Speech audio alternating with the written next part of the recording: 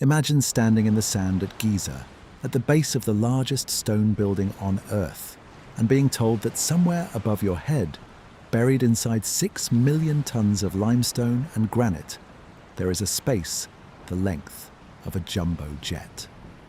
A space no living person has ever entered. A space no one has ever seen. Not with a torch, not with a camera, not with their own eyes. And yet, we know it is there. We know its approximate length. We know its rough position. We know it has sat exactly where it is, in total darkness, for something like 4,500 years, while pharaohs fell and empires rose around it and tourists walked past it by the millions, none of them aware that a few meters of stone away something was waiting that nobody had a name for. That is not the opening of a story about ancient aliens or a lost civilization, or some secret the authorities are hiding from us. It is the opening of a story about physics. About particles falling out of deep space right now, through the roof of wherever you happen to be listening to this, through your own body, through the stone of the Great Pyramid, and into the ground beneath it. It is a story about a team of scientists who found a way to use those particles like an X-ray for a building too large and too fragile to X-ray any other way. And it is a story that ends not with an answer, but with a very precise, very well-documented, very real question that nobody has been able to close. In November of 2017, a collaboration of physicists and engineers published a paper in the journal Nature. The paper announced the discovery of a previously unknown void inside the body of the Great Pyramid of Khufu, at least 30 meters long, sitting above the space known as the Grand Gallery. It was one of the most significant discoveries made inside the pyramid in over a century, and it was made without a single new hole being drilled into the stone. Nobody climbed inside it. Nobody photographed it. To this day, nobody has opened it. What follows tonight is the story of how that void was found, what we do and do not know about it, and why, in a building that has been measured and mapped and argued over for longer than almost any other structure on the planet, there is still a space at its heart that keeps its secrets. My name is Arthur, and if this is your first time drifting off with me, I am glad you found your way here. This channel exists for exactly this: long nights, restless minds, the particular kind of tired that does not want silence, but also cannot handle anything sharp or urgent. I try to bring you real history, told slowly, held gently, without pretending to know more than the evidence actually supports. If that is the kind of company you are looking for, please click subscribe to show your support. It costs nothing and genuinely makes a difference in keeping this channel going. And leave a comment if you feel moved to tell me where you are and what time it is. Some of you are just starting your evening. Some of you are already deep into the small hours. Either way, I am glad to have you here. Now, before we can talk about what was found in 2017, we need to sit for a while with what was already known about this building, because the void doesn't make sense as a discovery unless you understand just how thoroughly the Great Pyramid had already been studied. This isn't an unexplored ruin, half buried in jungle waiting for someone to stumble across it. It is, by most reasonable estimates, the single most examined building humanity has ever constructed. Explorers have crawled through it. Engineers have surveyed it stone by stone. Egyptologists have spent entire careers on nothing but its internal geometry. Every visible passage inside it has a name, a history, and a small library of papers written about it. There is the King's Chamber, a room of polished red granite near the center of the structure, holding an empty granite sarcophagus, its lid long gone. Above that chamber sit what are called the relieving chambers, a stack of low, cramped spaces, one on top of the other, separated by massive granite beams, their only apparent purpose being to take the enormous downward weight of the pyramid above and redirect it sideways into the surrounding stone so the ceiling of the king's chamber doesn't collapse under a mountain's worth of pressure. There is the queen's chamber, lower down and smaller, its true purpose still debated. And connecting several of these spaces is the Grand Gallery, a corridor unlike almost anything else in ancient architecture. Over 8 meters tall, its walls built in a stepped corbelled technique, narrowing as they rise, running upward at a steep angle for some 47 meters. Whatever else you want to say about the people who built this pyramid, the Grand Gallery alone tells you they understood how to manage enormous structural loads with real sophistication, 4,500 years before modern engineering existed as a discipline. All of this was mapped long before 2017. Some of it was mapped extremely early, and not always gently. In the 9th century, the Abbasid Caliph al-Ma'mun is said to have led an expedition into the pyramid looking for treasure or knowledge said to be sealed inside it. Finding no obvious entrance where he expected one, his workers are believed to have tunneled directly through the solid masonry, forcing their way in with fire and vinegar to crack the stone and iron bars to lever it apart. It is, by any measure, a brutal way to explore a building. But it is also, in a strange way, the beginning of the modern study of the pyramid's interior, because it opened a route inside that others could later follow and refine. A brief note before we continue. Many of you voted on the design for our first Dozer sleep mask, created especially for listeners of Arthur's sleepy history. Only 100 were made for this first drop, and you can find it through the link in the description or beneath this video. Every purchase directly supports the channel and, hopefully, helps make nights like this a little more relaxing for you. Now, let us return. Centuries later, in 1765, a British consul general named Nathaniel Davison climbed into a narrow crawl space above the king's chamber and found the first of the relieving chambers, which still bears his name, Davison's Chamber. And in 1837, an army officer and engineer called Howard Weiss, working with genuine urgency and not a great deal of caution, used gunpowder to blast his way further upward through the solid stone above Davison's chamber, uncovering 3 more relieving chambers in the process, the uppermost of which is now known as Campbell's Chamber. It is worth sitting with that for a moment. As recently as the 19th century, the accepted method for exploring the inside of one of the most important buildings ever constructed was, essentially, to blow a hole in it and see what was on the other side. It wasn't only treasure seekers and soldiers who left their mark on the pyramid's interior.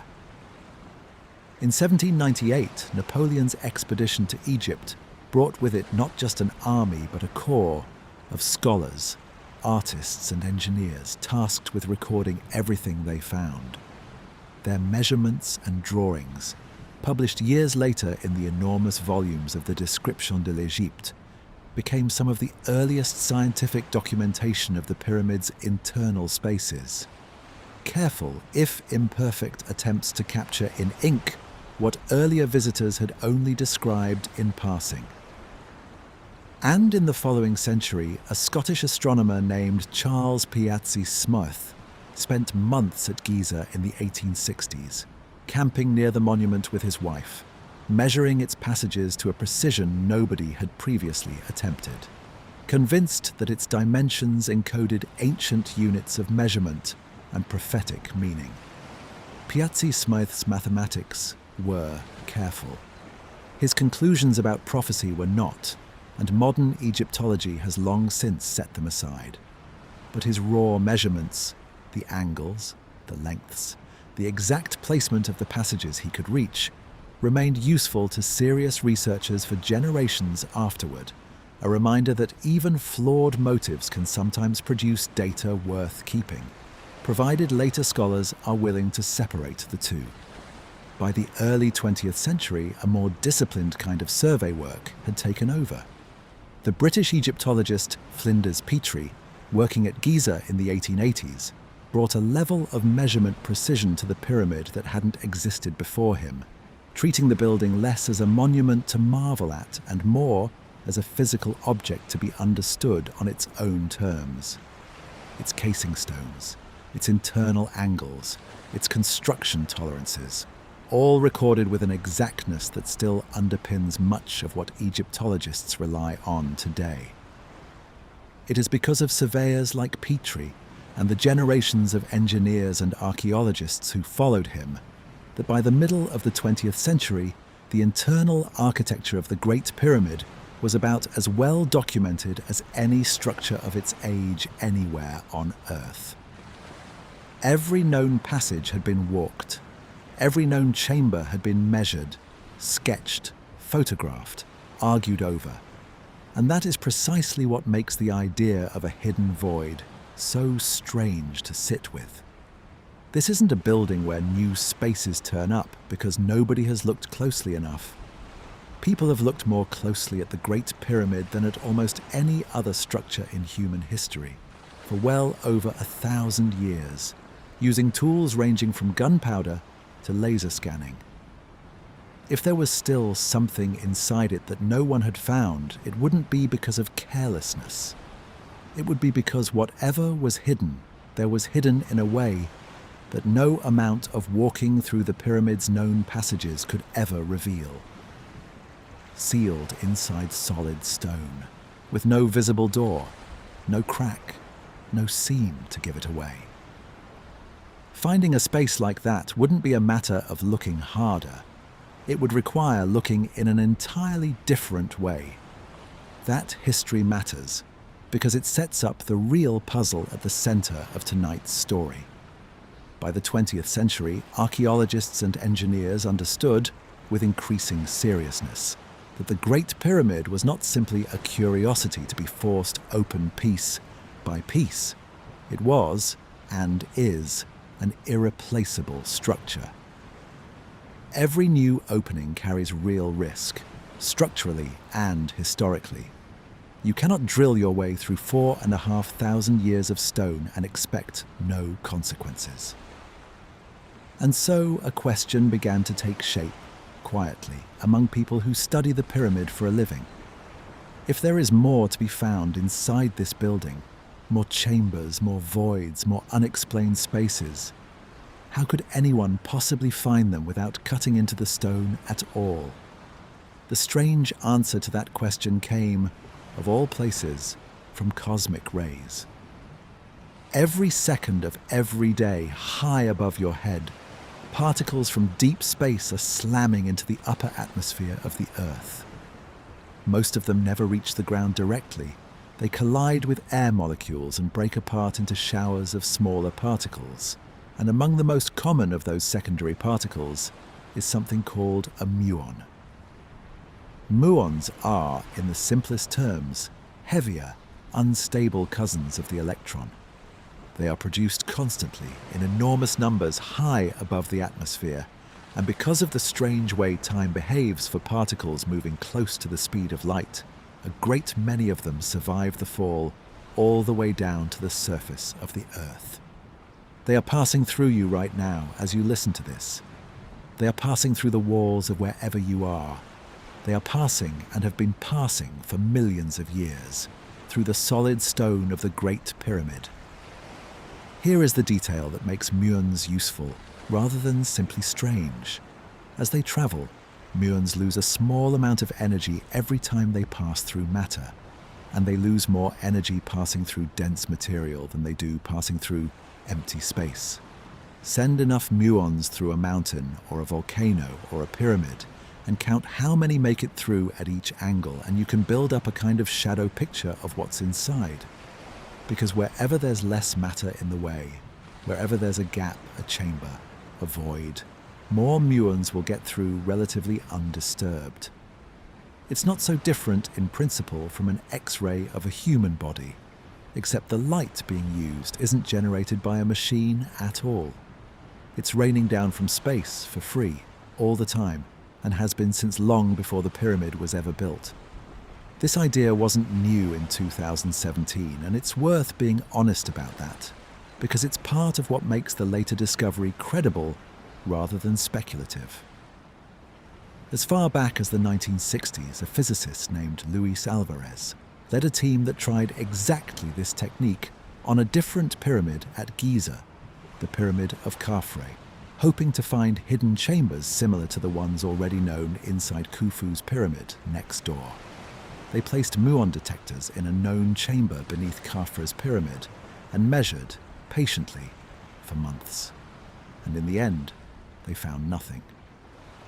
No hidden chambers turned up in Khafre's pyramid. It was, in the plainest sense, a null result. The technique worked exactly as the physics predicted it should. The mathematics behind it held up, and it simply didn't happen to uncover anything new inside that particular structure. That's worth remembering because it means the method that would eventually make headlines in 2017 had already been tested decades earlier by serious scientists on a real pyramid and had already proven itself capable of finding nothing when there was nothing to find. It wasn't a technique invented for the sake of making a discovery. It was a technique that had already shown its honesty once, well before anyone pointed it at the Great Pyramid. For decades after Alvarez's experiment, the idea sat mostly quiet, a curiosity in the history of physics rather than an active line of research inside Giza itself. It would take the better part of half a century and a new generation of far more sensitive detectors before anyone would attempt something similar again. This time not on Khafre's pyramid, but on the largest and most studied of them all. That attempt would come from an international collaboration that called itself Scan Pyramids, bringing together universities and research institutes from Egypt, France, and Japan. And it would not rely on a single method or a single team's instruments. It would use several different kinds of muon detectors, built by entirely separate research groups, placed in different locations, cross-checking each other's results against one another before anyone was willing to say, publicly, that they had found something new. That caution, that insistence on multiple independent confirmations before making any announcement, is where tonight's story properly begins. Not with a discovery, but with the quiet, careful groundwork that had to happen before a discovery could be trusted at all. It's worth pausing on just how unglamorous that groundwork actually was, because it's so easy, telling this story after the fact, to skip straight to the moment of discovery and lose the years of patient, uneventful labor that came before it. Muon detectors are not simple instruments to build or to place. Some of the plates used by the Scan Pyramids team were a technology called nuclear emulsion film, sheets that record the passage of a particle as a tiny physical trace, the same basic family of technology once used in particle physics experiments decades earlier, refined and made far more sensitive. Others were scintillator detectors or gas-based chambers, each with their own strengths and their own sources of error. None of them could simply be switched on and read like a screen. Each one had to sit in place, inside chambers and corridors already thousands of years old, gathering data patiently for weeks or months at a time while researchers back in laboratories in Tokyo and Paris and Cairo processed what came out of them, looking for patterns too subtle to see by eye, and trying at every stage to rule out every mundane explanation before allowing themselves to consider an interesting one.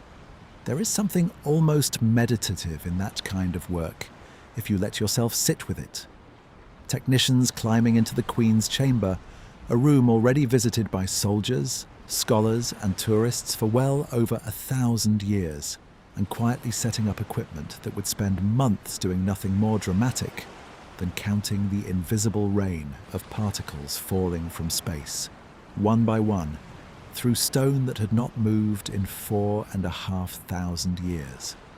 No torches searching for hidden doors, no hammers testing for hollow walls, just counting and waiting and counting again. Because that is really what this story has always been about if you sit with it long enough. Not treasure, not secrets sealed away by some ancient hand for us to stumble on.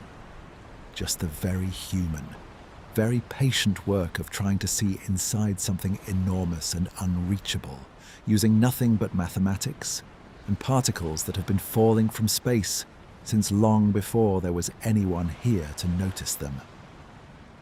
The Great Pyramid has been standing in the desert for 4,500 years, entirely indifferent to how closely we've studied it, how many tunnels we've forced through its body, how many theories we've built and abandoned about what it means. And somewhere above the Grand Gallery, in a space we still cannot enter, it has been keeping something to itself the entire time. Not because anyone hid it there, but simply because it has never occurred to the stone to explain itself to anyone. We'll come back in a little while to how that space was finally measured, what the detectors actually recorded, and what a team of physicists felt in the moment they realized the data was showing them something that had never been documented before. But for now, let the shape of the questions settle. Somewhere above your head, if you were standing where I am asking you to imagine yourself standing, there is a gap in the stone the length of an airliner. Nobody built a door to it, nobody left a map to it. And for now, in the dark, it simply waits.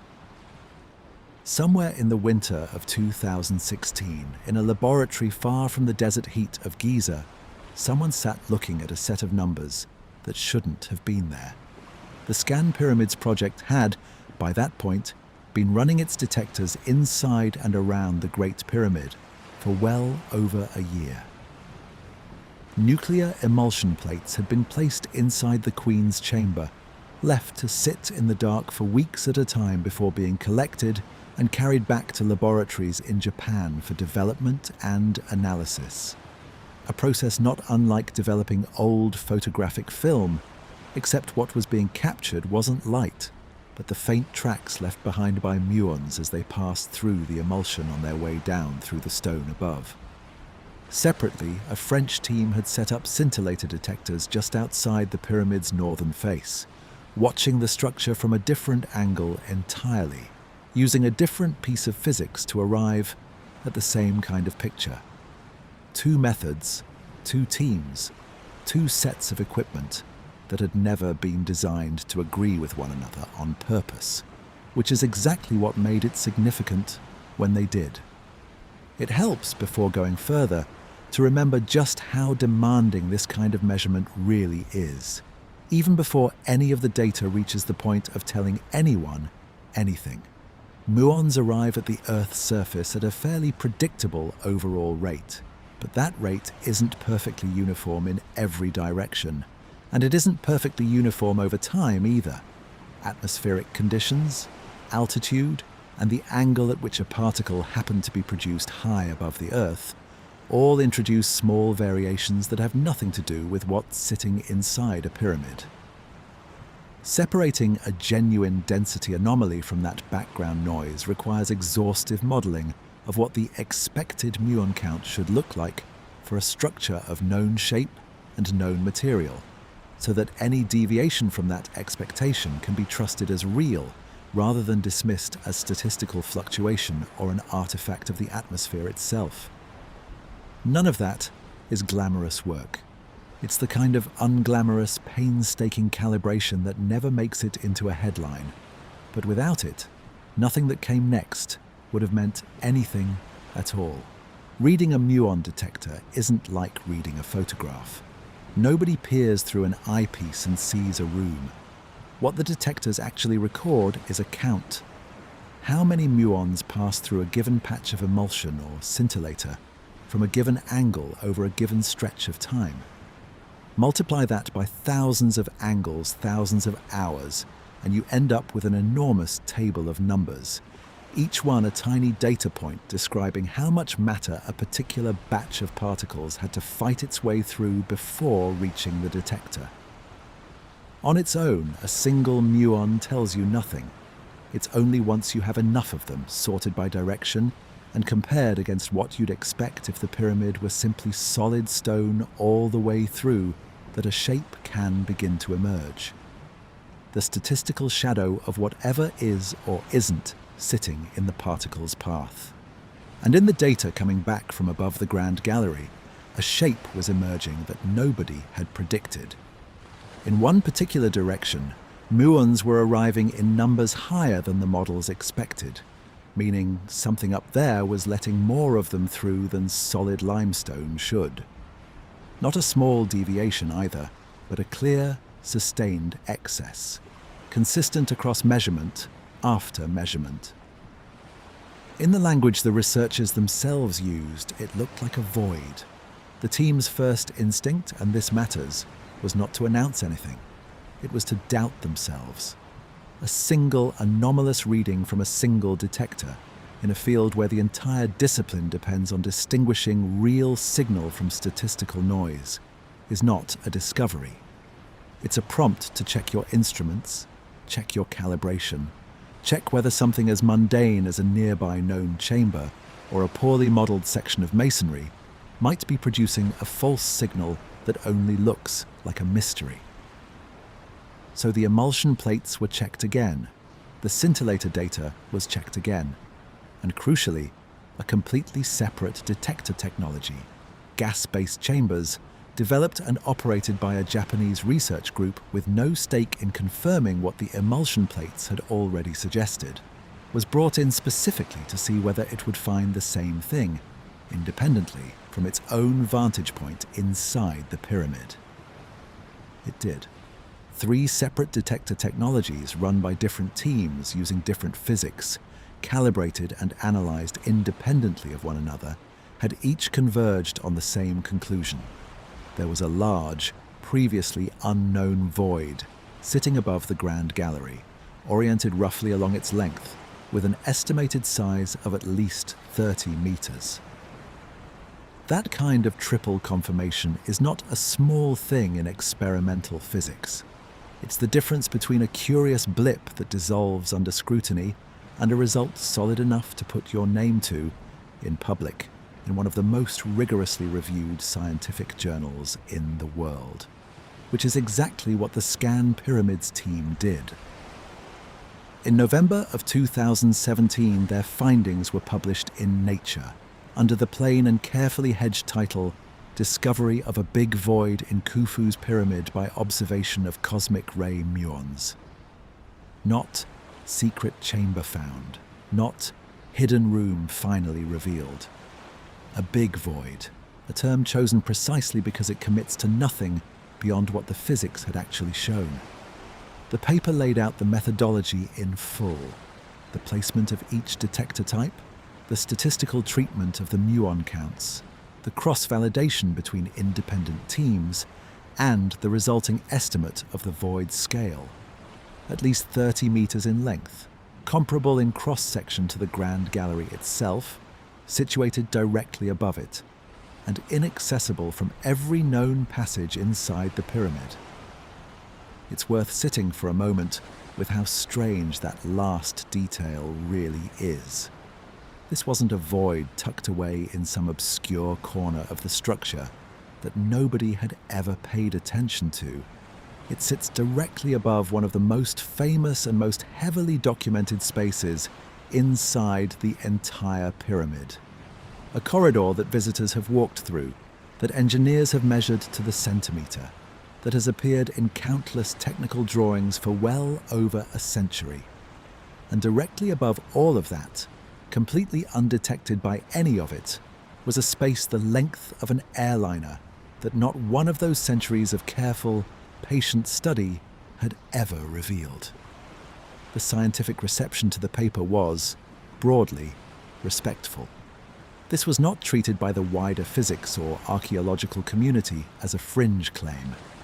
Nature is among the most demanding journals in the world for exactly this kind of result, and the peer review process behind a paper like this involves specialists scrutinizing every step of the statistical methodology before a single word of it reaches print. That doesn't mean every question was settled. It means the existence of the void, the fact that there is genuinely less dense material in that specific region of the pyramid than the surrounding stone, was treated as established. What remained wide open and remains open even now is what that absence of density actually represents. And this is the point in the story where it becomes very easy to get carried away, and where I want to be careful, because the honest answer is simply this: nobody knows. The Muon data can tell you with real confidence that there is a large empty or lower density space in a specific location. It cannot tell you the shape of that space in any detail. It cannot tell you what, if anything, is inside it. It cannot tell you whether it was built deliberately as a distinct chamber, or whether it's better understood as an internal construction gap, an architectural void left behind by the process of building rather than a room in any meaningful sense. The Muon method is, in the most literal sense, a shadow. It tells you where the light doesn't reach as far as expected. It does not show you what's casting that shadow. That distinction matters enormously, because in the days after the paper's release, plenty of headlines around the world were far less careful than the scientists who wrote it. Secret chamber found in Great Pyramid. Mystery room could rewrite history. Some of that is simply how discoveries travel once they leave a laboratory and enter a news cycle. But it's worth being honest that the researchers themselves never made those claims. Their paper describes a void. It does not describe a chamber in the architectural sense of a room built with walls and a purpose. It doesn't use the word hidden, as though someone concealed it on purpose. And it certainly doesn't speculate about treasure or texts or anything resembling the kind of language that tends to attach itself to any pyramid discovery within about a day of its announcement. The scientists were precise. The public conversation around their work, less so. So what, in the most careful and honest terms available, can actually be said about this space? It sits above the Grand Gallery, roughly aligned with it, at least 30 meters in length. Its cross-section appears, from the Muon data, to be broadly similar in scale to the gallery beneath it, though the exact shape remains genuinely uncertain. The Muon method gives you a length and a rough sense of proportion far more reliably than it gives you fine architectural detail. It has no known connection to any previously mapped passage. There is no door, no crack, no seam visible from inside any of the chambers or corridors that have been walked and measured for well over 1,000 years. Whatever this space is, it was either built without any accessible entrance at all, or its entrance, if one ever existed, has been lost or sealed in a way that has left no visible trace on the surfaces we can actually reach. Somewhere in among all of this, the void itself needed a name, if only for researchers to keep referring to it consistently across papers and press briefings. And the name that stuck, informally, was simply the Big Void, a direct echo of the paper's own careful, unglamorous title. There's something almost charming in that. A civilization capable of raising 6 million tons of stone into the most geometrically precise large structure of the ancient world, and the space we found hiding inside it, unseen for over 4,000 years, gets called by the physicists who found it exactly what it is and nothing more. No dramatic title, no claim to what it might contain, just an honest description of a shape in the data. If there's a kind of humility in that naming choice, it's one this story will return to again and again, because almost everyone who has looked closely and honestly at the Big Void has ended up choosing similarly restrained language. even when the temptation to claim more must have been considerable. There is one detail from the original data worth sitting with a little longer, because it's the kind of thing that quietly reshaped how researchers began thinking about the void almost immediately. The muon readings weren't perfectly uniform along the void's length. There were subtle variations in the data, hints, though nothing close to certain, that the space might not be a single, simple corridor running in one straight line, but something with a bit more internal structure to it. Some of the scan pyramids researchers floated the possibility, cautiously and always framed as speculation rather than conclusion, that the void might consist of more than one connected segment, angled slightly differently from each other, rather than a single uniform gallery running the whole 30 meters in one unbroken line. It's an intriguing detail. It is also, by the researchers' own admission, right at the edge of what their instruments could actually resolve. The kind of finding that raises a genuinely interesting question without coming close to answering it. It's also worth knowing that muon detection wasn't the only technique the Scan Pyramids project had brought to Giza. Alongside the physicists working with emulsion plates and scintillators, another arm of the project used infrared thermography, cameras sensitive to tiny variations in surface temperature, scanning the pyramid's exterior at different times of day. The logic there is different from muon detection, but related in spirit. Stone with a void behind it heats up and cools down slightly differently than solid stone, because there's less material to absorb and release heat. Earlier in the Scan Pyramids project, before the void above the Grand Gallery was found, thermal scanning had already picked up a handful of smaller anomalies on the pyramid's faces, including one near the main entrance that would later be investigated separately. It's a much cruder tool than muon tomography for finding something 30 meters deep inside solid stone. Thermal imaging really only sees what's happening close to the surface. But it added another layer to a project that was, from the outset, built around not trusting any single method on its own. Not everyone in the field greeted the 2017 announcement with the same reserved tone the paper itself used. A small number of Egyptologists raised a fair and important caution in the weeks that followed, that a muon-detected density anomaly is not, on its own, proof of a deliberately constructed space at all. Some structural engineers pointed out that large voids can occur naturally within a masonry structure of this size simply as a byproduct of the construction process. Pockets left behind where blocks didn't settle perfectly against one another, or gaps that emerged from the specific technique used to build the corbelled stonework nearby. That caution doesn't contradict the Scan Pyramids findings. It sharpens the real question at stake. Nobody serious is disputing that there's a region of lower density above the Grand Gallery. The genuine disagreement, then and now, is about what kind of space produces a density signature like that. A deliberately designed chamber, or an unglamorous structural consequence of building something this enormous, this precisely, with Bronze Age tools. That, in the end, is the real character of this discovery, and it's worth holding on to as we go further into tonight's story. This isn't a treasure hunt with a locked door at the end of it. It's an extraordinarily precise, well-documented piece of modern physics, applied to one of the oldest and most examined buildings on Earth, that has succeeded in proving something is there, while leaving almost everything about what that something actually is, genuinely, honestly, unresolved. The scientists who found it didn't claim more than their data supported. And in a field so often crowded with people eager to fill in the blanks with whatever story sells best, that restraint is, in its own way, part of what makes this discovery worth taking seriously at all.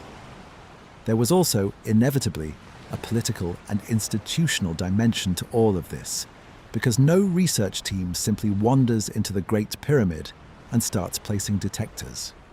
The Scan Pyramids project operated under a formal agreement with Egypt's Ministry of Antiquities, and every stage of the work, where detectors could be placed, how long they could remain, what could and couldn't be disturbed in the process, required approval from Egyptian authorities responsible for protecting the monument. When the void was announced, the ministry's own response was notably measured. Officials acknowledged the significance of the physics while resisting the international media's rush to call it a hidden chamber, emphasizing that further study would be needed before anyone could responsibly say more than the data itself supported. That institutional caution wasn't red tape for its own sake. It reflected an understanding shared by the scientists and the ministry alike that a building this old and this singular deserves to have its mysteries handled carefully, not resolved by the fastest possible headline. It also set the tone for what would come next. Rather than treating the 2017 paper as a finish line, the Scan Pyramids team treated it as a beginning, a confirmed target that further, more refined scanning could now be pointed at, with better instruments and narrower questions than the first survey had been able to ask. Over the years that followed, additional Muon runs would return to the same region of the pyramid, this time hoping not just to confirm the void's existence, but to pin down its shape, its orientation, and its precise position with far greater accuracy than the original announcement had allowed. We'll come to what those follow-up surveys found later in tonight's story. For now, what matters is simply this. The void wasn't a single dramatic reveal followed by silence. It was the opening move in a slower, more careful process of trying to understand a space that had gone unnoticed for 4,500 years, one careful measurement at a time. Which leaves us with the question that has occupied engineers and Egyptologists ever since the paper was published. If this space wasn't built as a hidden chamber for treasure or ritual, what was it built for? Because there is a leading explanation grounded not in speculation but in structural engineering. And, to understand it, we need to go back to those relieving chambers above the king's chamber and think seriously about what it actually takes to keep 6 million tons of stone from crushing the empty spaces built inside it. To understand why so many engineers looked at the big void and reached, almost immediately, for the word relieving, you have to go back and think seriously about a problem the builders of the Great Pyramid faced that has nothing to do with mystery or ritual at all. It's a problem of pure, unglamorous physics.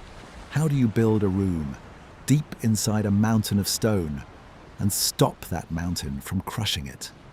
It's a question every large stone structure in history has had to answer in some form, from Roman aqueducts to Gothic cathedrals, and the Great Pyramids builders were confronting it roughly 4,000 years before either of those traditions existed.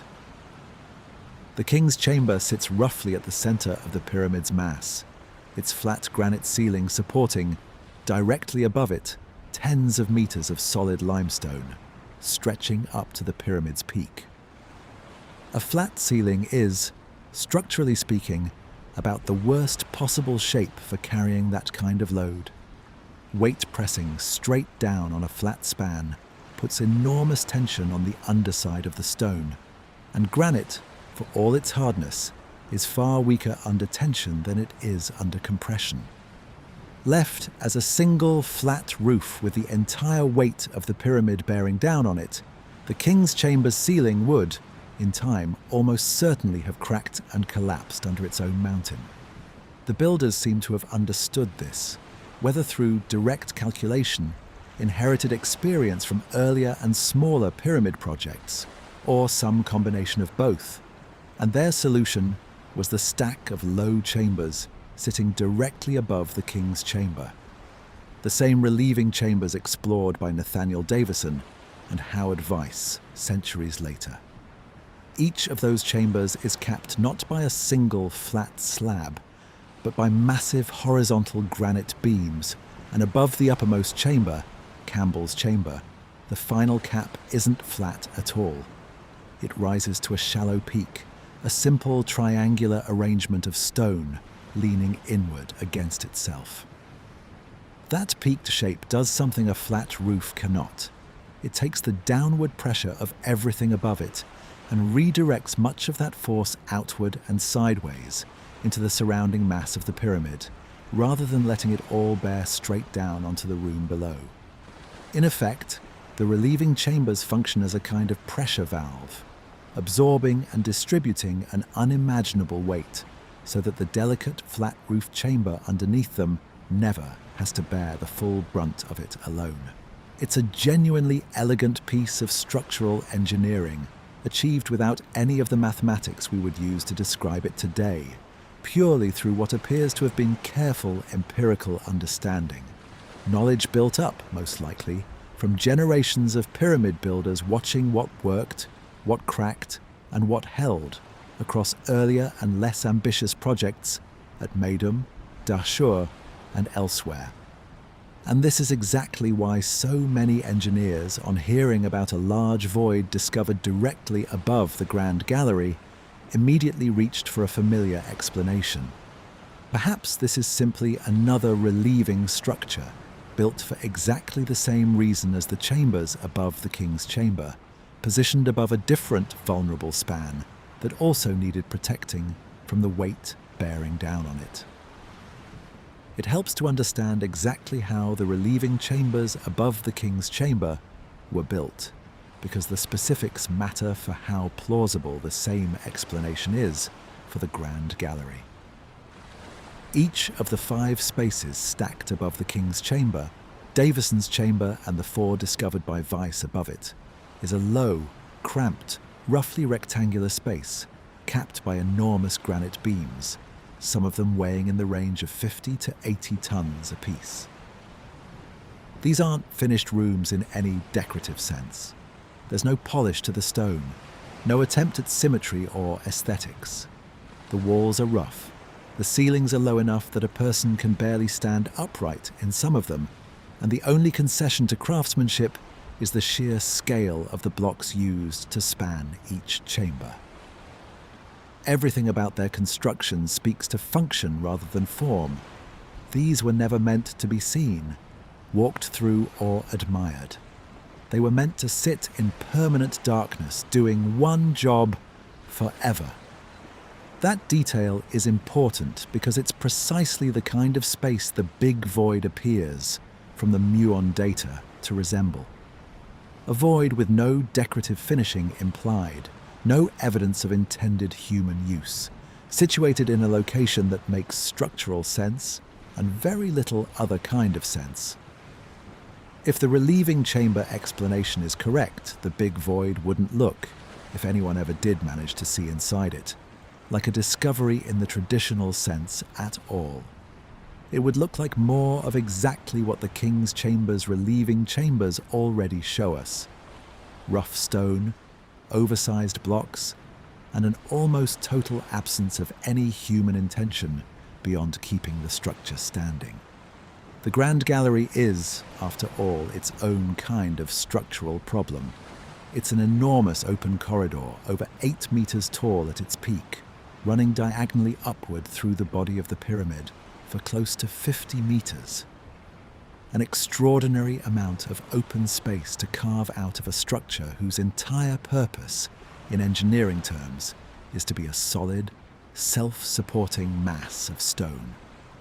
The corbelled technique used to build its walls, each course of stone stepping slightly inward as the walls rise, narrowing the gap toward the top, is itself a way of managing the load without a single flat span, distributing the weight of the stone above gradually rather than asking any one course to bear it all at once. It is, in its own right, one of the most sophisticated pieces of load management anywhere in ancient architecture. But even a well-engineered corbelled gallery still represents an enormous absence of solid stone, sitting deep inside a pyramid otherwise built almost entirely from solid stone.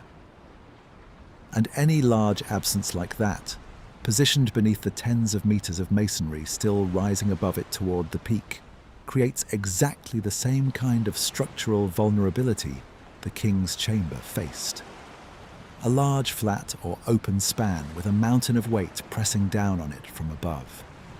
If the pyramid's builders solved that problem for the king's chamber with a deliberate stack of relieving chambers, the argument goes, it would be entirely consistent with what we know of their engineering approach for them to have solved the same problem for the Grand Gallery in a similar way, carving out a second void above it shaped to redirect and absorb the load, rather than letting the full weight of the overlying stone bear straight down onto the gallery's corbelled ceiling. This is, it's worth being clear, an inference rather than a proven fact. Nobody has been inside the big void to confirm that it takes the peaked, load-redirecting shape of the relieving chambers above the king's chamber. The Muon data that revealed its existence gives a reasonably confident estimate of its length and rough proportions, but it cannot, with the precision available so far, confirm the exact internal shape of its ceiling, or whether it was consciously engineered with the same triangular load-bearing logic in mind. What can be said, honestly, is that the relieving chamber explanation is consistent with everything else we know about how this pyramid's builders approached exactly this kind of structural problem elsewhere in the same building. It isn't a wild leap. It's the most conservative explanation available, grounded in a pattern the builders had already demonstrated in stone, in a different part of the same structure, that anyone can walk into and examine today. Confirming any of this with real certainty would require something beyond what Muon tomography alone can offer, and it's worth being honest about the ceiling of the current method. Muon data gives researchers a density map, essentially, a confident sense of where matter is missing and roughly how much of it, built up over months of patient counting. It doesn't give them a photograph, a floor plan, or any way to confirm the interior shape of a space with the kind of precision an engineer would want before publishing a firm conclusion about its function. Some researchers have proposed that a small, purpose-built robotic probe, threaded through one of the pyramid's existing narrow shafts or gaps, might eventually be able to carry a camera close enough to the void's boundary to record something more concrete, though nothing of that kind has yet been attempted successfully at this specific location, and any such effort would need to satisfy Egypt's own strict protections against physically altering the structure in any way. Until then, the relieving chamber explanation remains the most likely reading of the evidence, not a confirmed answer. It's the honest state of things, a strong hypothesis, well supported by precedent and by structural modeling, still waiting for a form of evidence nobody has yet found a safe way to gather. There's a further detail that strengthens this reading, and it comes from a place easy to overlook: the pyramids that came before Khufu's. The Great Pyramid wasn't built in isolation as a single unprecedented act of engineering genius appearing out of nowhere. It was built by a civilization that had already spent decades experimenting with large-scale stone pyramid construction, and not always successfully. At Meidum, an earlier pyramid appears to have suffered a serious structural failure, its outer casing collapsing away from the core in a way many archaeologists read as evidence of a design flaw. Today, the structure sits as a strange stepped ruin surrounded by its own collapsed rubble, a visible monument to what happens when a pyramid's internal engineering isn't equal to the ambition of its exterior. At Dashur, the pyramid built for the pharaoh Sneferu, Khufu's father, was altered partway through construction. Its angle of incline changed abruptly partway up the structure, in what's widely interpreted as a response to cracking and structural stress that the original steeper design was producing.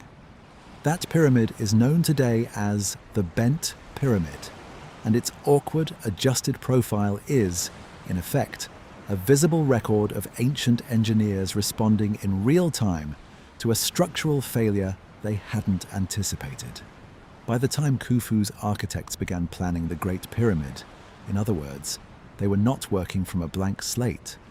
They were the direct inheritors of at least one, and arguably several, structurally significant failures and near failures at pyramids built only a generation or two earlier. It would be strange, given that inheritance, if they had not thought carefully about internal stress relief for every large open space they intended to build into the new structure. The King's Chamber, certainly, but plausibly the Grand Gallery as well, given how enormous a void it already represented, even without anything built above it. The bent pyramid, in particular, offers a detail worth lingering on, because it shows the same generation of builders discovering the relieving principle in a much cruder form. Inside the bent pyramid, researchers have found timber beams built directly into the stonework of its internal chambers. Wooden reinforcement laced through the masonry, apparently intended to help the structure cope with stresses the builders were only beginning to understand as the project ran into trouble. It's a far less elegant solution than the granite relieving chambers that would later protect the King's Chamber at Giza, and, by some accounts, it wasn't entirely successful. The bent pyramid's interior still shows signs of cracking, despite the timber reinforcement, but it demonstrates something important: that the specific challenge of protecting a large internal void from the crushing weight of stone above it was a live, actively worked problem for Egyptian builders in the years directly before the Great Pyramid was built, not a solved and forgotten one. Khufu's architects inherited not just the successes of earlier builders, but their failures and half-successes too, and every indication is that they took the lessons seriously. This is the interpretation that a number of structural engineers who have studied the Scan Pyramid's data have found most immediately convincing. And it's worth naming the reasoning a little more precisely, because it isn't only an appeal to pattern matching with the King's Chamber.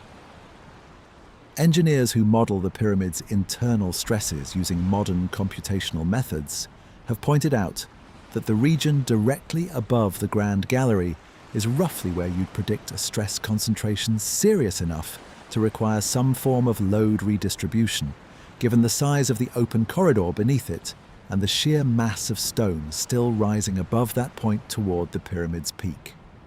This isn't only a case of the builders solved this problem once before, so maybe they solved it again. It's also a case of the physics independently pointing toward the same location, where the Muon data actually found something.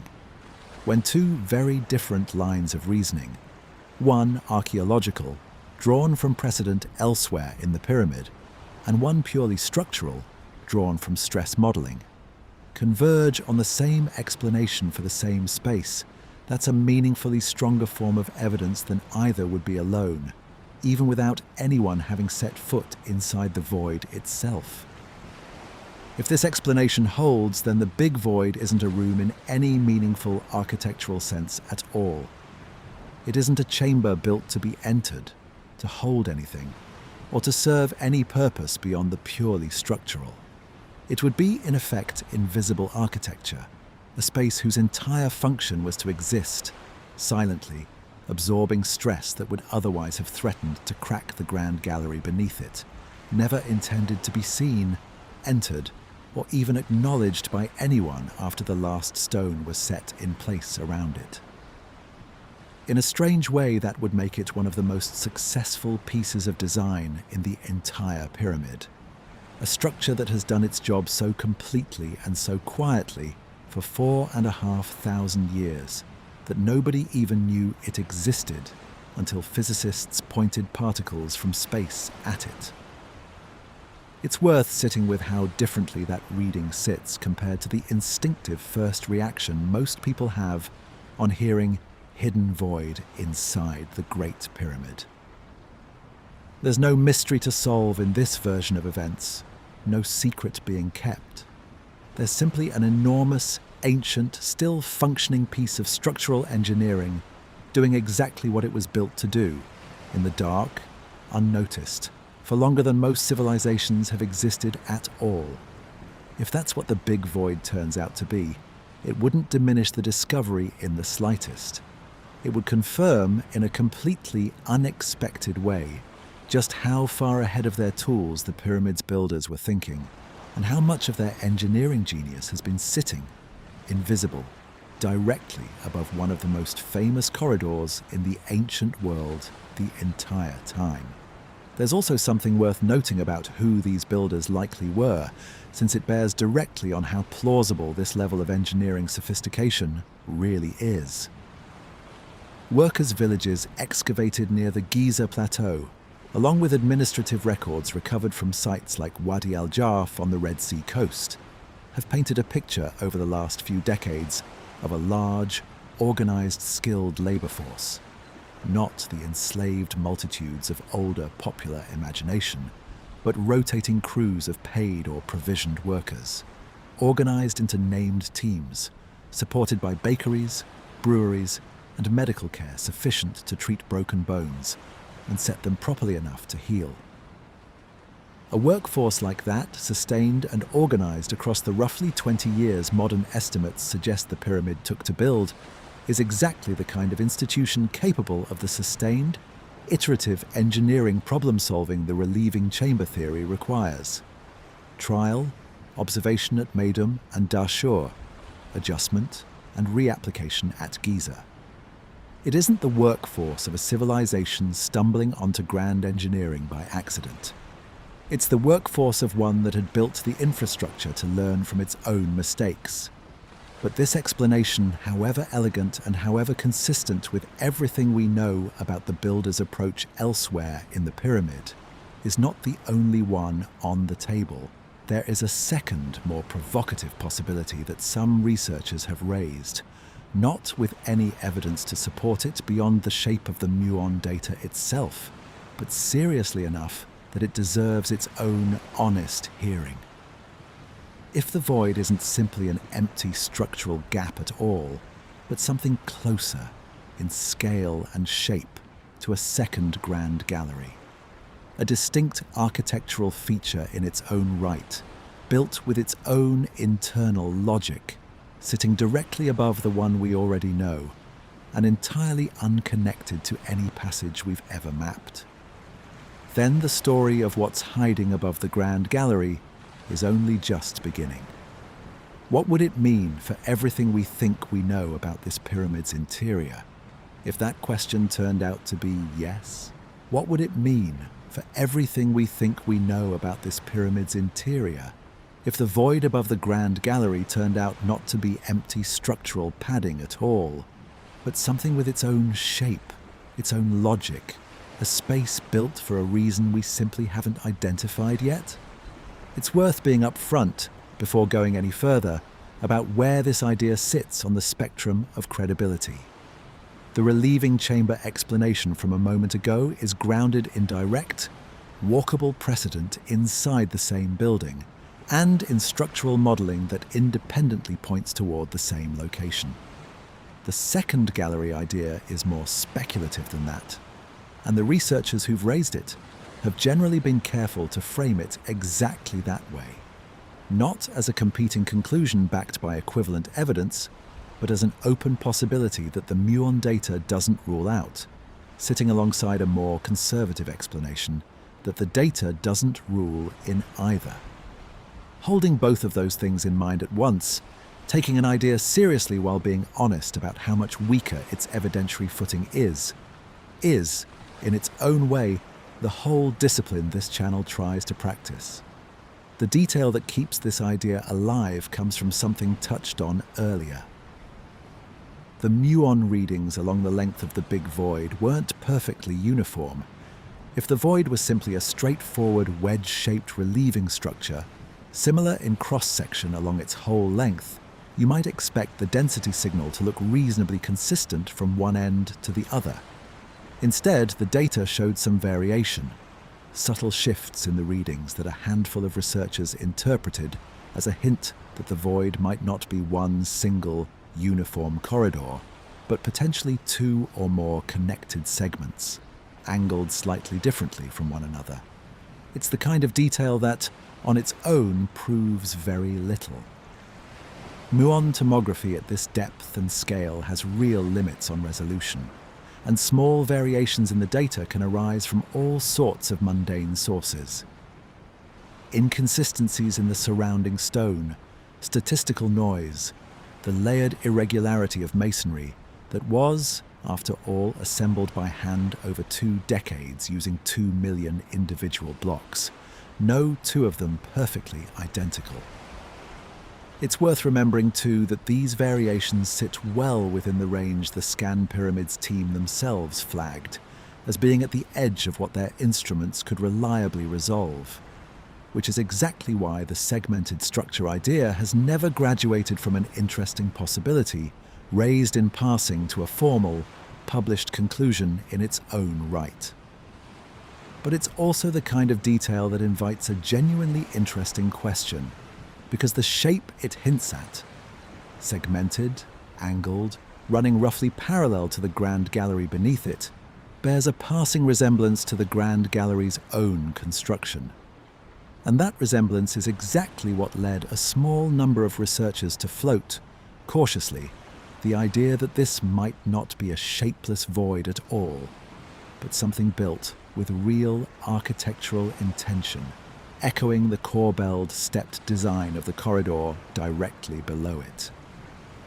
It's worth understanding the Grand Gallery's corbelling in a bit more physical detail here, because it's the direct comparison this whole theory rests on. Corbelling as a construction technique involves each successive course of stone stepping slightly inward past the course beneath it, so that a wall narrows gradually as it rises, eventually meeting or nearly meeting the wall opposite it near the top. It's an old and versatile method, found in structures from Bronze Age tombs in the Aegean to medieval European vaulting, valued because it lets builders span an opening without needing a single unsupported beam or arch to carry the load. In the Grand Gallery, the corbelling rises through 7 distinct courses on each side, each one projecting slightly further inward than the one below it, producing that dramatic narrowing profile that gives the corridor its soaring, almost cathedral-like proportions when viewed from inside. It's an extraordinarily deliberate piece of design. Nobody accidentally corbels a corridor 7 courses deep with that level of consistency. If the big void really does show a similar layered, angled structure in its muon data, the comparison to the gallery beneath it isn't a loose analogy. It's pointing at a specific, recognizable construction technique that this particular pyramid's builders are already known to have mastered. If that were true, it would raise a question far more interesting than a simple structural gap ever could. The Grand Gallery is not just an engineering feature, it's one of the most sophisticated pieces of interior architecture anywhere in the ancient world. A soaring corbelled ceiling, a precisely graded ramp, and along each side a series of regularly spaced slots and niches cut into the walls whose exact original purpose is still debated, though most researchers connect them to some kind of now vanished internal structure, perhaps supports for a wooden or stone superstructure that once ran along the gallery's length, since removed or lost. If a second gallery-like structure exists directly above it, sharing some of that same architectural sophistication, it would suggest the builders devoted a level of design attention to this hidden space that goes well beyond what a purely structural relieving cavity would require. You don't need a graded ramp or systematically spaced niches or a corbelled ceiling if all you're trying to do is take pressure off the room below. You need those things if you're building something meant to function as more than dead weight distribution. A passage perhaps, or a chamber with its own internal purpose we simply haven't identified. The niches themselves are a detail worth returning to, because they're one of the strangest and least resolved features of the Grand Gallery, as it stands today. And they're part of what makes the echo of the gallery theory feel worth entertaining rather than purely fanciful. Running along both side walls of the gallery, roughly at the level where the ramp meets the sloped floor, are a series of regularly spaced rectangular slots cut into the stone, 27 of them along each wall, evenly positioned, clearly deliberate rather than accidental. Nobody has ever recovered whatever object or structure originally fit into those slots. Proposals over the decades have ranged from wooden beams, supporting a raised walkway or ramp system, used to haul the massive granite blocks of the king's chamber, and its relieving structures up through the gallery during construction, to statuary niches connected to funerary ritual, to purely structural bracing that's simply been lost to time. Whatever the truth, the niches are physical proof that the gallery's builders were willing to add layers of purposeful complexity to a space whose core function, as a corridor and, plausibly, a construction ramp, could have been achieved with a far simpler design. If the same builders or their immediate successors built a second structure directly above that gallery, it would hardly be out of character for them to have given it a similar degree of unnecessary, purposeful complexity. It's worth being very careful here about what purpose might reasonably mean, because this is exactly the point in the story where speculation has, historically, run furthest ahead of evidence. There is no data, none, suggesting the void contains anything. No suggestion of a sarcophagus, no suggestion of inscriptions, no suggestion of any object at all. The Muon method cannot detect objects inside a void. It can only detect the void itself as an absence of the surrounding stone's density. If there is a second gallery-like structure up there, and if it does have some kind of intended function beyond structural relief, the most responsible thing that can honestly be said is that we don't know what that function was, and the Muon data gives us no way to find out without a method far more precise than the one that found it in the first place. Even the researchers who first raised the segmented structure possibility have generally stopped well short of proposing a purpose. Their caution has largely stayed at the level of geometry. This might not be one uniform void, it might be two or more angled sections, rather than extending into speculation about function or content. That restraint is worth noting because it stands in fairly sharp contrast to how this same detail was sometimes reported once it reached wider audiences outside the original research papers, where possible second gallery occasionally drifted, in the retelling, toward language implying something closer to a hidden chamber built for a specific, undisclosed reason. The data supports the first framing. It does not support the second. There's a broader question worth sitting with here, separate from the specific shape of this particular void, and it's one that genuinely divides serious Egyptologists. How much of the Great Pyramid's internal architecture do we actually understand the purpose of at all? It's tempting from the outside to assume that, because the pyramid has been studied so thoroughly, its function, every passage, every chamber, must be settled. That isn't quite true. The Queen's Chamber, despite its name, almost certainly wasn't intended for a queen at all. Its function remains genuinely debated, with proposals ranging from an unused, abandoned earlier version of the burial chamber to a space connected to elements of funerary ritual we no longer fully understand. The narrow shafts running from both the King's Chamber and the Queen's Chamber toward the pyramid's exterior faces, too small for a person to pass through, angled with striking astronomical precision toward specific stars or regions of the sky, have their own long, unresolved history of interpretation, sitting somewhere between practical ventilation and symbolic, religious purpose tied to ideas about the pharaoh's journey into the afterlife. The shafts are worth dwelling on for a moment longer, because they illustrate exactly the kind of interpretive uncertainty this whole discussion sits inside. In the 1990s and early 2000s, small robotic devices were sent up two of these narrow shafts from the Queen's chamber, reaching stone slabs blocking the passage further along.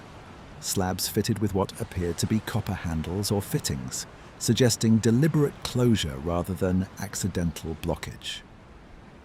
Later expeditions drilled small holes through one of those slabs and pushed a tiny camera through, only to find another blocking stone a short distance beyond it, and no further passage visible past that.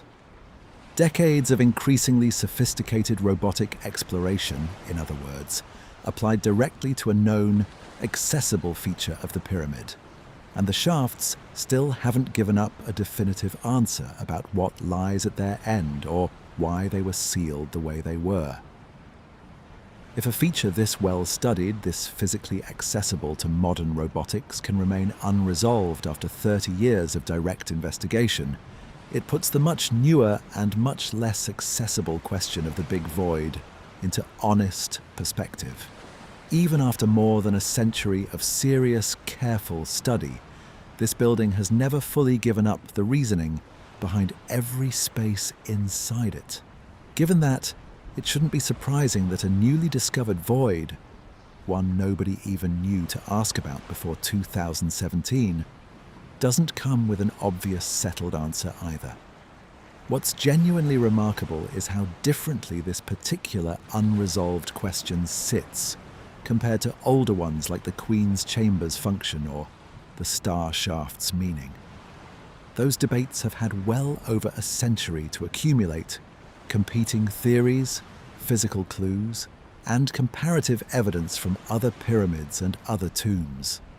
The big void has had less than a decade. Whatever its true nature turns out to be, that answer is being worked out today in real time by people whose names and methods we can trace precisely. A genuinely rare thing in the study of a building this old. There is a piece of context worth adding here because it helps explain why some researchers were willing to entertain the more architecturally ambitious version of this theory in the first place, rather than dismissing it outright.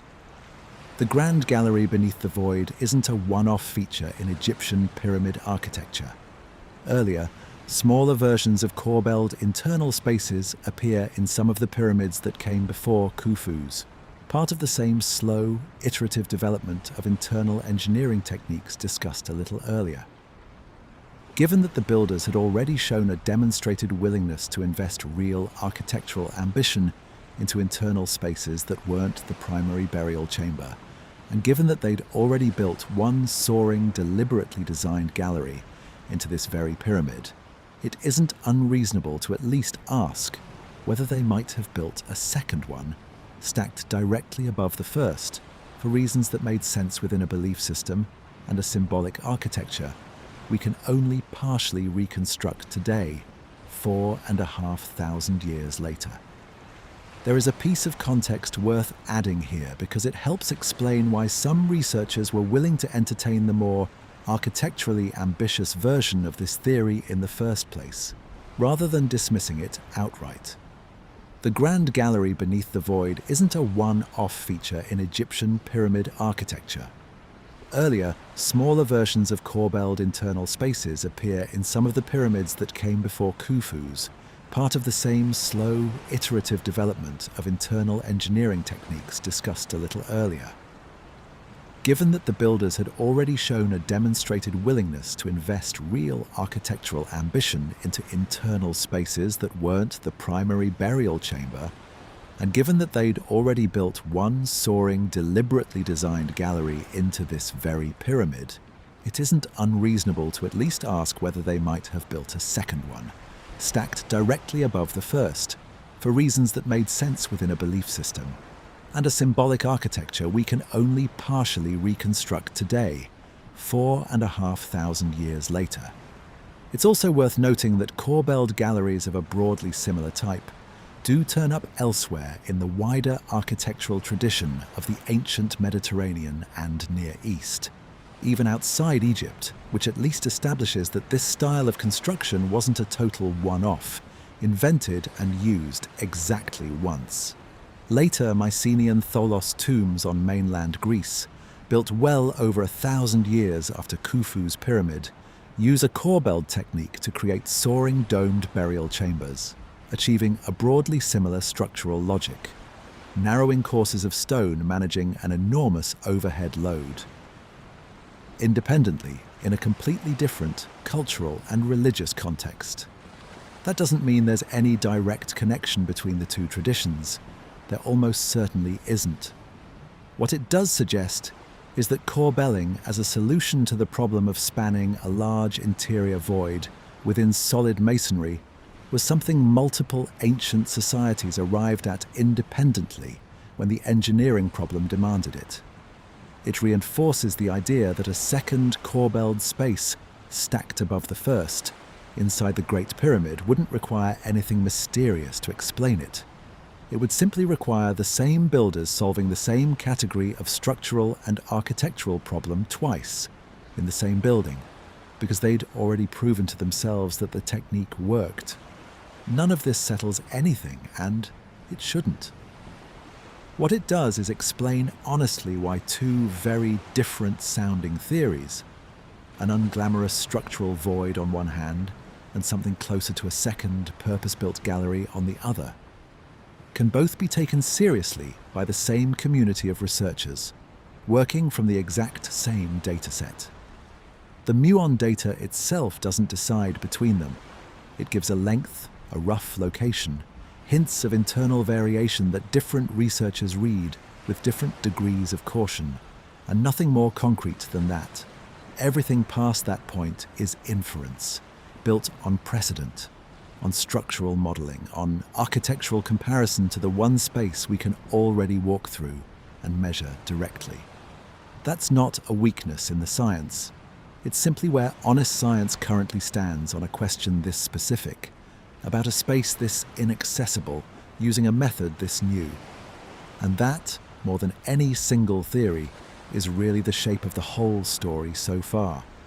A building studied for over 1,000 years, still holding a space nobody has seen. A discovery confirmed by physics, but unconfirmed in almost every other sense that matters. Two serious, carefully reasoned explanations, sitting side by side, neither one disproven, neither one settled. And a pyramid in the desert, entirely unbothered by any of it, keeping its answer exactly where it's kept it since before either explanation or the people arguing over them existed at all. There is, however, a third kind of explanation this story hasn't touched yet. One with no engineers, no structural models, and none of the caution we've spent this part of the story practicing. And it deserves to be named honestly rather than avoided. There is, however, a third kind of explanation this story hasn't touched yet. One with no engineers, no structural models, and none of the caution we've spent this part of the story practicing. And it deserves to be named honestly rather than avoided. Within days of the 2017 announcement, before the ink on the Nature paper had properly dried, a very different conversation had already started spreading rapidly across the internet. One that had almost nothing to do with muons, statistics, or structural load-bearing. The big void in this version of events wasn't a construction gap or an unfinished architectural echo. It was a hidden chamber, deliberately built, deliberately concealed, and deliberately holding something. Depending on which corner of the internet you found yourself in, that something might be a forgotten library of ancient knowledge, a repository of artifacts predating known Egyptian civilization entirely, evidence of a lost advanced culture that seeded Egyptian achievement from outside, or, in the oldest and most persistent version of this story, proof that the pyramid itself wasn't built by Egyptians at all, but by or with the direct help of beings from somewhere else entirely. It's worth being honest and direct about why this channel isn't going to spend much time in that territory tonight, beyond simply naming clearly that it exists. Not because those ideas are uncomfortable or because entertaining a wild possibility is somehow forbidden here. Plenty of legitimate, carefully reasoned science has started out sounding wild before the evidence caught up to it. The issue is much simpler than that. There is no data connecting the big void to any of these claims. None. The Muon method that found it can tell you with real statistical confidence that a region of lower density exists in a specific location. It cannot tell you what's inside that region because it isn't capable of imaging contents at all. It measures the passage of particles through matter, nothing more. Every claim about libraries, artifacts, or non-human builders hiding inside the big void is not an interpretation of the scan pyramid's data. It's an addition to it, invented entirely outside what the physics actually showed, and then attached to a real, credible discovery in order to borrow some of its legitimacy. That pattern is worth naming clearly because it isn't unique to the Great Pyramid, and once you notice it, you start seeing it everywhere in this space. A genuine, well-documented discovery gets made. A real anomaly, a real unexplained detail, something a legitimate researcher has gone on record about. And almost immediately, a second layer gets built on top of it. Speculation dressed in the vocabulary of the original finding, borrowing its credibility while quietly discarding its evidence. The ancient astronaut theories that have circulated around Egyptian archaeology for decades follow exactly this template. They don't usually deny that the pyramids exist, or that muon scanning found a void. They simply insert an unsupported claim into the gap the real discovery left open, and rely on the discovery's genuine credibility to make the insertion feel plausible by association. This channel has walked through versions of this exact pattern before, and it's worth naming a couple of them directly, because seeing the same shape repeat across completely different topics is often more convincing than any single rebuttal.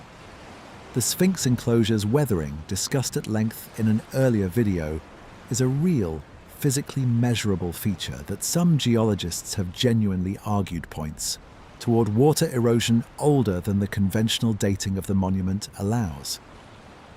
A serious scientific dispute, worth taking seriously on its own terms.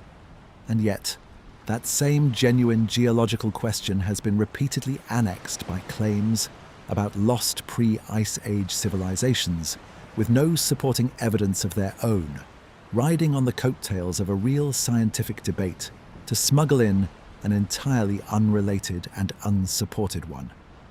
The Göbekli Tepe recalibration follows a similar shape. A genuine peer-reviewed revision to how old organized construction can be, repeatedly stretched by outside voices into claims about lost global civilizations that the actual excavation data says nothing about. The big void is simply the newest instance of a pattern this channel has now traced across several different ancient sites, and recognizing the pattern itself is, in its own way, more useful than debunking any single claim that follows it. It's a template with a specific and fairly well-documented history, and it's worth naming where it largely comes from, because the origin matters more than it might seem. Much of the modern, ancient advanced civilization built the pyramids, narrative traces back not to any archaeological finding at all, but to a wave of popular writing beginning in the 1960s and 70s. Most famously, a Swiss author whose best-selling books argued that numerous ancient monuments around the world, the pyramids among them, showed evidence of contact with extraterrestrial visitors, based largely on the argument that ancient peoples couldn't have achieved this level of engineering on their own. It's worth being specific about why that argument fell apart under scrutiny, rather than simply asserting that it did. The core claims in that body of work rested heavily on assertions that certain stones were too large to move, certain cuts too precise to achieve with copper tools, certain alignments too accurate to calculate without modern instruments. Decades of subsequent experimental archaeology have tested each of those claims directly and specifically. Researchers have used replica copper tools and hard stone hammers to demonstrate the cutting and dressing techniques visible on the pyramid's blocks.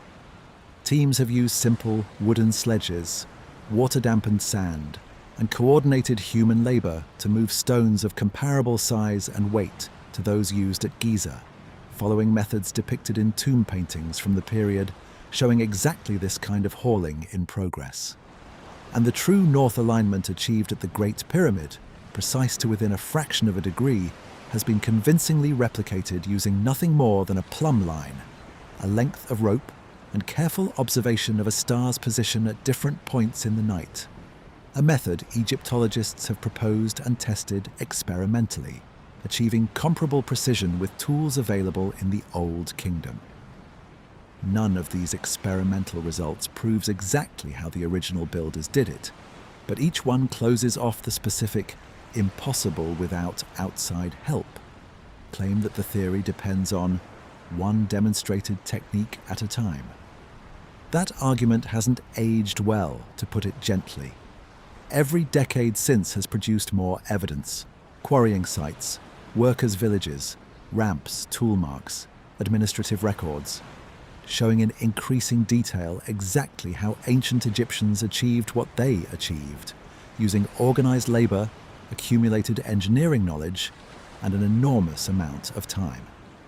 The couldn't have argument was never really an argument from evidence.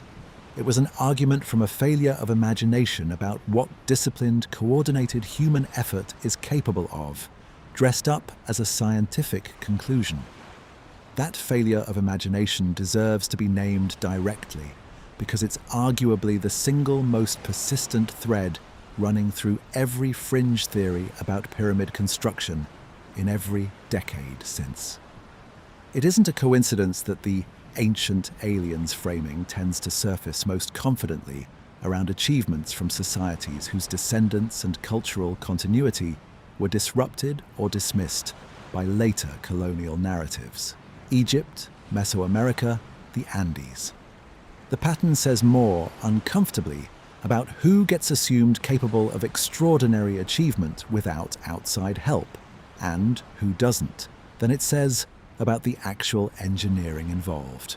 The organized labor force behind the Great Pyramid, the bakeries, the medical care, the rotating skilled crews recovered from sites like the Giza Workers' Village and the Wadi al-Jarf papyri, is some of the best documented evidence we have anywhere in the ancient world for exactly how a sufficiently large, sufficiently organized human civilization, working with nothing but copper tools, ropes, timber, and time, built something this precise, this enormous, entirely on its own. That workers' village evidence is worth dwelling on a moment longer, because it's genuinely some of the most humanizing archaeology to come out of Giza in the last several decades. Excavations led by Mark Lehner and Zahi Hawass through the 1990s and 2000s uncovered bakeries capable of producing thousands of loaves of bread daily, breweries producing beer in comparable volume, and cattle, sheep, and goat, remains in quantities suggesting the workforce was being fed meat regularly. Not the diet of enslaved, disposable labor, but the provisioning of a workforce whose physical condition and productivity the state had a clear practical interest in maintaining. Skeletal remains recovered from a nearby cemetery show evidence of healed fractures, some clearly set and treated rather than left to mend on their own, and burial practices for at least some workers that mirror, on a smaller scale, funerary customs otherwise reserved for higher status Egyptians. None of that proves every detail of pyramid construction is understood, and it shouldn't be read that way. What it proves is that the people who built this structure were real, documented, provisioned, and skilled. Not a mystery requiring an outside explanation, but a civilization whose capability the physical evidence increasingly supports on its own terms. None of this means every unconventional idea about ancient history deserves dismissal on sight. And it's worth being fair about that distinction too. Some ideas that once sat at the fringe of Egyptology have, over time, earned their way into the mainstream through exactly the process that should determine any claim's credibility: evidence, testing, and peer scrutiny. The recalibrated dating of Göbekli Tepe, discussed at length elsewhere on this channel, is a genuine example of an unconventional claim about ancient capability that held up under real archaeological investigation and reshaped mainstream understanding as a result. The difference between that case and the ancient astronaut theories surrounding the Big Void isn't the boldness of the claim. It's whether anyone has done the patient, unglamorous work of actually testing it against physical evidence, rather than simply asserting it, because the alternative feels more thrilling. It's worth pausing on that distinction because it's really the whole editorial position this channel tries to hold, night after night, video after video. The gap between "we don't yet know what this void is" and "it can't be explained by anything ordinary" looks small in a sentence, but it's actually enormous. The first statement is simply honest, a fair, careful description of where the evidence currently stands, with real uncertainty left genuinely open. The second statement quietly does something very different. It treats the limits of current knowledge as proof of something extraordinary, rather than as what they actually are, which is just the limits of current knowledge. Every serious researcher involved in the Scan Pyramids project has stayed firmly in the first category. The theories that reach for treasure, or ancient libraries, or non-human builders, live entirely in the second. It's also worth noting how this pattern tends to interact with the emotional pull of an unsolved mystery, because that pull is genuinely part of what makes these stories spread so easily. There is something deeply satisfying about the idea that a 4,500-year-old building is still keeping a deliberate secret from us. That behind the stone, something is waiting to be found, placed there on purpose, meant eventually to be discovered. It's a far more emotionally compelling story than an unglamorous stress relief cavity, probably. That emotional asymmetry is worth naming honestly, because it's not really about evidence at all. It's about which version of the story we'd prefer to be true. Good history and good science asks us to sit with the less satisfying version when that's what the evidence actually supports. And to notice honestly when our own preference for a better story is doing more work in our thinking than the data is. There's a quieter version of this same overreach worth mentioning too, because it doesn't come from ancient astronaut theorists at all. It comes from well-meaning enthusiasm that simply outruns the evidence.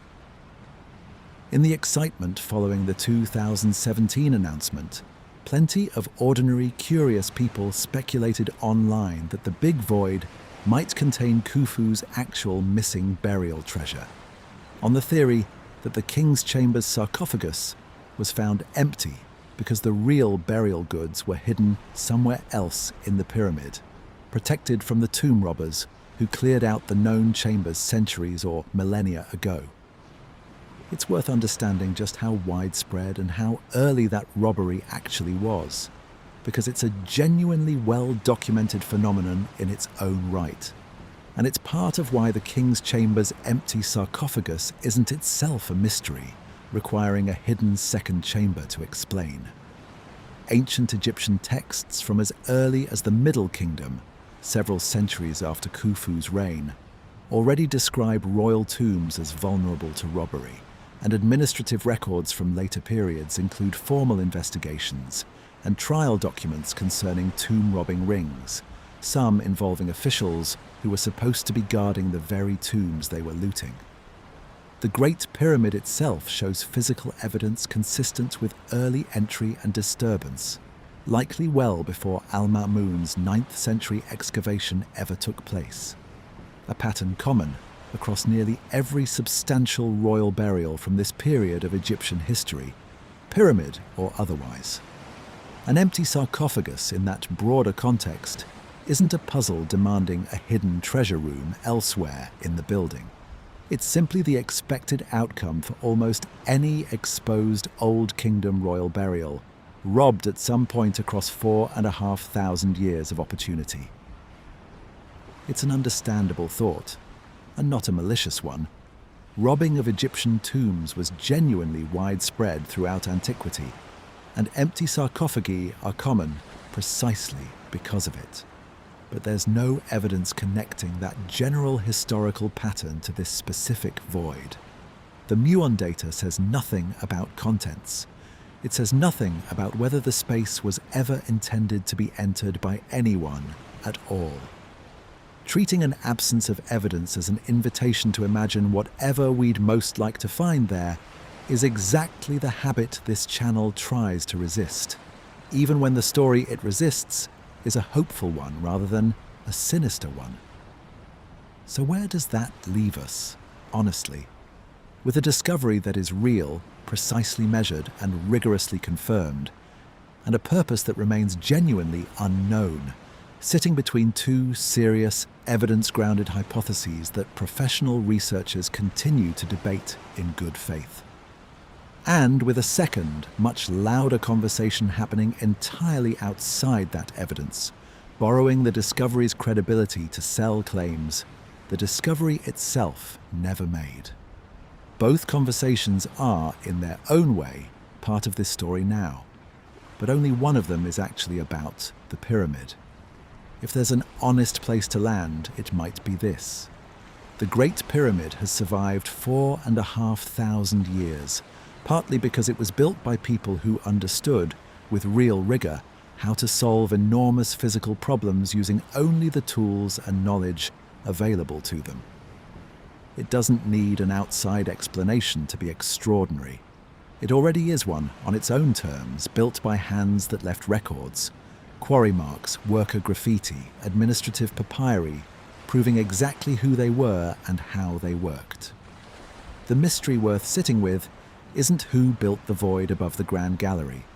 It's simply what, precisely, they built it for.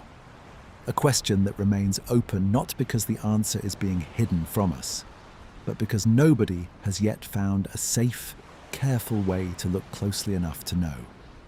It's worth naming, too, why that distinction matters beyond simple accuracy. Attributing extraordinary ancient achievement to outside help doesn't just get the history wrong, it quietly erases the actual people who did the work, the organizers, the engineers, the bakers and brewers and skilled laborers, whose names mostly didn't survive but whose physical output has. Every time a claim substitutes aliens or a lost advanced civilization for a large, well-organized, remarkably capable human society, it takes credit away from the very people the evidence shows actually earned it. That's not a small stylistic difference. It's the difference between a story that honors what human beings, working together with limited tools and a great deal of time, are actually capable of, and a story that quietly assumes they weren't capable of it at all.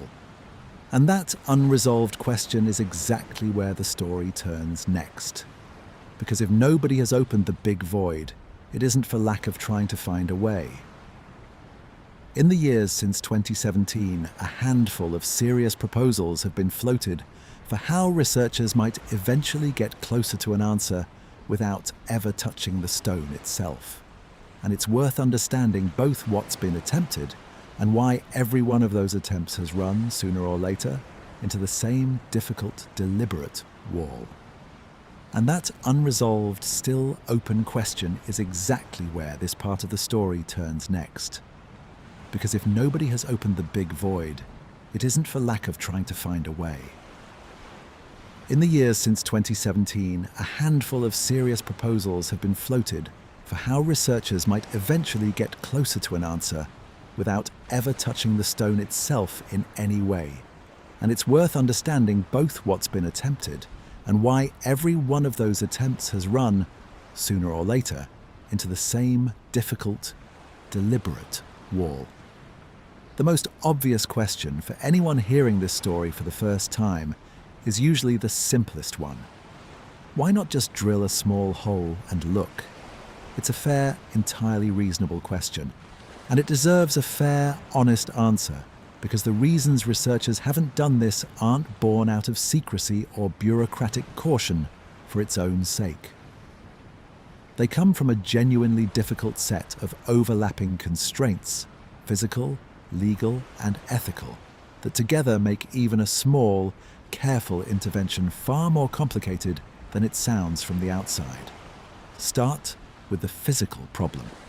The big void sits an estimated 30 to 40 meters above the floor of the Grand Gallery, embedded somewhere within the solid mass of the pyramid's core, with no known passage or shaft leading anywhere close to it. Any attempt to physically reach it would mean drilling through many meters of ancient limestone in a structure that has stood, largely undisturbed, for 4,500 years. Limestone whose internal condition, after that much time, isn't uniform or fully predictable in any given section. Cracks, weaknesses, and internal stresses accumulate slowly in stone over millennia in ways that aren't always visible from the surface, and the Great Pyramid's internal structure has already shown, in places like the relieving chambers, signs of exactly the kind of stress cracking that careful engineering was specifically designed to prevent. Drilling blind into an unmapped section of that structure carries a real, non-trivial risk of triggering exactly the kind of structural failure the original builders spent so much engineering effort avoiding, a risk no responsible research team is willing to accept for the sake of curiosity alone, however powerful that curiosity might be. The scale of that risk is worth putting in concrete, human terms, because structural failure can sound abstract and remote until you actually picture what it would mean in practice. The Grand Gallery beneath the void has stood for 4,500 years, precisely because the load above it has been managed continuously and successfully across that entire span. Introducing a new opening into the solid stone above an already load-bearing structure isn't like drilling into an ordinary wall to see what's behind it. It means altering, even slightly, how weight is currently being distributed through a system that has had no margin for error built in, beyond what the original engineers calculated, and no way to test in advance exactly how that system would respond to an unplanned new gap. Engineers reviewing proposals for further physical access have generally treated this as a genuine, not merely theoretical, danger. The kind of risk that could, in principle, extend far beyond the drilled hole itself, threatening the long-term stability of a corridor that predates almost every other structure still standing anywhere on Earth today. Then there's the legal and institutional reality, which is, if anything, even more restrictive in practice than the physical risk alone. The Great Pyramid isn't simply an old building that happens to be famous. It's part of a UNESCO World Heritage Site, inscribed under international conventions specifically designed to protect monuments of outstanding universal value from exactly this kind of invasive intervention. Egypt's own Ministry of Antiquities holds direct authority over any physical alteration to the structure, and that authority isn't a formality. Every stage of the Scan Pyramids project itself required extensive negotiation and approval before a single detector could be placed inside the pyramid's existing chambers, despite the fact that muon detection involves absolutely no physical alteration to the structure whatsoever. No drilling, no cutting, nothing beyond a passive instrument left quietly in place. If placing a passive detector required that level of institutional oversight, actually drilling into previously unexplored solid stone would require a vastly higher bar of justification, evidence, and formal approval. a bar that, as things currently stand, nobody has cleared and few researchers seem eager to even attempt clearing, without far more concrete justification than, "We're curious what's up there." It's worth understanding why that institutional caution exists in the first place, rather than treating it as simple obstruction, because the history of pyramid exploration gives it real, hard-earned justification. The 19th century approach to getting inside the pyramid, gunpowder, forced tunnels, brute mechanical intervention, did real, permanent, undocumented damage to a structure whose full internal condition, prior to that damage, will never be fully known. Weiss's use of explosives to uncover the upper relieving chambers left visible fracture damage still identifiable in the stone today, damage that no amount of later care or apology could ever undo. Every generation of researchers since has had to work around and sometimes literally build their own research over the physical consequences of earlier explorers' impatience. The modern insistence on non-invasive methods isn't simply an arbitrary modern preference for caution over discovery. It's a direct, lived response to what happens in the real world when that caution is abandoned entirely. A lesson written, quite literally, in cracked granite that can never be uncracked. It's worth naming a specific case that shaped how seriously this lesson has been taken by modern authorities. In 1954, workers clearing debris along the pyramid's southern side uncovered a long, sealed pit containing a fully disassembled ancient Egyptian ship, what's now known as the first Khufu ship, buried in more than 1,000 carefully numbered pieces of cedar wood, intended most likely to carry the pharaoh's spirit in the afterlife.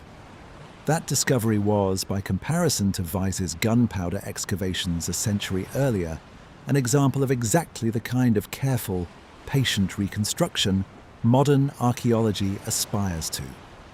The pieces were painstakingly documented, conserved, and eventually reassembled into a complete vessel now housed in a dedicated museum on the Giza Plateau. A second, similar pit nearby was left deliberately unexcavated for decades afterward, specifically because conservators judged that existing techniques weren't yet good enough to guarantee the wood inside could be safely removed and preserved. It's a small, concrete example of the same philosophy now shaping the approach to the big void, recognizing that a discovery worth making is also a discovery worth waiting to make well, rather than rushing simply because the ability to look exists. That second, deliberately unexcavated pit is worth returning to for a moment, because it wasn't finally opened until 1987, and even then, only with specialized equipment. A small camera lowered carefully through a drilled hole, barely wide enough to pass through, capturing images of the boat's disassembled timbers without disturbing them, decades before anyone attempted full excavation and conservation. That gap of over 30 years between discovery and any physical intervention on a find far less structurally sensitive than a void embedded deep within the pyramid's core gives a useful sense of scale for how patient this field is willing to be when the alternative risks doing something that can't be undone. If a wooden boat buried in an accessible pit warranted more than 3 decades of restraint, a void embedded within the load-bearing mass of the largest stone structure on Earth warrants at least as much. There's also a less obvious ethical dimension to this caution, one that goes well beyond physical risk and touches on something closer to respect. The Great Pyramid is not simply a scientific specimen waiting to be opened for data. It is the tomb, or was intended as the tomb, of a historical human being, built as part of a belief system involving death, the afterlife, and the careful preparation of a body, and its surroundings for a journey ancient Egyptians took with total seriousness. Modern archaeology and Egyptology as disciplines have moved substantially away from the 19th century mindset that treated ancient tombs primarily as troves to be plundered for artifacts and headlines and newspaper attention, toward a more careful ethic that treats these structures as what they were built to be. Sites of genuine cultural, religious, and historical significance deserving of the same basic respect any burial site would be granted, regardless of how old it is, how famous its occupant, or how many centuries have passed since anyone last mourned there. That shift in ethical framing shows up directly and concretely in how the Egyptian government and international research bodies now approach requests to investigate the pyramid further, not as a simple cost-benefit calculation between curiosity and risk, but as a broader question that also asks, seriously, what kind of relationship we want to have with the past we're studying, and what we owe to the people who built it. Given all of that, the practical response from researchers hasn't been to abandon the question, but to keep pushing at its edges using only non-invasive methods. Techniques that add no risk to the structure and require no permission beyond what's already been granted for the kind of passive scanning Scan Pyramids has already done. And in the years since the original 2017 announcement, that's exactly what's happened. Further Muon surveys have returned to the same region of the pyramid, using improved detector technology and longer observation periods, hoping to refine the void's dimensions and position with far greater precision than the original discovery allowed. Some proposals have floated the idea of threading a small, purpose-built probe through one of the pyramid's tiny existing shafts. The same narrow passages explored by robotic cameras in the King's and Queen's Chamber investigations decades earlier, on the chance that an existing gap or crack might offer an indirect line of sight toward the void's boundary, without requiring any new opening to be cut into the stone at all. None of these follow-up efforts have, as of the most recent published research, definitively resolved the question of the void's shape or purpose. What they've done is narrow the uncertainty in smaller, careful increments, refining the estimated position, tightening the confidence intervals on its dimensions, ruling out some of the more extreme proposed shapes without confirming any single remaining possibility outright. It's slow, unglamorous, patient work, the same kind of work that found the void in the first place, applied now not to discovery, but to refinement. The long, careful process of getting a little more certain, a little at a time, about a space that isn't going anywhere and that everyone involved seems to have quietly agreed doesn't need to be rushed. It's worth naming what these later, refined surveys have actually managed to narrow down, in the interest of being precise about where the current evidence really stands, rather than leaving the update vague.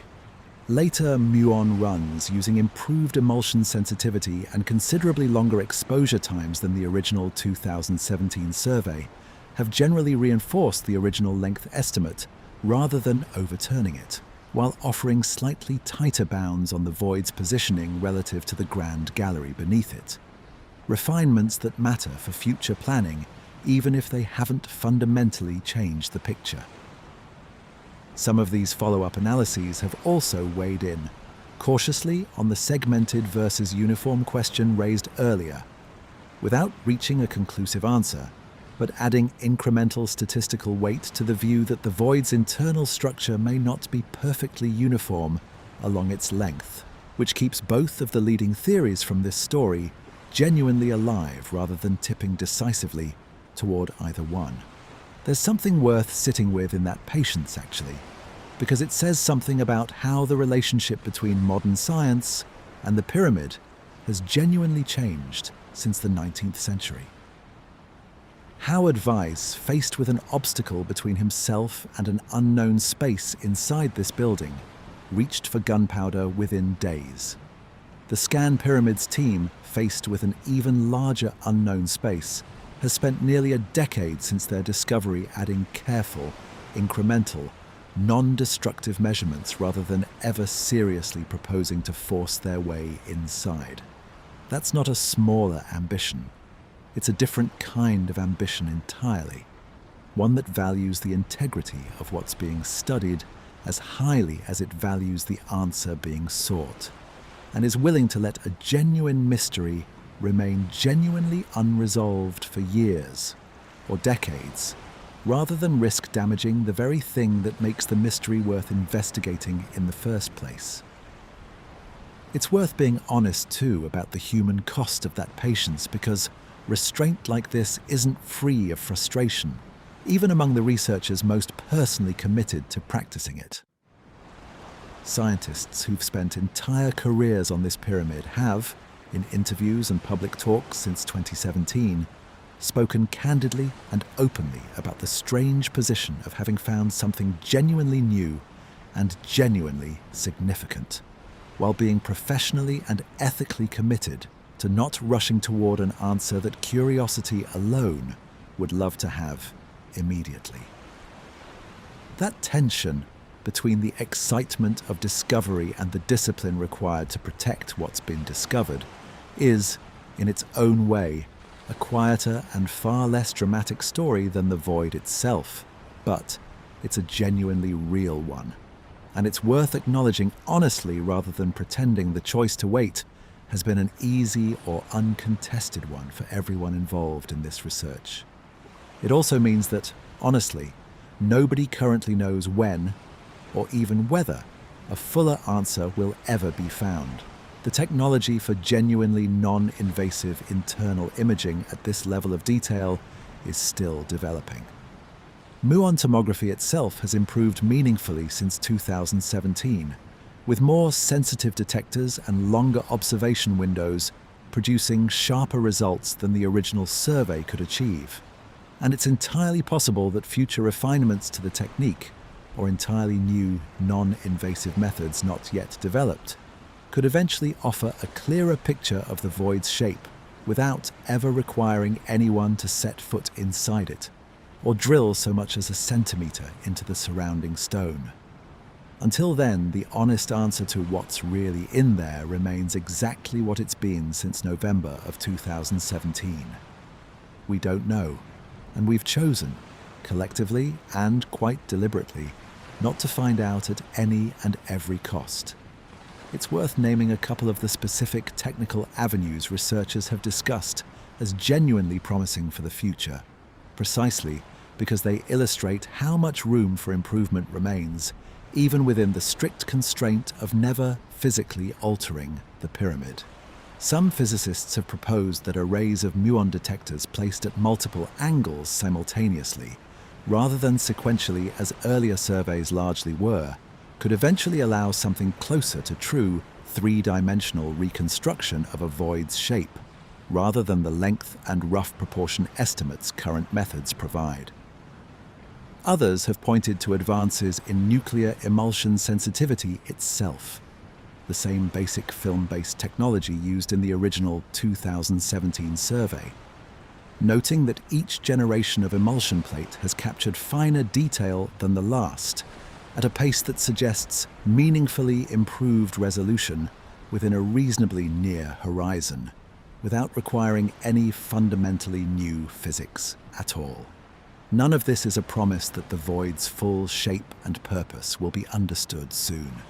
It's simply an honest accounting of where the frontier of non-invasive investigation currently sits, and why patience in this particular case isn't the same as giving up. That choice, to let a real, confirmed mystery sit unresolved rather than force an answer out of it, is, in its own quiet way, as much a part of this story as the discovery itself. It says something about how far the study of this pyramid has come, from gunpowder and forced tunnels to particles falling from space and patient statistical modeling, that the response to finding something new inside it was not to rush toward an answer, but to slow down and to ask first whether rushing was worth the risk at all. With that question of access now properly understood, It's worth widening the lens a little because the big void isn't the only place in recent years where Muon tomography has quietly reshaped what we think we know about a structure too large, too old, or too dangerous to examine any other way. The same particles that fell through the Great Pyramid have, in the years since, been pointed at volcanoes, nuclear reactors, and even other pyramids entirely. And what those other projects have found says a great deal about just how far this strange, quiet science has already traveled beyond Giza. With that question of access now properly understood, it's worth widening the lens a little because the big void isn't the only place in recent years where Muon tomography has quietly reshaped what we think we know about a structure too large, too old, or too dangerous to examine any other way. The same particles that fell through the Great Pyramid have, in the years since, been pointed at volcanoes, nuclear reactors, and even other pyramids entirely. And what those other projects have found says a great deal about just how far this strange, quiet science has already traveled beyond Giza. Start with volcanoes, because it's here that Muon tomography first proved itself genuinely useful for something with real, immediate stakes attached, well beyond archaeological curiosity or historical mystery. Volcanologists have long faced a version of the same basic problem the Scan Pyramids team confronted at Giza. How do you understand the internal structure of something enormous, dangerous, and completely opaque to ordinary observation? A volcano's interior, the density and shape of its magma conduits, the internal plumbing that determines how and where an eruption might eventually break through the surface, has traditionally been almost impossible to observe directly, for the perfectly obvious reason that nobody can walk inside an active volcano and take measurements by hand. Muon tomography offered, for the first time, a genuinely practical way to see inside one from the outside, using exactly the same principle that found the big void.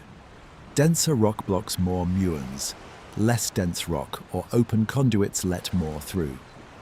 Researchers first applied this technique seriously to volcanoes in the early 2000s, with teams in Japan among the earliest to place muon detectors near active sites, aiming them at the volcanic cone to build up a density map of the interior over weeks and months of patient observation, much like the Scan Pyramids emulsion plates would later do at Giza.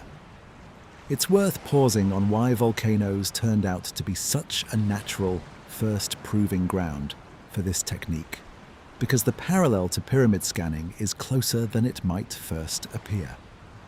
Both problems share the same basic shape, an enormous, roughly conical mass of material, too large and too structurally significant to drill into casually, hiding an internal architecture that conventional surface observation simply cannot reveal. A volcano's magma conduits and internal chambers are, in a real sense, this planet's own version of a hidden pyramid void. Invisible from outside, consequential to understand, and for decades essentially unreachable by any method that didn't risk destroying the very thing being studied. It's genuinely fitting in hindsight that the technique which first matured on volcanoes would eventually find its most publicly resonant application inside a 4,500-year-old tomb. One of the most closely studied cases has been Mount Asama in Japan, where muon detectors have tracked changes in the volcano's internal density over time, offering a genuinely novel window into how magma moves and accumulates before an eruption. Information that, in principle, could eventually feed into better eruption forecasting, giving nearby communities more useful warning than surface observation alone can provide. Mount Asama is a particularly instructive example precisely because it's a live, actively monitored volcano rather than a purely historical case study. It has erupted repeatedly within living memory, most notably in 2004 and again in smaller episodes since, giving researchers a genuine before and after comparison against real volcanic activity rather than only theoretical modeling. Detectors positioned at fixed observation points around the mountain's base have, over years of continuous operation, built up a long-running record of density changes inside the summit crater region, allowing scientists to correlate shifts in the Muon data with periods of heightened seismic activity and gas emission recorded through more traditional monitoring methods. The correlation isn't perfect, and nobody involved in this research claims muon tomography alone can predict an eruption with precision. But the fact that meaningful correlations exist at all on a live and repeatedly active volcano is itself a significant validation of the method's usefulness well beyond a single one-off scan. Similar projects have since been attempted at Vesuvius in Italy, a volcano whose interior structure carries obvious historical as well as scientific weight, given its catastrophic eruption in 79 AD, and at Stromboli, one of the most continuously and reliably active volcanoes anywhere on Earth, where muon detectors have helped researchers map the shallow conduit system responsible for its famous near-constant small eruptions. It's worth being honest about the limits here too, in the same spirit this whole story has tried to maintain about the big void. Volcanic muon tomography is genuinely useful and genuinely improving, but it isn't a crystal ball.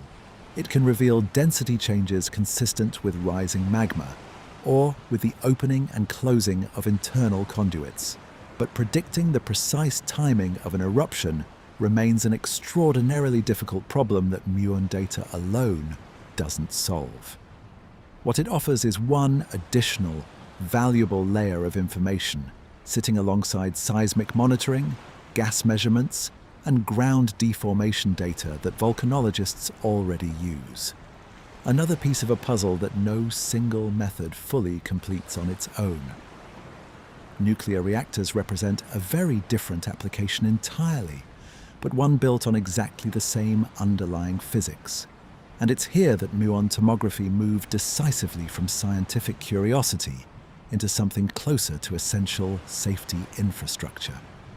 Following the 2011 meltdown at the Fukushima Daiichi nuclear plant in Japan, engineers faced an urgent and genuinely dangerous, life-threatening problem: locating the molten nuclear fuel that had breached the reactor cores without being able to send people inside to look directly, given the immediately lethal radiation levels involved.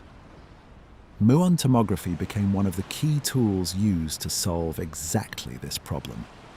Because nuclear fuel is extraordinarily dense, far denser than the surrounding reactor structure and containment materials, it produces an unusually strong muon-blocking signature, making it possible, in principle, to locate roughly where the fuel had ended up inside the damaged reactor buildings, without a single person needing to enter a space that would otherwise be immediately and certainly lethal.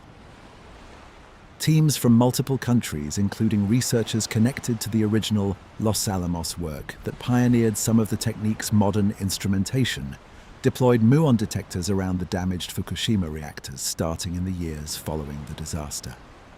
Their measurements helped narrow down the location of melted fuel debris inside at least one of the reactor cores, providing genuinely critical information for the extraordinarily difficult, still ongoing work of decommissioning the plant safely.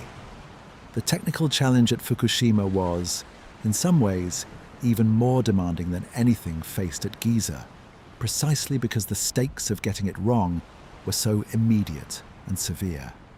Radiation levels inside the damaged reactor buildings were, in places, high enough to disable electronic equipment within minutes and to be lethal to a human being within a similarly short window, ruling out not just direct human inspection, but even many forms of robotic exploration that depend on electronics able to survive the environment.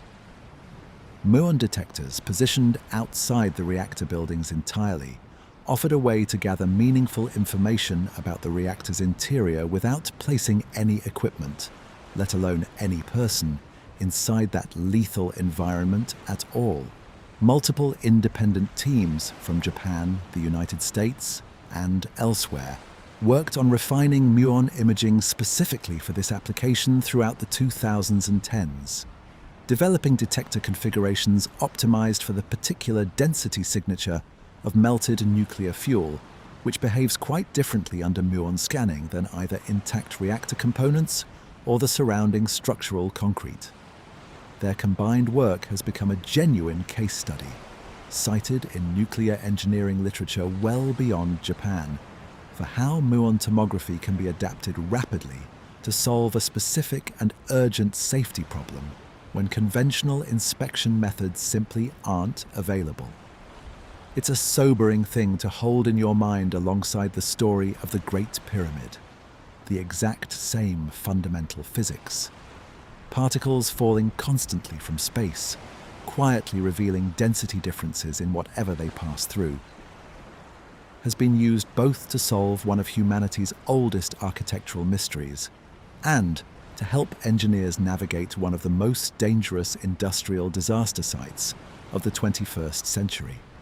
Cosmic rays, it turns out, are entirely indifferent to whether the mystery they're helping solve is ancient or urgent. That range of application matters for how we should think about the Scan Pyramids project itself, because it places the Great Pyramid's Muon survey within a much broader, much more mature scientific tradition than headlines about mysterious hidden void sometimes suggest. This wasn't a novelty technique invented specifically to generate excitement about ancient Egypt. It's a serious, actively developing branch of applied physics with genuine safety-critical uses in nuclear engineering and genuine forecasting potential in volcanology. And Giza is simply one of the more publicly compelling places it's been pointed. If anything, the seriousness of its other applications should increase confidence in what it found at the pyramid, not diminish it. This is not fringe instrumentation dressed up to look credible. It's mainstream physics doing exactly what mainstream physics does elsewhere, applied to a 4,500-year-old building. Because the same underlying question, what's inside something we can't safely or practically open, turns out to recur again and again in contexts ranging from ancient tombs to active nuclear disaster sites.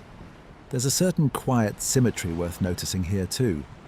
The particles doing the work in every one of these applications, at Osama, at Fukushima, at Menkari, above the Grand Gallery, are the exact same muons, produced the exact same way, by cosmic rays striking the exact same upper atmosphere that has surrounded this planet for its entire history. Nobody built a special machine to generate them for any of these projects. Nobody had to invent a new source of particles for archaeology, or for volcanology, or for nuclear safety separately. The universe has been quietly supplying this particular tool for free in effectively unlimited quantities for as long as there's been an atmosphere for cosmic rays to strike. And it simply took until the 20th century for anyone to realize it could be pointed at a problem and asked patiently, what's in the way? And Giza itself hasn't been the only pyramid to receive this kind of attention.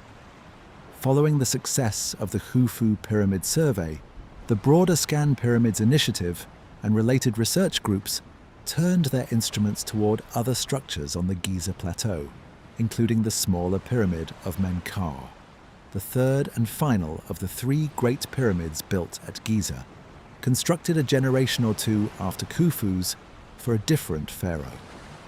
Menkara's pyramid, though considerably smaller than Khufu's, presents its own long-standing architectural puzzles, an unusual, somewhat irregular internal chamber layout that has puzzled Egyptologists for well over a century, along with questions about later modifications and repairs made to the structure in antiquity itself, likely during a later dynasty's attempt at restoration. That restoration history is worth understanding in a little more detail, because it makes Menkaura's pyramid a genuinely different kind of puzzle from Khufu's, even though both sit only a short distance apart on the same plateau.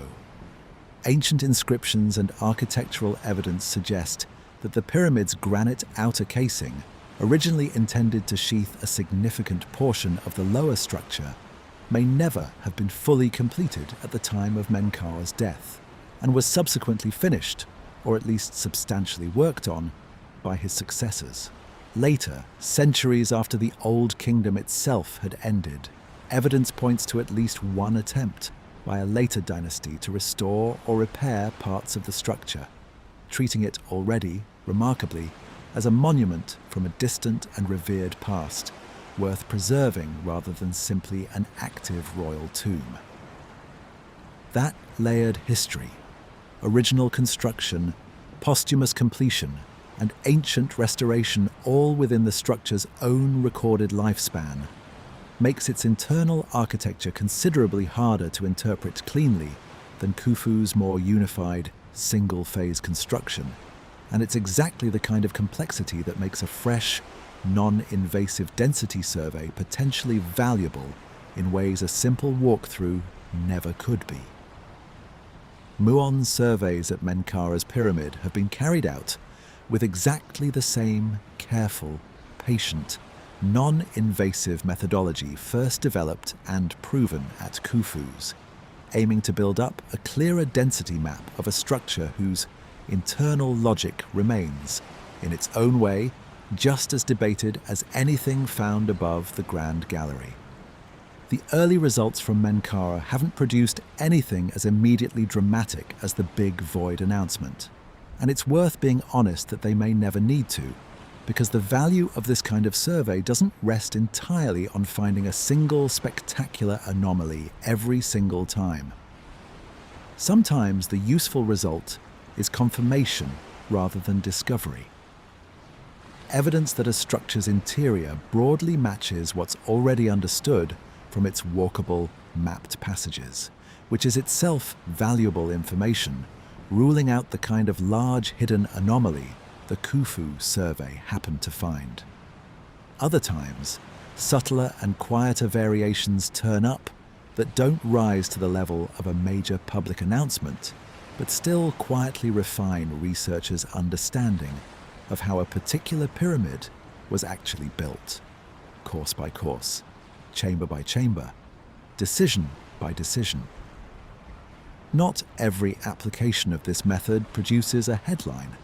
Most of them, in fact, produce exactly the kind of careful, incremental knowledge that never leaves academic journals at all. And that, too, is worth remembering as part of the honest picture of how science like this actually works, day to day, far from the moments when it makes global news. It's worth naming a handful of other, less publicized sites where this same basic approach has been trialed, because the sheer range says something important about how mature and how genuinely useful this technique has become since its earliest tests decades ago. Researchers have used muon-based methods to investigate the internal condition of blast furnaces in active steel plants, checking for dangerous internal wear without ever needing to shut down or open a furnace that's extraordinarily costly and disruptive to take offline. Similar approaches have been explored for inspecting the internal structure of large shipping containers at ports, screening for smuggled nuclear material by detecting the same unusually dense muon-blocking signature that helped locate Fukushima's melted fuel. And archaeologists working at other ancient sites entirely, from Mayan pyramids in Central America to burial mounds in East Asia, have begun trialing versions of the same technique first proven in its modern archaeological form above the Grand Gallery at Giza. What began as a curious experiment on a neighboring pyramid in the 1960s has become, over 60 years, a genuinely versatile tool spanning industrial safety, nuclear security, volcanology, and archaeology on multiple continents. A trajectory that's easy to lose sight of when the story gets told, understandably, as being mainly about one specific, famous discovery. There's a broader point worth drawing out of all of this, one that connects back directly to the question sitting at the heart of tonight's story. The reason the Big Void captured global attention in a way that, say, the Fukushima Muon surveys largely didn't outside specialist circles, has very little to do with the underlying science, which is, in both cases, essentially identical. It has everything to do with what the void represents to us, culturally and emotionally. A genuinely unresolved mystery inside a building we've spent longer studying and wondering about than almost any other structure on the planet, using cutting-edge physics to reveal something that raw human curiosity had never managed to uncover through 1,000 years of walking its corridors. That's a powerful thing to sit with, and it's worth returning to it directly, because it's really the emotional center of everything this video has been building toward. It's worth sitting one more time with just how strange and quietly moving that center really is. A particle produced by a cosmic ray, born somewhere unimaginably far away, traveling for who knows how long before striking our atmosphere and cascading down toward the surface of this one particular planet, happens to pass, on its way to the ground, straight through several thousand years of stone, stacked by hand into the shape of a mountain. And in doing so, quietly reveals something about that mountain that no human being, walking its corridors for over 1,000 years with torches, tools, and even explosives, had ever managed to find. There's no drama in that image, no ancient prophecy fulfilled, no secret finally handed over by design. Just physics, doing exactly what physics does, everywhere, all the time, whether or not anyone happens to be paying attention. And for one brief moment in November of 2017, a group of very patient, very careful scientists happened to be paying very close attention indeed. There's no drama in that image, no ancient prophecy fulfilled, no secret finally handed over by design. Just physics doing exactly what physics does, everywhere, all the time, whether or not anyone happens to be paying attention. And it's worth turning now, carefully, toward a question this story has circled several times without quite settling on. If an answer does eventually arrive, if some future refinement of muon tomography or some new non-invasive method not yet invented finally reveals with real confidence what the Big Void actually is, what would that answer actually change in the end for the world outside a handful of research papers? It's tempting to assume the honest response is not much. After all, this channel has spent the last several parts making the case, carefully and repeatedly, that the void is most likely either a structural relieving cavity or an architecturally sophisticated echo of the grand gallery beneath it. Neither option involving treasure, secret knowledge, or anything that would upend our basic understanding of who built this pyramid, or why. And that's true as far as it goes. Confirming either explanation wouldn't overturn Egyptology. It wouldn't rewrite the broad strokes of Old Kingdom history, or change what we know about Khufu's reign, or alter the fundamental timeline of ancient Egyptian civilization in any meaningful way. In that narrow sense, the stakes here are genuinely modest, and it would be dishonest to pretend otherwise, simply because modest stakes make for a less thrilling ending. It's worth being precise about exactly what Khufu's reign itself looked like historically, since the stakes discussion means little without that context. He reigned as the second pharaoh of Egypt's 4th dynasty, most likely for around 23 years, sometime in the 26th century BCE, according to the conventional Egyptian chronology most Egyptologists currently accept. A chronology built from king lists, astronomical records, and cross-referenced archaeological evidence gathered over more than a century of careful, cumulative scholarship. Nothing about the big void under either leading theory threatens any meaningful part of that established chronology. It doesn't move Khufu's reign meaningfully earlier or later. It doesn't suggest an unknown builder or an unrecorded dynasty or any revision to accepted history. It simply adds one more careful architectural detail to a historical picture that was already, well before 2017, remarkably well established on independent grounds. But not much isn't quite the same as nothing, and the distinction matters more than it might first appear. Every technical drawing of the Great Pyramid's interior currently in circulation, the ones printed in textbooks, displayed in museum placards, reproduced in academic papers going back over a century, shows a cross-section that stops at what was known before 2017. A confirmed, precisely mapped void above the Grand Gallery, whatever its ultimate purpose turns out to be, adds a genuinely new feature to that cross-section for the first time in generations. It's worth pausing on how genuinely rare that actually is, in the specific and unusually well-documented context of Egyptology. The major internal features of the Great Pyramid, the King's Chamber, the Queen's Chamber, the Grand Gallery, the relieving chambers, were all mapped and understood by the end of the 19th century, largely through the work of surveyors like Petrie discussed earlier in tonight's story. For well over 100 years since then, the standard architectural cross-section of the pyramid has remained essentially fixed, updated only in fine detail rather than in fundamental structure, as later researchers refined measurements of features already known rather than adding wholly new ones to the diagram. The big void breaks that century-long pattern. It's the first genuinely new named feature added to the pyramid's internal architecture in longer than most people alive today have been alive at all, which is, in its own quiet way, a remarkable thing to be true of the most examined building on the planet. That's a real change, even if it's a quiet one somewhere. Eventually, a textbook diagram that has looked essentially the same for decades will need a new line drawn into it, a new label added, a new footnote explaining what wasn't there in earlier editions. Small, specialized, unglamorous.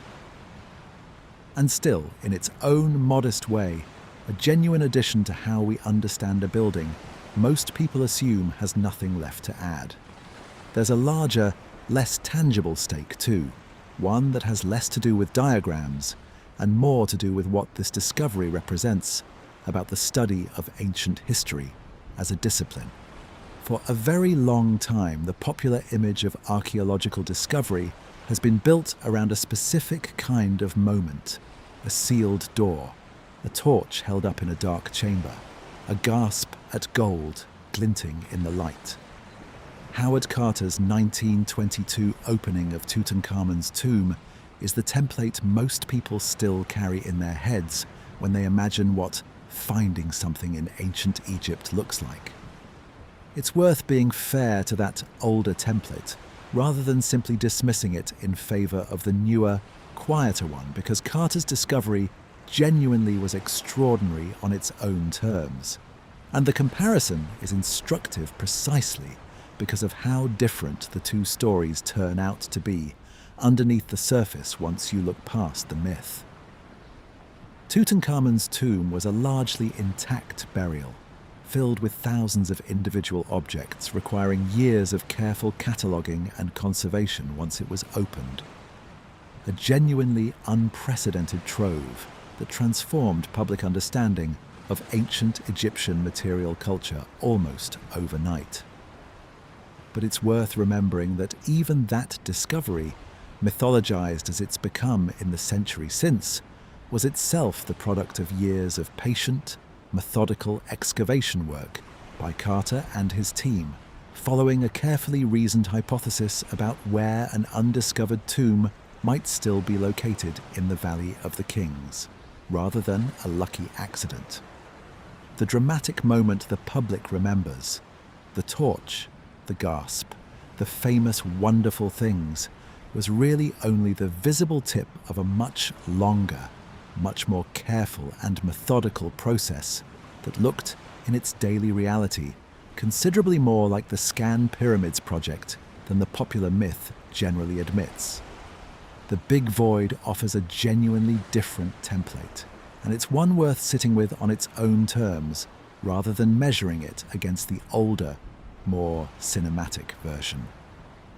Nobody held up a torch. Nobody gasped at anything glinting. A team of physicists sat with detectors and equations for months, checked their results against each other with almost obsessive caution, and eventually said, carefully in a peer-reviewed paper, "We believe there's an empty space here, and here is exactly how confident we are and exactly why." That's a quieter kind of discovery. It's also, in its own way, a more honest one.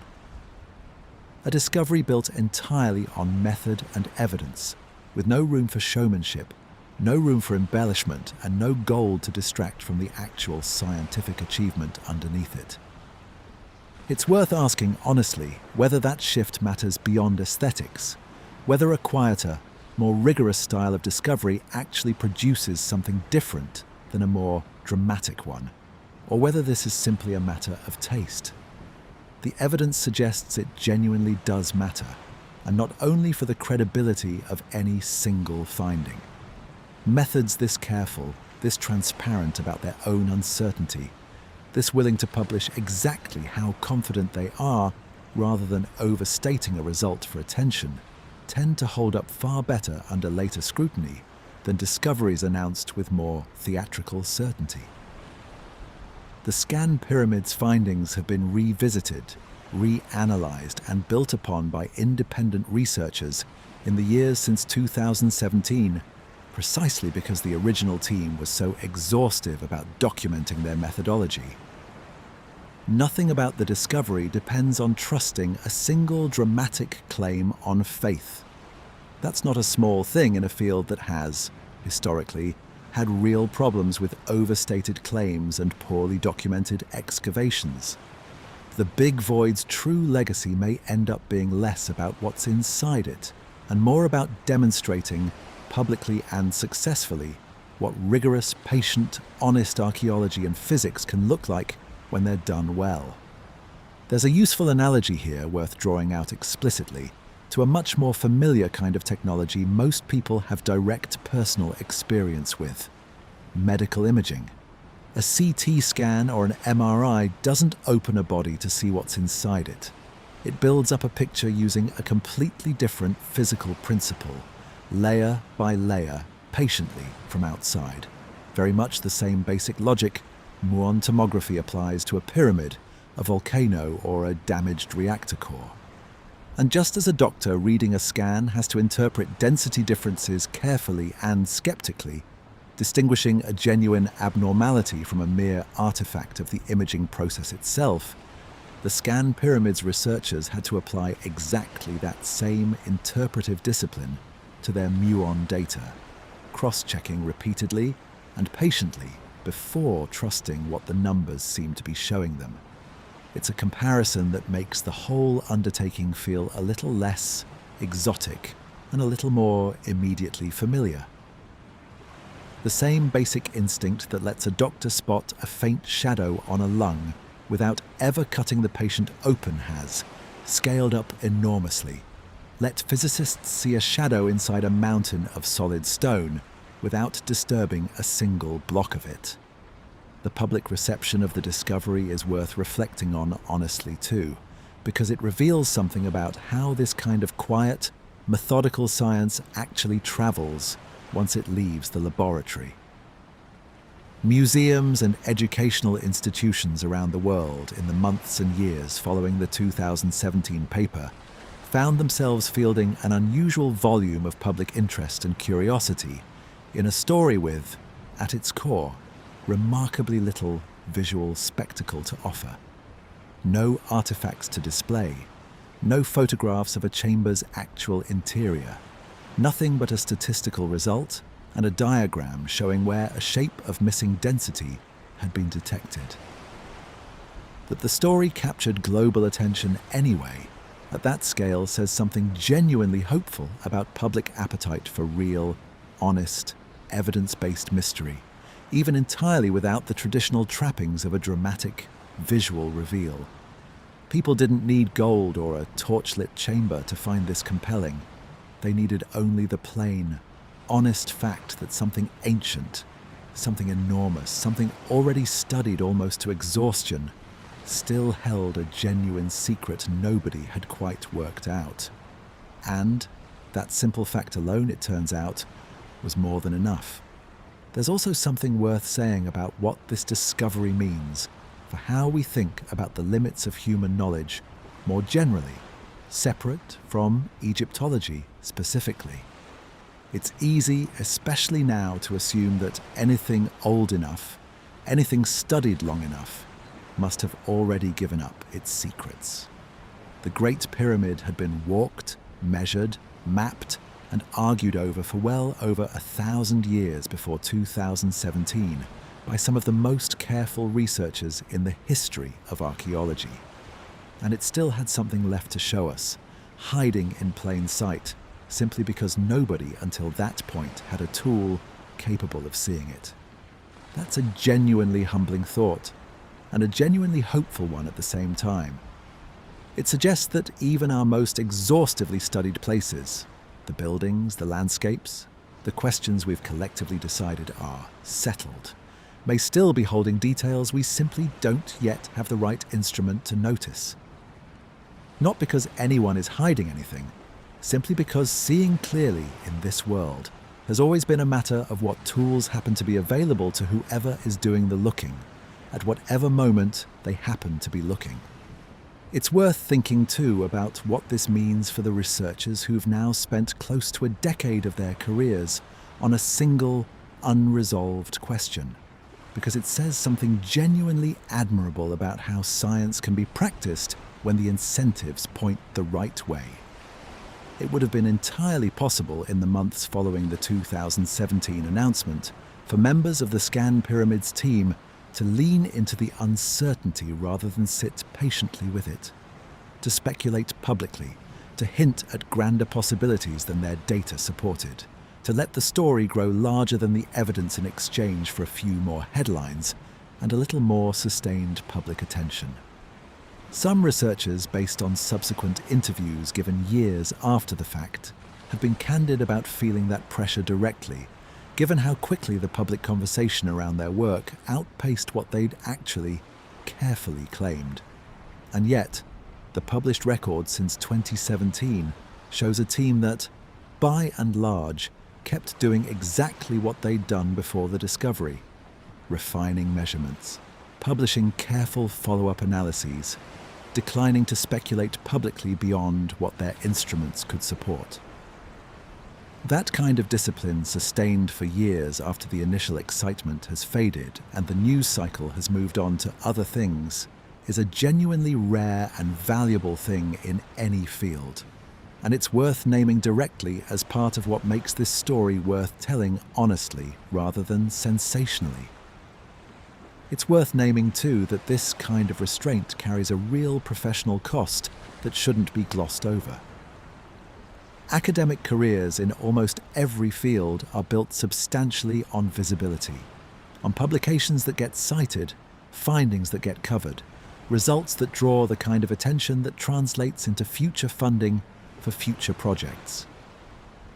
A team that consistently declines to overstate its findings, that keeps saying we don't yet know in a media environment that rewards confident, dramatic claims, is choosing a harder professional path than the one available to them. They could have said more than the data supported. Plenty of researchers across plenty of fields have made exactly that choice when the temptation presented itself, and paid little professional price for it in the short term. The Scan Pyramids team's continued insistence on hedged, careful language, years after the initial announcement, when overstatement would likely have cost them nothing and gained them a great deal of attention, deserves to be recognized as a genuine, ongoing act of scientific integrity. Not simply a default setting, but an active, repeated choice. There's a final thread worth pulling on here, one that connects back to something this channel keeps returning to, video after video, across very different ancient sites and very different mysteries. The relationship between not knowing and not caring. It would be easy to assume that an unresolved question, left open for years without a definitive answer, must reflect some kind of failure. A gap in our knowledge that ought to embarrass the people responsible for closing it. The story of the big void suggests something closer to the opposite of that assumption. The uncertainty here isn't a sign of carelessness or neglect. It's the direct, visible product of an unusual amount of care. Care about the structure's physical integrity. Care about the accuracy of every claim made about it. Care about not letting a genuinely exciting discovery outrun the evidence that actually supports it. Not knowing, in this specific case, isn't the absence of effort. It's what sustained, disciplined effort looks like, when the people doing the work refuse to manufacture false certainty, simply because genuine certainty is slower and much harder to earn. Not everyone who first hears this particular story reacts to it in quite the same way, and it's worth being honest about that variation too. Some people find the whole thing genuinely thrilling. The idea that something this large, this old, this famous, still had a hidden dimension nobody had noticed. Others find it quietly frustrating, wishing the story simply had a cleaner ending, a confirmed answer, a resolved chapter rather than an open one left, dangling for the indefinite future. Both reactions are entirely reasonable and neither one is wrong. What this channel has tried to offer here isn't a resolution neither reaction would find fully satisfying, but simply the most honest account currently available of where the evidence genuinely stands. Trusting that an honest, unresolved mystery, told carefully, is worth more in the long run than a tidy, invented one. If there's a reason this particular story has resonated with people who've never set foot in Egypt, who may never study physics or archaeology in any formal sense, that might be it. Not the size of the void or the specific engineering theories debated by specialists, but the simple, quiet fact that something ancient, something enormous, something studied almost to exhaustion, still had a little more to say. And that the way we finally heard it wasn't through force or luck or a lucky torch beam catching the right angle in a dark corridor, but through patience and mathematics and particles that have been falling from space since long before anyone thought to build a pyramid at all. What this channel has tried to offer here isn't a resolution. Neither reaction would find fully satisfying, but simply the most honest account currently available of where the evidence genuinely stands. And it feels right now to step back from the void itself for a while and sit with the building around it. Because so much of tonight's story has depended quietly on a claim that deserves to be examined properly, rather than simply assumed that the people who built the Great Pyramid were capable of exactly this kind of sophisticated, deliberate engineering. Whether the void turns out to be a relieving cavity or something more architecturally ambitious. It's worth returning, carefully and in full, to the question of how a civilization without iron tools, without the wheel in any load-bearing sense, without any of the machinery we'd now consider basic to large-scale construction, managed to move, shape, and stack roughly 2.3 million blocks of stone into the most geometrically precise large structure the ancient world ever produced. It's a question this channel has touched on in passing, several times tonight, without ever quite sitting with it directly. And it deserves that direct attention because the answer is, in its own quiet way, every bit as remarkable as anything hidden above the Grand Gallery. Start with the stone itself, because the choice of material tells you something important before you even get to the question of how it was moved. The bulk of the pyramid's core, the vast majority of those 2.3 million blocks, is a relatively soft, workable limestone quarried directly from the Giza plateau itself, in some cases only a few hundred meters from where the pyramid now stands. That proximity mattered enormously. It meant the majority of the raw material for this enormous undertaking didn't need to travel far at all, dramatically simplifying what would otherwise have been one of the single largest logistical burdens of the entire project. The outer casing stones, by contrast, the smooth, polished white limestone that once covered the entire pyramid, largely stripped away in later centuries for building material elsewhere in Cairo, came from quarries at Tura across the Nile, chosen specifically for its fine, dense texture and its capacity to take an exceptionally smooth polish. And the granite used for the king's chamber, its relieving structures, and the sarcophagus inside it came from Aswan, some 800 kilometers to the south, a journey that would have required moving blocks weighing dozens of tons across a substantial stretch of the Nile. That distinction between local limestone and imported granite matters, because it reveals something about how deliberately resourced this project was from the outset. The builders weren't simply using whatever stone happened to be closest. They were making calculated decisions about which material properties mattered for which part of the structure. Softer, locally available limestone for the enormous bulk of the core, where ease of quarrying and transport mattered most, and harder, more distinctive Aswan granite specifically for the spaces requiring the greatest structural strength and, likely, the greatest symbolic weight. That's not the resourcing pattern of an improvised or accidental undertaking. It's the resourcing pattern of a project planned with real foresight, by people who understood, in advance, exactly which materials each part of the building would require. Moving that granite from Aswan to Giza is, on its own, one of the more remarkable logistical achievements bound up in this whole story. And it's worth understanding roughly how it was likely accomplished, because the evidence for it is genuinely well documented rather than purely speculative. The discovery, in 2013, of a set of administrative papyri at the Red Sea port of Wadi al-Jarf, the same site mentioned earlier in tonight's story in connection with the pyramid's organized workforce, included the day-by-day logbook of an official named Mera, whose team was responsible for transporting fine limestone from Tura to Giza by boat along the Nile and connected canals during the final years of the pyramid's construction.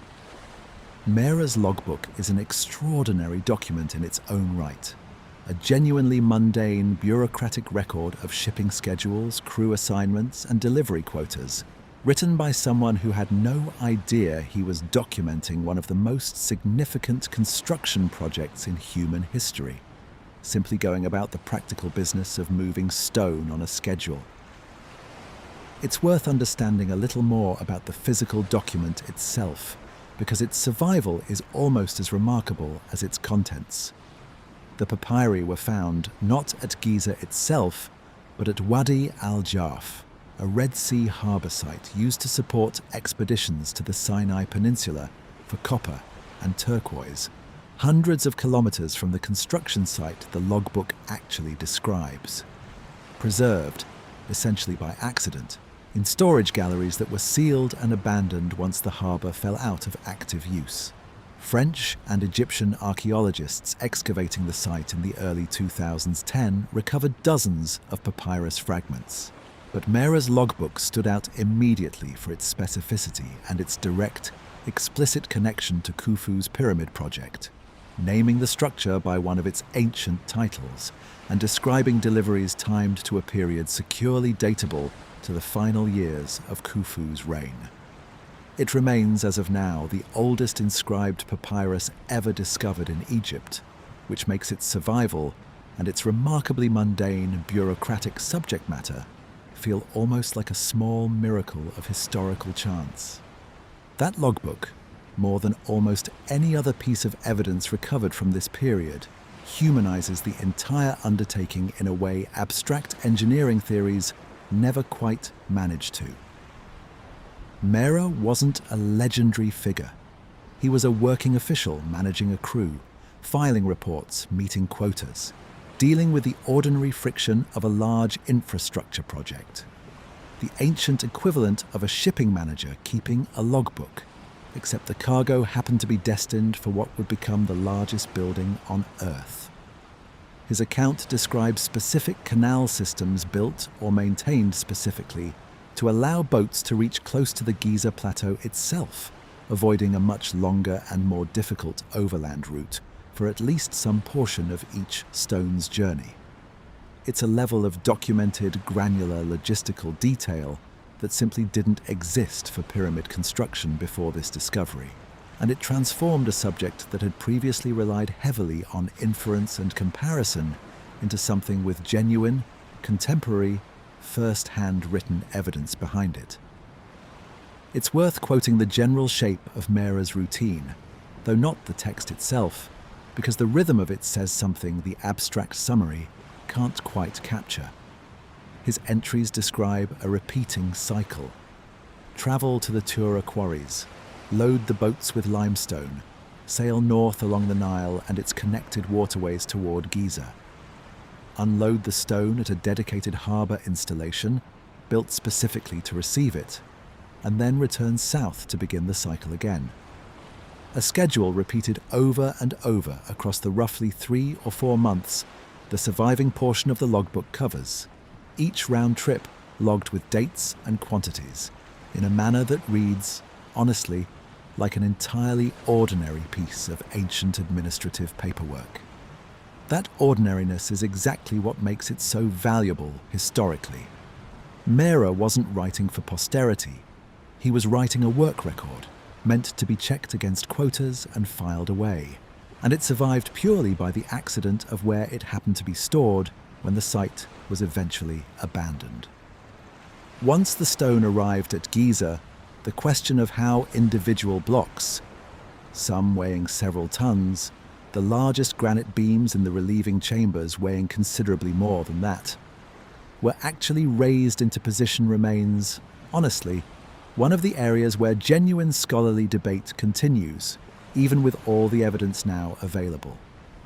The sheer scale of some of these individual blocks is worth sitting with directly, because it's easy for numbers like several tons to lose their force in the abstract. The largest granite beams forming the ceilings of the relieving chambers above the king's chamber are estimated to weigh in the range of 50 to 80 tons each, comparable, in modern terms, to the weight of a loaded articulated truck moved not on wheels along a paved road, but hauled and levered into position, at height, inside a structure still under active construction, using nothing but ropes, wooden sledges, human muscle, and whatever leverage systems the builders had devised. That comparison isn't meant to diminish the achievement by making it sound familiar. It's meant to do the opposite, to make the scale of what was accomplished, using tools this basic, land with something closer to its actual weight, if you'll forgive the phrase, rather than sliding past as an abstract historical fact. It's worth adding, too, that the precision achieved alongside this raw physical effort is arguably even more remarkable than the effort itself. These enormous granite beams weren't simply hauled into rough position and left. They were fitted with tolerances Egyptologists have measured, in places to within a fraction of a millimetre, a level of precision that modern quarry workers using power tools would find genuinely demanding to replicate consistently, let alone a team working with copper chisels, stone hammers, and an enormous amount of patient, repetitive polishing. Strength and precision, achieved together at this scale using this basic A toolkit, is really the combination that makes the Great Pyramid remarkable. Not raw size alone, which other ancient structures have occasionally approached, but the marriage of that size with a level of geometric care that has rarely been matched in any era by any civilization working with comparable tools. There's no single surviving document that describes the construction method in the kind of technical detail Mera's logbook provides for transport logistics. What survives instead is a combination of physical evidence at the site itself, remnants of construction ramps, quarry marks, tool impressions, and a body of experimental archaeology testing various proposed methods against what that physical evidence actually shows. Experimental archaeology deserves a moment of its own here because it's an approach worth understanding on its own terms, separate from the specific ramp debate it's been applied to. Rather than simply theorizing about how ancient builders might have accomplished something, experimental archaeologists attempt to actually replicate the process, using tools and materials consistent with what the historical period would have had available, and then measure what works, what doesn't, and what constraints emerge in practice that armchair theorizing alone would never reveal. Teams have used this approach to test everything from quarrying techniques, using copper chisels and dolerite pounding stones matching tools recovered archaeologically from Old Kingdom sites, to block transport, dragging replica sledges loaded with stones of comparable weight across different surface preparations, discovering along the way that wetting the sand ahead of a sledge's path significantly reduces the friction and labor required, a detail that happens to be depicted in an actual Middle Kingdom tomb painting, showing a large statue being hauled on a sledge with a figure pouring liquid onto the ground just ahead of it. That single detail, confirmed independently through both ancient art and modern physical experiment, is exactly the kind of small, specific, mutually reinforcing evidence that makes the overall picture of pyramid construction as well supported as it currently is. The most widely supported general category of explanation involves ramps of some kind, built from compacted rubble, sand, and mud brick, allowing workers to haul blocks upward using sledges, ropes, and coordinated human effort rather than any form of mechanical lifting device. Where scholars genuinely disagree is on the specific shape and configuration those ramps took, whether a single long, straight ramp extended from the ground to whatever height was currently being built, growing steadily longer and less stable as the pyramid rose, or whether a spiraling ramp wound around the pyramid's exterior as it grew, or whether some combination of internal and external ramps was used at different stages of construction, adapted as the practical challenges of the project evolved. Each of these competing proposals carries its own specific structural problems, which is part of why the debate has remained genuinely open rather than settling on a single favoured answer. A single straight ramp long and shallow enough to be practical for hauling multi-ton blocks would, by the time the pyramid neared its full height, need to extend for an enormous distance from the base, requiring, by some calculations, more raw material to build the ramp itself than went into the pyramid's upper sections, an inefficiency that strikes many researchers as implausible for a project otherwise run with such evident logistical discipline. A spiraling ramp solves that length problem, but introduces its own difficulty. Navigating a loaded sledge around the pyramid's corners at each turn of the spiral, without a reliable way to check the ramp's levelness or alignment against the pyramid's increasingly precise geometry as it rose.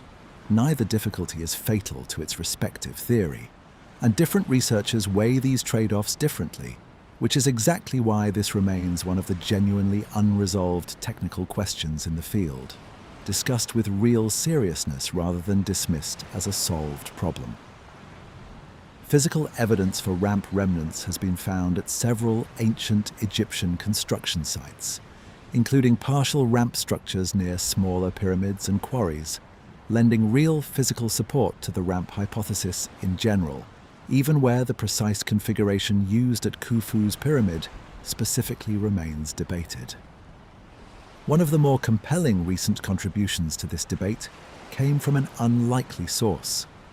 Excavations at the Hatnub alabaster quarries, well away from Giza itself, where archaeologists uncovered a ramp system flanked by staircases with regularly spaced post holes, dating to roughly the same period as the Great Pyramid's construction. The post holes appear to have held wooden posts used to anchor ropes, allowing workers to haul heavy blocks up a comparatively steep incline using a lever and pulley-like system of leverage and traction, rather than relying purely on a shallow, gradually sloping ramp of the kind earlier theories had generally assumed. It's a genuinely significant find because it demonstrates a documented Old Kingdom construction technique, steep ramps supplemented by rope and post-traction systems, that could, in principle, have made construction ramps considerably shorter and more practical than a single continuous incline reaching the pyramid's full height would have required, addressing one of the long-standing structural objections to the simplest version of the ramp theory. Nobody has found conclusive proof this exact technique was used at Giza specifically, and the Hatnub discovery predates and postdates Khufu's reign by an unclear margin, but it adds a genuinely useful new data point to a debate that had, for a long time, relied mostly on theoretical modeling rather than directly excavated construction infrastructure from the same broad period. What's genuinely striking, sitting with all of this together, is how thoroughly grounded in physical, documented, testable evidence the accepted explanation for pyramid construction actually is, even in the areas where specific details remain unresolved. This isn't a case of archaeologists shrugging and admitting total ignorance, filling the gap with guesswork dressed up as certainty. It's a case of a genuinely well-supported general framework: quarrying, river transport, ramps, coordinated human labor. With specific, granular, ongoing debate about exact configurations and techniques within that framework, informed by a steady, decades-long stream of new physical evidence, from Mera's logbook to newly identified ramp remnants, continuing to refine understanding without ever needing to reach for anything beyond conventional, demonstrated human capability. It's worth closing this particular thread by returning, briefly, to the sheer scale of the coordination all of this required, because no single piece of evidence, not Mera's logbook, not the Hatnub ramps, not the workers' village discussed earlier in tonight's story, fully captures it on its own. Quarrying, shipping, and raising 2.3 million blocks over what current estimates suggest was somewhere in the range of 20 years, required synchronizing skilled stoneworkers at Tura and Aswan, with boat crews on the Nile, with construction teams at Giza itself, with the bakers, brewers and administrators who kept that entire workforce fed and organized, all operating under a central authority capable of planning years, and in the case of the Aswan granite, potentially planning for a journey of many months in advance. That kind of sustained, large-scale coordination, achieved without writing systems remotely as flexible as later ones, without anything resembling modern logistics infrastructure, is arguably the single most impressive achievement bound up in the entire pyramid, more impressive in its own way than any individual engineering solution inside it. And it's precisely the kind of achievement that makes the relieving chamber and second gallery theories discussed earlier in this story feel entirely plausible rather than speculative. A civilization capable of coordinating a project at this scale was more than capable of solving the specific structural problem posed by a large open corridor deep inside its most ambitious building. It's worth adding, too, that the precision achieved alongside this raw physical effort is arguably even more remarkable than the effort itself, and it's worth pausing here before returning to the void directly to ask a slightly different question than the ones this story has asked so far. Not how the pyramid was built, but why anyone would commit 20 years, an entire organized economy, and the coordinated labor of thousands of people to building it at all. Because underneath every engineering theory discussed tonight sits a belief system this channel hasn't yet properly named, one that gave all of this effort its purpose, and without which none of the precision, none of the logistics, none of the relieving chambers or possible second galleries would have meant anything to the people who built them. This belief system also helps explain a detail touched on earlier without being fully connected to its religious context. The disassembled cedar boat discovered in 1954, sealed in a pit beside the pyramid's southern face. Solar boats like this one weren't simply prestige objects buried alongside a wealthy ruler. In Egyptian solar religion, the sun god Ra was believed to travel across the sky by day and through the underworld by night in a divine bark. And pharaohs closely identified with Ra in death were provided with their own vessels, sometimes real, buried, disassembled and ready for reconstruction, sometimes purely symbolic, to make that same eternal daily journey alongside the sun itself. The boat wasn't an afterthought to the pyramid's religious program. It was a functioning part of it, as essential in its own way as the burial chamber or the star-aligned shafts, all of it working together toward the same transformation. Ancient Egyptian religious belief held in its broadest outline that a person's existence didn't end with physical death, provided certain conditions were met.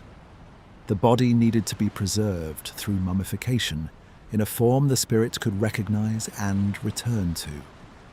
The tomb needed to contain provisions, and often depictions of provisions, sufficient to sustain that spirit in the afterlife.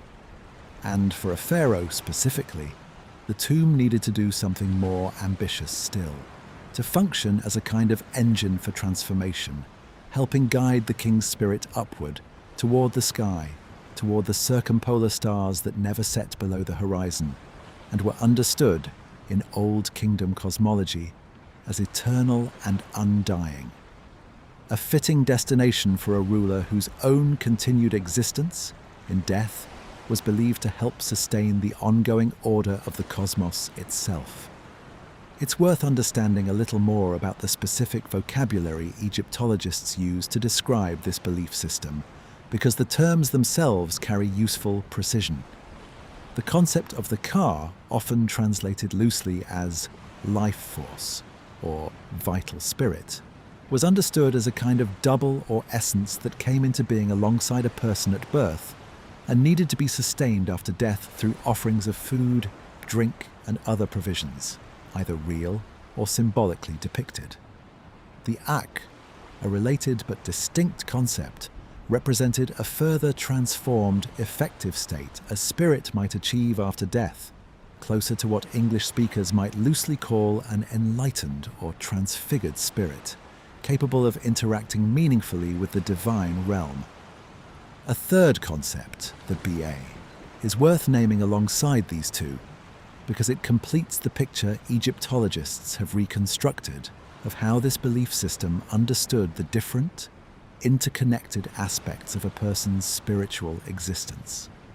The BA was typically depicted as a bird with a human head, representing the mobile, individual personality of the deceased, capable of leaving the tomb and traveling between the world of the living and the realm of the dead, provided the necessary rituals and provisions had properly sustained it.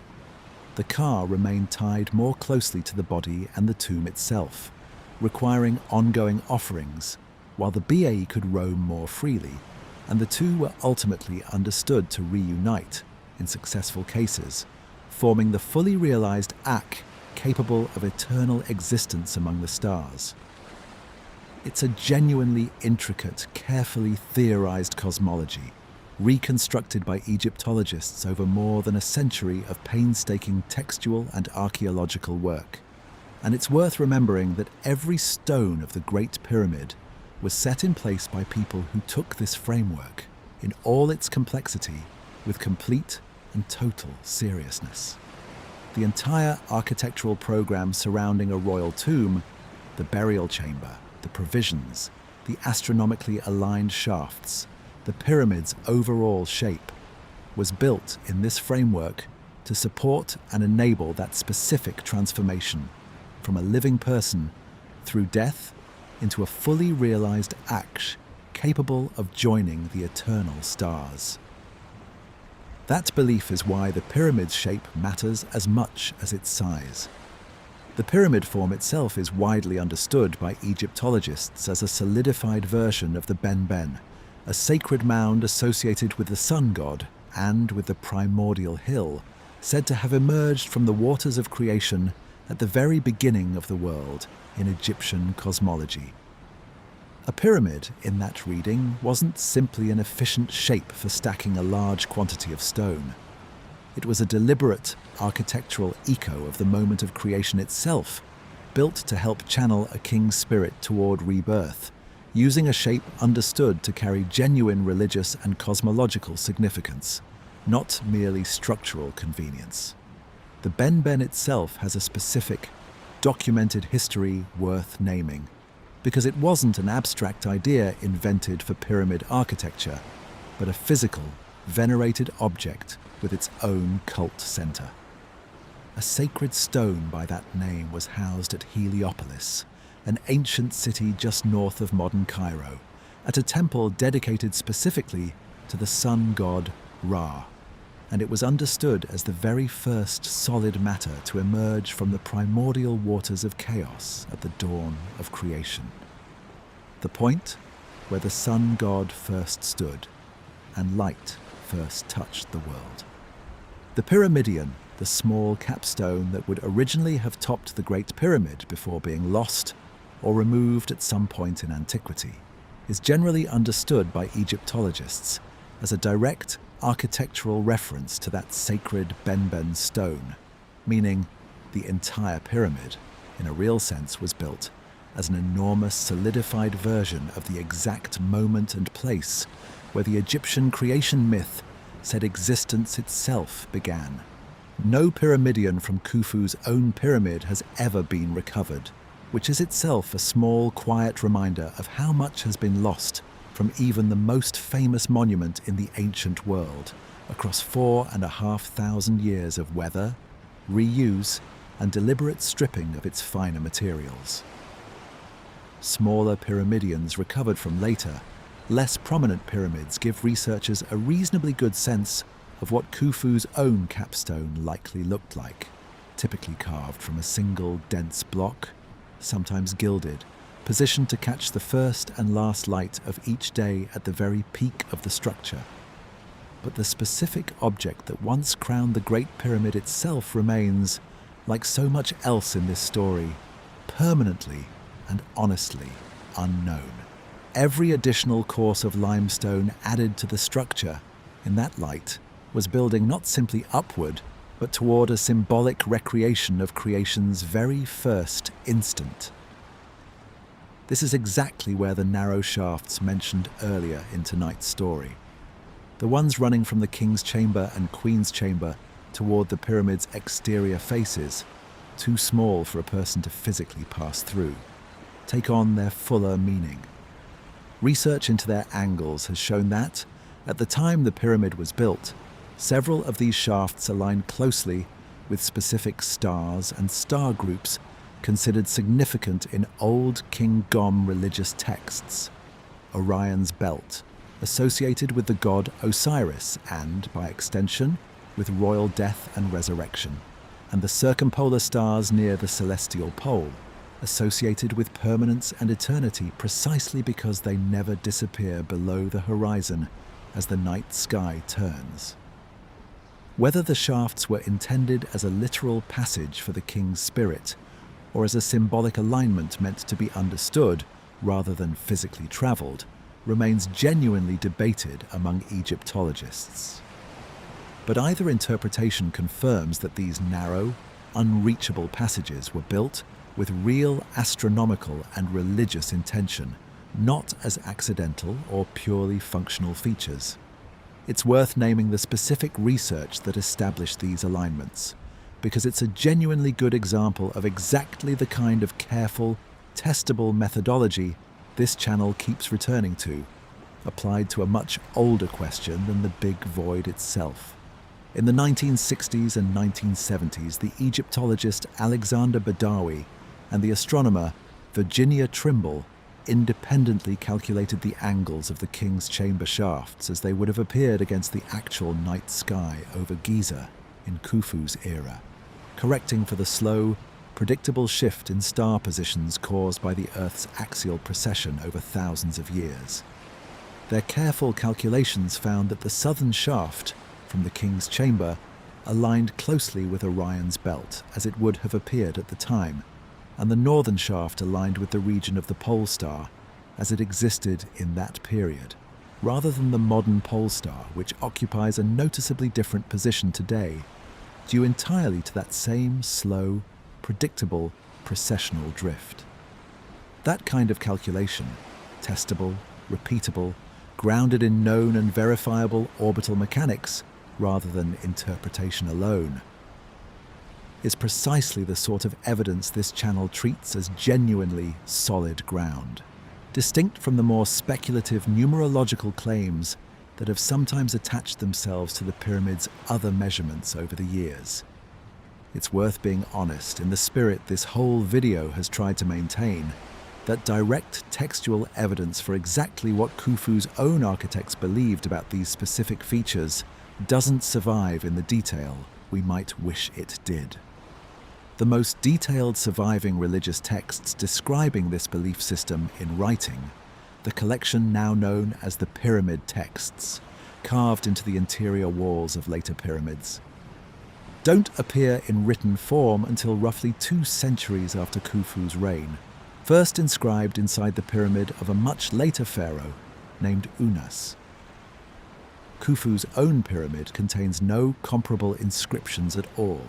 Its interior walls in the chambers we can access are almost entirely bare. That absence of decoration is, on its own, worth pausing on, because it's genuinely a little counterintuitive given everything else this story has established about the religious weight placed on the structure. If the pyramid texts represent a later stage of a religious tradition already well established in Khufu's time, why would the walls of the very first pyramid to receive this level of architectural sophistication remain undecorated, while later, comparatively humbler pyramids like that of Unas would eventually be covered floor to ceiling in carved religious spells? Egyptologists have offered several possible explanations, none of them fully settled.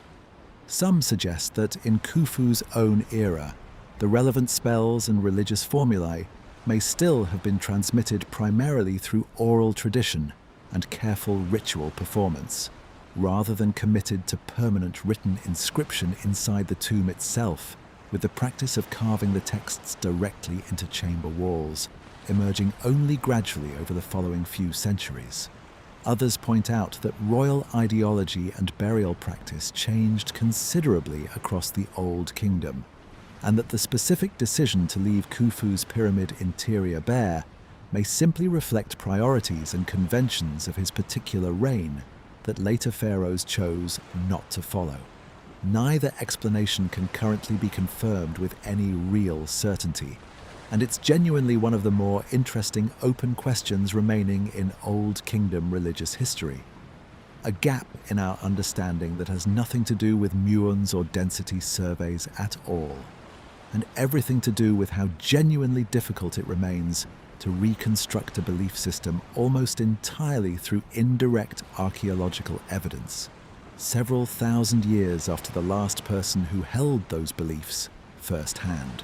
Most Egyptologists reasonably assume a broadly similar cosmology was already well established by the 4th dynasty, given how coherently later texts describe ideas that clearly build on earlier tradition rather than inventing it from nothing.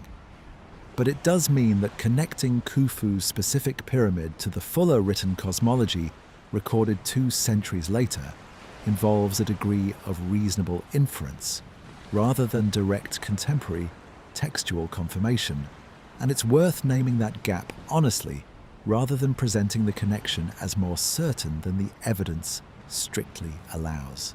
Sitting with all of this changes how the whole story of tonight's video should probably be understood, and it's worth naming that shift directly before moving on.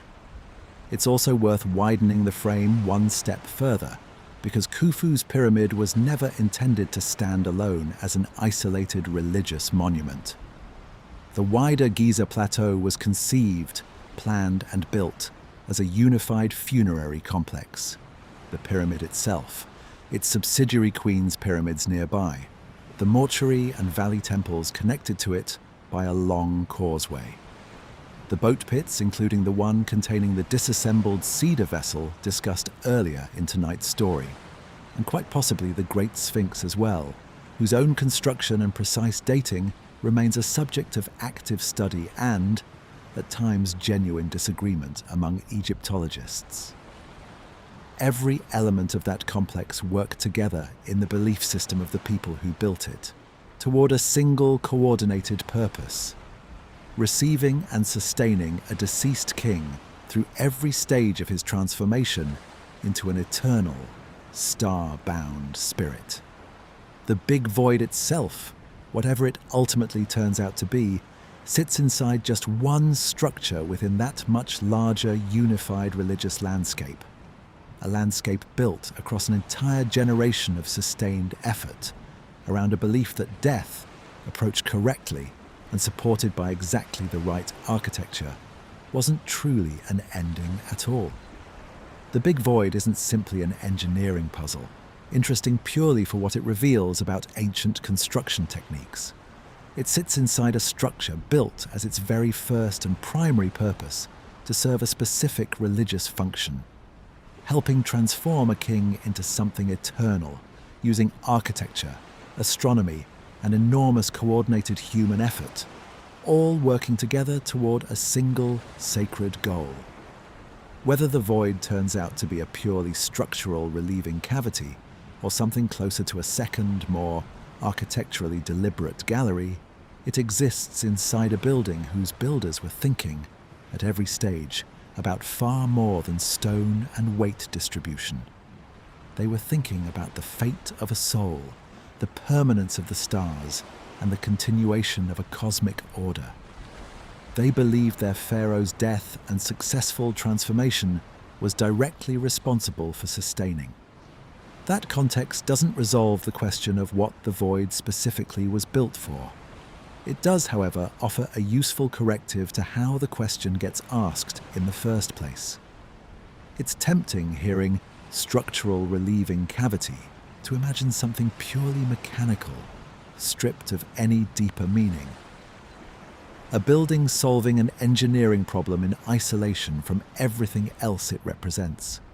But for the people who actually built this structure, there may never have been such a clean separation between the mechanical and the sacred at all.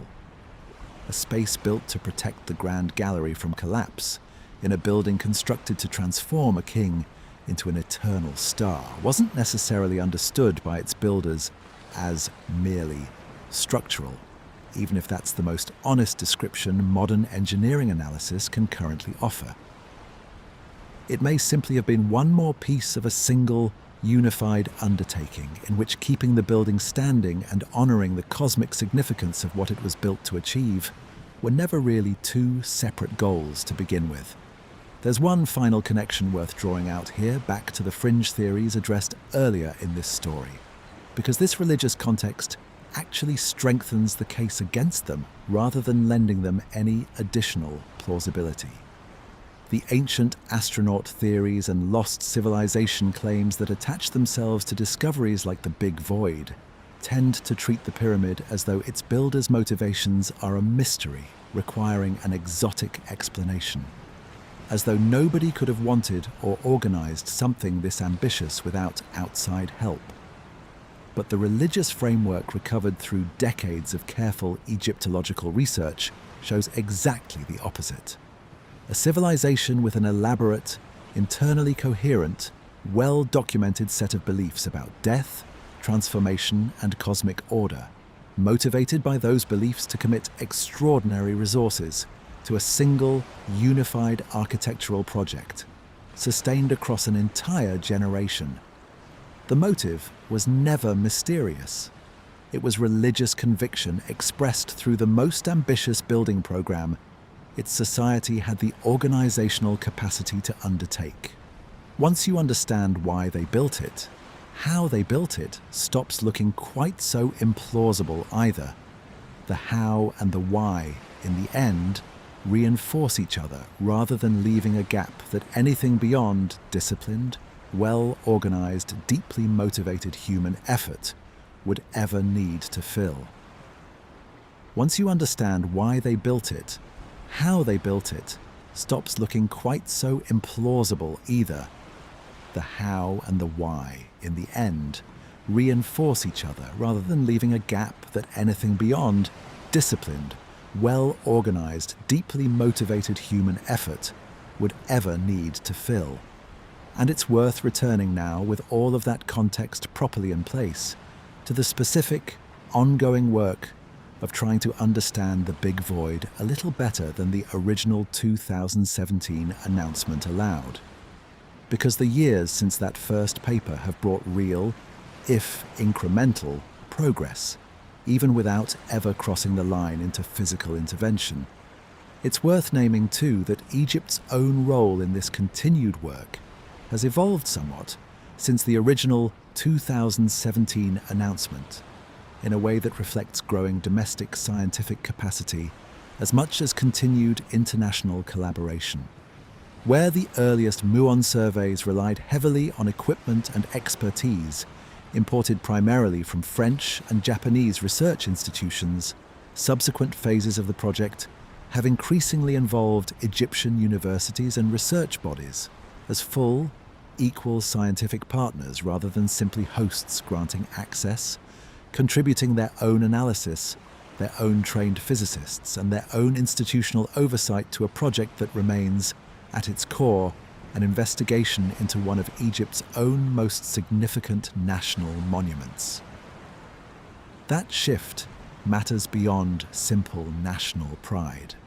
It means the long-term stewardship of this research, deciding what gets investigated next, at what careful pace, and under what safeguards, increasingly rests with the country whose cultural heritage is actually at stake here, rather than depending indefinitely on foreign expertise and foreign funding to continue driving the work forward. The most significant refinement to the original findings has come from continued, longer duration Muon observation, using detectors left in place for extended periods well beyond the original survey's timeframe. It's worth understanding why longer observation windows matter so much in this specific kind of measurement, because the underlying statistics are genuinely central to the whole story, not a minor technical footnote. Muon arrival is, at its core, a random process.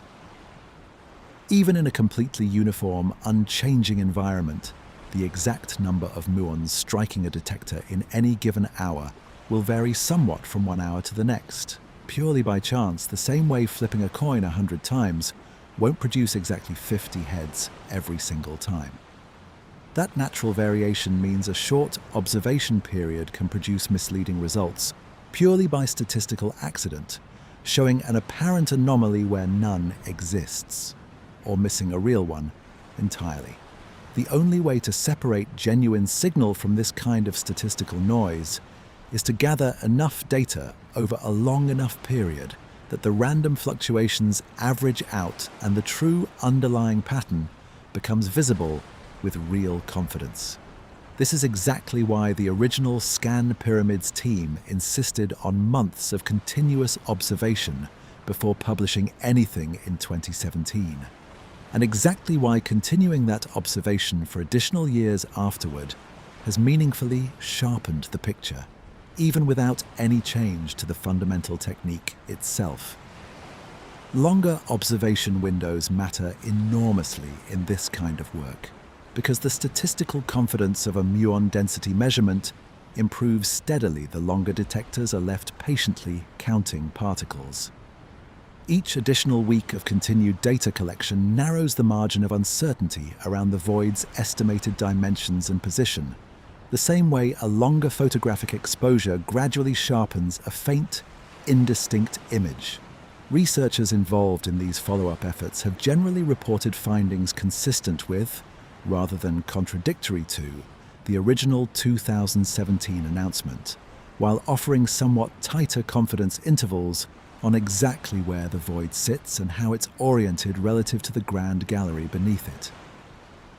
That consistency itself is worth pausing on, because it's easy to underestimate how significant the follow-up data agrees with the original finding actually is as a scientific result in its own right. Extraordinary claims, as the saying in science often goes, require extraordinary evidence, and one of the clearest and most convincing forms that evidence can take is a finding that survives repeated, independent scrutiny over time rather than dissolving under it. Plenty of genuinely exciting initial results in the history of science have quietly failed to replicate once researchers went back and looked more carefully, revealing the original finding to have been an artifact of limited data, flawed methodology, or simple bad luck in how the initial measurements happened to fall. The big void has not gone that way, and that fact alone deserves to be taken seriously as evidence in its own right. Every subsequent round of observation using improved instruments and longer collection periods has continued to confirm the same basic finding first reported in 2017, a genuinely reassuring pattern, and one that gives this particular discovery a level of durability that plenty of comparably dramatic announcements in archaeology and physics alike have failed to achieve over time. There's also been meaningful, measurable progress in the underlying detector technology itself, separate from simply running existing instruments for longer stretches of time. Nuclear emulsion film, the technology behind several of the original scan pyramids detectors, has continued to improve in sensitivity in the years since 2017, part of a broader trajectory in particle physics instrumentation that has nothing specifically to do with archaeology at all. The same underlying advances benefiting emulsion-based experiments in fundamental particle physics research happen to also benefit anyone using the same basic technology to peer inside a pyramid. Each new generation of emulsion plate captures finer detail and requires somewhat less exposure time to achieve a given level of statistical confidence than the plates used in the original survey, which means later scans have generally been able to extract more information from comparable observation periods than was possible in 2016 and 2017. It's worth naming briefly where these underlying improvements actually come from, because they're not driven by anyone specifically trying to improve pyramid archaeology at all, which is itself part of what makes them so credible and so trustworthy as a source of continued refinement. Nuclear emulsion technology is used extensively in fundamental particle physics research, entirely unrelated to archaeology, including major international experiments searching for neutrino interactions and other extremely rare subatomic events, where the ability to record a particle's path with ever finer spatial resolution is directly and independently valuable to answering completely different scientific questions about the basic underlying structure of matter itself.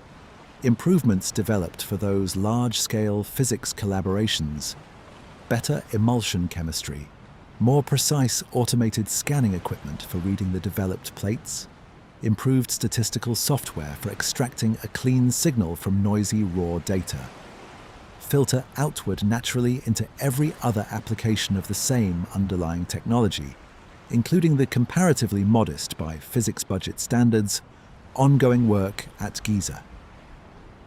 In a real sense, the Big Void survey has been quietly riding the coattails of progress being made for entirely unrelated reasons, in laboratories on the other side of the world that have likely never given the pyramid a single moment's thought.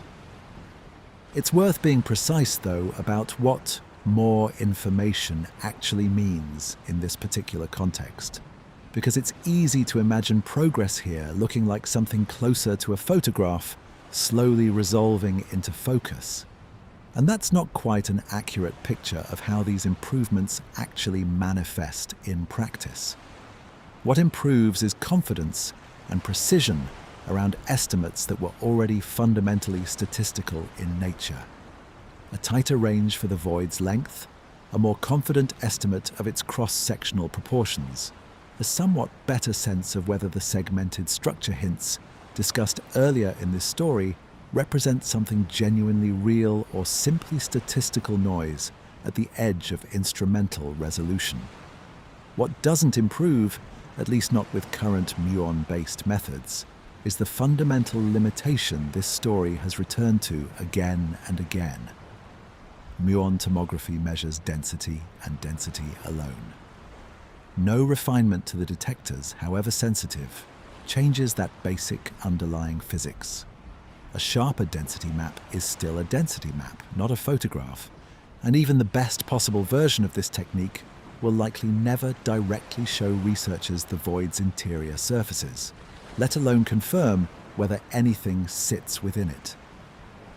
It's worth stating this fundamental limitation as plainly as possible one more time, because it's genuinely easy for the public conversation around any technical improvement to slide without anyone quite intending it, from the measurement is more precise toward we're getting closer to seeing inside. Those are not the same claim at all, and conflating them is exactly the kind of small, understandable overreach this channel has tried to name and resist throughout tonight's story. A more precise density measurement tells you, with greater confidence, the length, shape, and approximate boundaries of an absence. It does not and cannot on its own tell you what, if anything, that absence contains, what its walls look like up close, or whether it was ever intended to be entered by anyone at all. Every improvement described in this part of the story sharpens the shadow. None of it turns the shadow into a photograph. That distinction is worth holding on to carefully, because it's precisely the gap where careful science tends to end and speculation tends to begin. That limitation has pushed some researchers to think seriously about complementary techniques that might, in combination with continued muon work, eventually offer a fuller picture.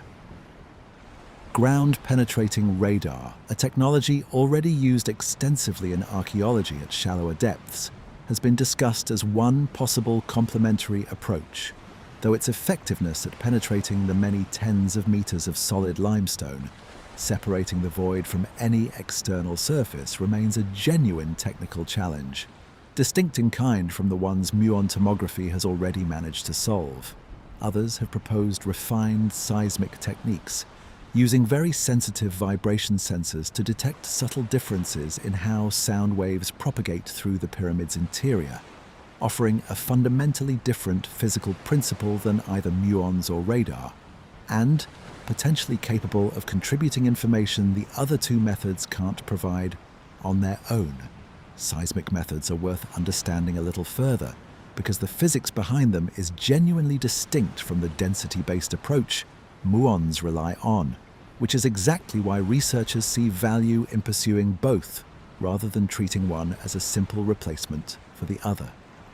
Where muon tomography measures how much matter blocks a particle's path, seismic techniques measure how sound waves, whether generated naturally or by a very gentle, carefully controlled artificial source at the surface, travel through and reflect off different materials and boundaries within a structure, revealing edges, cavities, and changes in material consistency in a way that's sensitive to different physical properties than pure density alone. In principle, combining the two approaches could eventually offer researchers not just a clearer estimate of the void's overall shape, but a genuinely richer picture of its internal boundaries, where its walls actually sit, how sharply and cleanly they're defined, Whether they show the kind of clean, deliberately cut edges consistent with intentional construction, or the rougher, more irregular boundaries more consistent with an unplanned structural gap left behind by the ordinary process of building something this enormous. That distinction, if it could ever be reliably measured with real confidence, would speak directly to the relieving chamber versus second gallery debate. Discussed earlier in this story in a way neither muon data nor seismic data could quite manage entirely on its own, even with every improvement described so far. None of these complementary approaches has, as of the most recent published research available, produced results as significant or as widely reported as the original 2017 Muon discovery. But the fact that multiple independent research groups continue actively pursuing them, years after the initial excitement has settled into a quieter, more sustained phase of investigation, says something meaningful about how seriously the scientific community continues to treat this open question. There's a particular kind of patience required for this stage of research that's worth naming honestly, because it's genuinely different from the patience required to run the original survey in the first place. Discovering something new carries its own kind of momentum. Funding tends to follow exciting results. Media attention creates its own pressure and its own opportunities, and a team riding the success of a major published finding has real incentives, institutional and personal both, to keep the story moving forward. Refining an already published result, by contrast, particularly one that stubbornly resists resolving into a more dramatic conclusion, requires a different and, in some ways, harder kind of institutional commitment. Continuing to fund detector time, continuing to process and publish incremental data, continuing to say, honestly, here is what we've learned and here is what we still don't know, year after year, without the reward of a headline-grabbing announcement to show for each individual round of work. That the Scan Pyramids project and its collaborating institutions have sustained this kind of unglamorous, incremental effort for the better part of a decade now is, in its own quiet way, as much a testament to scientific integrity as the original careful announcement was back in 2017. It's worth naming, too, that this kind of sustained, low-visibility research effort is genuinely vulnerable to funding pressures in a way flashier science often isn't. And it's a real credit to the institutions involved that the work has continued despite that vulnerability. Long-term instrument placement, extended data collection, and careful incremental publication all require continued institutional support. Grant renewals, continued access agreements with Egyptian authorities, ongoing staff time from researchers who could, in principle, redirect their attention toward newer, more immediately publishable projects elsewhere.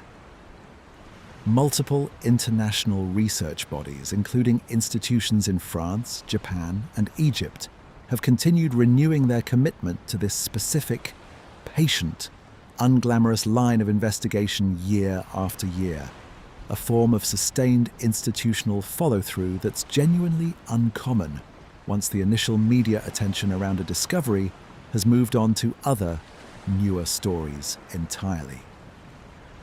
It's worth recognizing that commitment explicitly and directly, because without it, the incremental refinements described throughout this part of tonight's story simply wouldn't exist at all. The original 2017 headline would have remained the entire story, rather than becoming the opening chapter of one that's continued, quietly, patiently, ever since. It's worth sitting for a moment with what this ongoing, unglamorous work actually represents, set against everything else this story has covered tonight.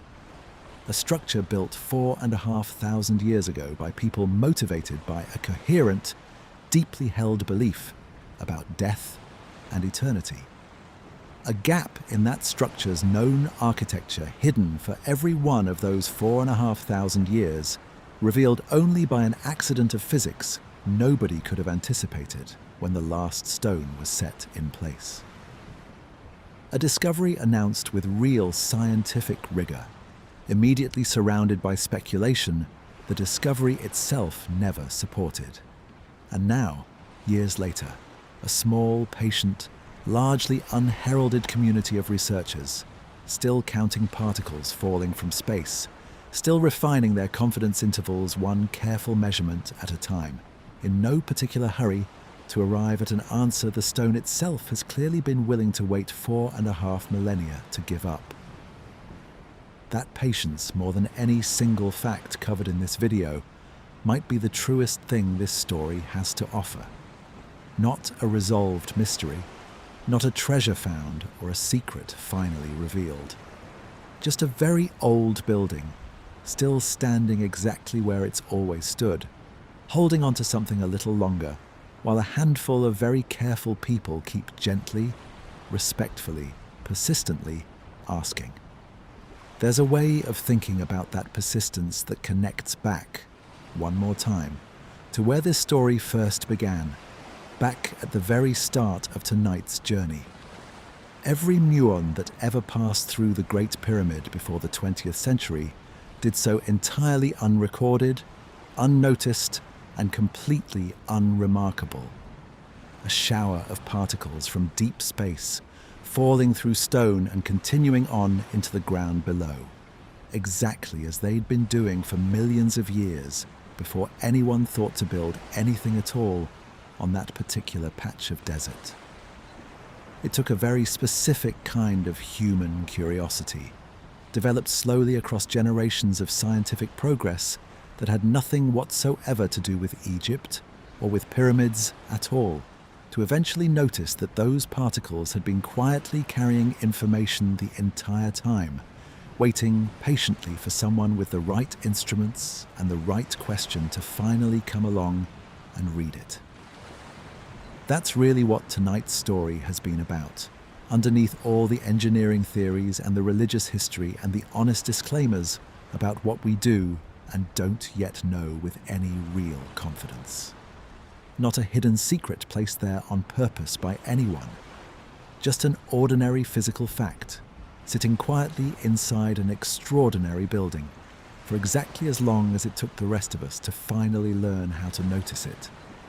Those are not the same claim at all, and conflating them is exactly the kind of small, understandable overreach this channel has tried to name and resist throughout tonight's story. And it's worth sitting, for quite a while now, with a slightly different question than the ones asked so far. Not what the big void is, or how it was found, but what happens historically when the public imagination gets ahead of a genuine discovery before the evidence has caught up. Because this isn't the first time an anticipated reveal has captured global attention long before anyone actually knew what, if anything at all, lay behind a sealed or hidden space. And the history of those earlier moments offers a genuinely useful, if slightly humbling guide for calibrating expectations around this one. Perhaps the most famous cautionary example doesn't come from archaeology at all, but from American television in 1986. It's worth setting the scene of that broadcast in a little more detail, because the specifics matter for understanding exactly why it became such a lasting cultural touchstone. The vault in question sat beneath the Lexington Hotel in Chicago, a building with genuine, well-documented historical connections to Al Capone's criminal operations during the 1920s, which lent the promotional build-up at least a thin, plausible layer of historical credibility beneath the wilder speculation. Rivera's production team spent weeks promoting the special with interviews, historical footage, and increasingly elaborate theories about what investigators might eventually find, drawing heavily on genuine local folklore about the building's colourful Prohibition-era history. Structural engineers were brought in on camera to help break through the concrete wall, sealing the vault, adding a thin veneer of serious investigative procedure to what was, underneath the polished presentation, fundamentally a ratings-driven television event, rather than anything resembling a genuine scholarly excavation. A broadcaster named Geraldo Rivera hosted a 2-hour live special built entirely around opening a mysterious underground vault, sealed decades earlier and once belonging to the notorious gangster Al Capone, in the basement of a Chicago hotel. The program was promoted for weeks in advance with breathless speculation about what might be found inside. Hidden treasure, gangland secrets, perhaps bodies. It drew one of the largest audiences for a syndicated television special in American broadcast history up to that point. That audience figure is worth stating directly because it's part of what makes the eventual anticlimax so instructive. Tens of millions of viewers tuned in live across the entire United States to watch a wall be broken open on television. A figure that, at the time, genuinely rivaled audiences for major sporting events and even presidential addresses, for a broadcast whose entire premise rested on pure speculation rather than any documented historical record of what the vault actually contained. That's worth sitting with for a moment, because it illustrates something genuinely important about how public attention distributes itself. Intensity of anticipation and the underlying strength of the evidence are, it turns out, almost entirely independent variables from each other. A story can generate enormous audience interest with essentially no evidentiary basis at all, just as a story can rest on rigorous, carefully reviewed, peer-scrutinized science and still struggle to capture anything close to comparable public attention. The size of the crowd waiting for an answer, in other words, tells you nothing reliable at all about how solid the underlying question actually turns out to be. And when the vault was finally opened, live, in front of that enormous audience, it contained essentially nothing of note. Some empty bottles, a small quantity of dirt and debris, and little else. The broadcast became, almost instantly, a kind of cultural shorthand for anticlimax, referenced for decades afterward whenever a heavily hyped reveal failed to deliver on its own promotional build-up. It's worth being fair about why that comparison isn't a perfect match for the big void, because the two situations differ in a genuinely important way. Rivera's Vault special was built almost entirely around promotional speculation, generated to sell advertising and drive ratings, with essentially no serious archaeological or scientific basis for believing anything of significance was actually inside. The Scan Pyramid's discovery, by contrast, rests on rigorously peer-reviewed physics, confirmed by 3 independent detector technologies, and published in one of the single most demanding and rigorously scrutinized scientific journals anywhere in the world. Nobody involved in the original research has ever promised treasure, or secrets, or anything at all beyond exactly what the data itself actually and demonstrably supports. The comparison isn't meant to suggest the big void is equally likely to prove empty of genuine interest once it's finally understood. It's meant to illustrate something different: how easily public anticipation, once it takes hold of a story, can drift away from what the actual evidence supports, regardless of how solid or how flimsy that evidence happens to be underneath the surrounding excitement. A closer and more instructive parallel, still within archaeology itself, comes from a story touched on earlier in tonight's video: the shafts running from the King's Chamber and Queen's Chamber toward the pyramid's exterior. It's worth naming the specific expeditions in a little more detail, because there were genuinely several of them spread across more than a decade, each generating its own fresh wave of anticipation. The first, in 1993, used a small tracked robot developed by a German engineer named Rudolf Gantenbrink, sent up the southern shaft from the Queen's Chamber, discovering the first of the mysterious blocking slabs, roughly 60 meters in, complete with its curious copper fittings that immediately generated enormous speculation about what lay behind it. A later expedition in 2002, broadcast partly live on television with its own considerable promotional build-up, sent a more sophisticated robot equipped with a small drill through that same slab, revealing, disappointingly for the assembled television audience, only another stretch of empty shaft and a second blocking stone a short distance further along. That 2002 broadcast in particular drew a genuinely enormous global audience of its own, promoted for weeks in advance as a potential live discovery of a hidden chamber, complete with breathless anticipation from anchors and correspondents stationed at Giza specifically for the occasion.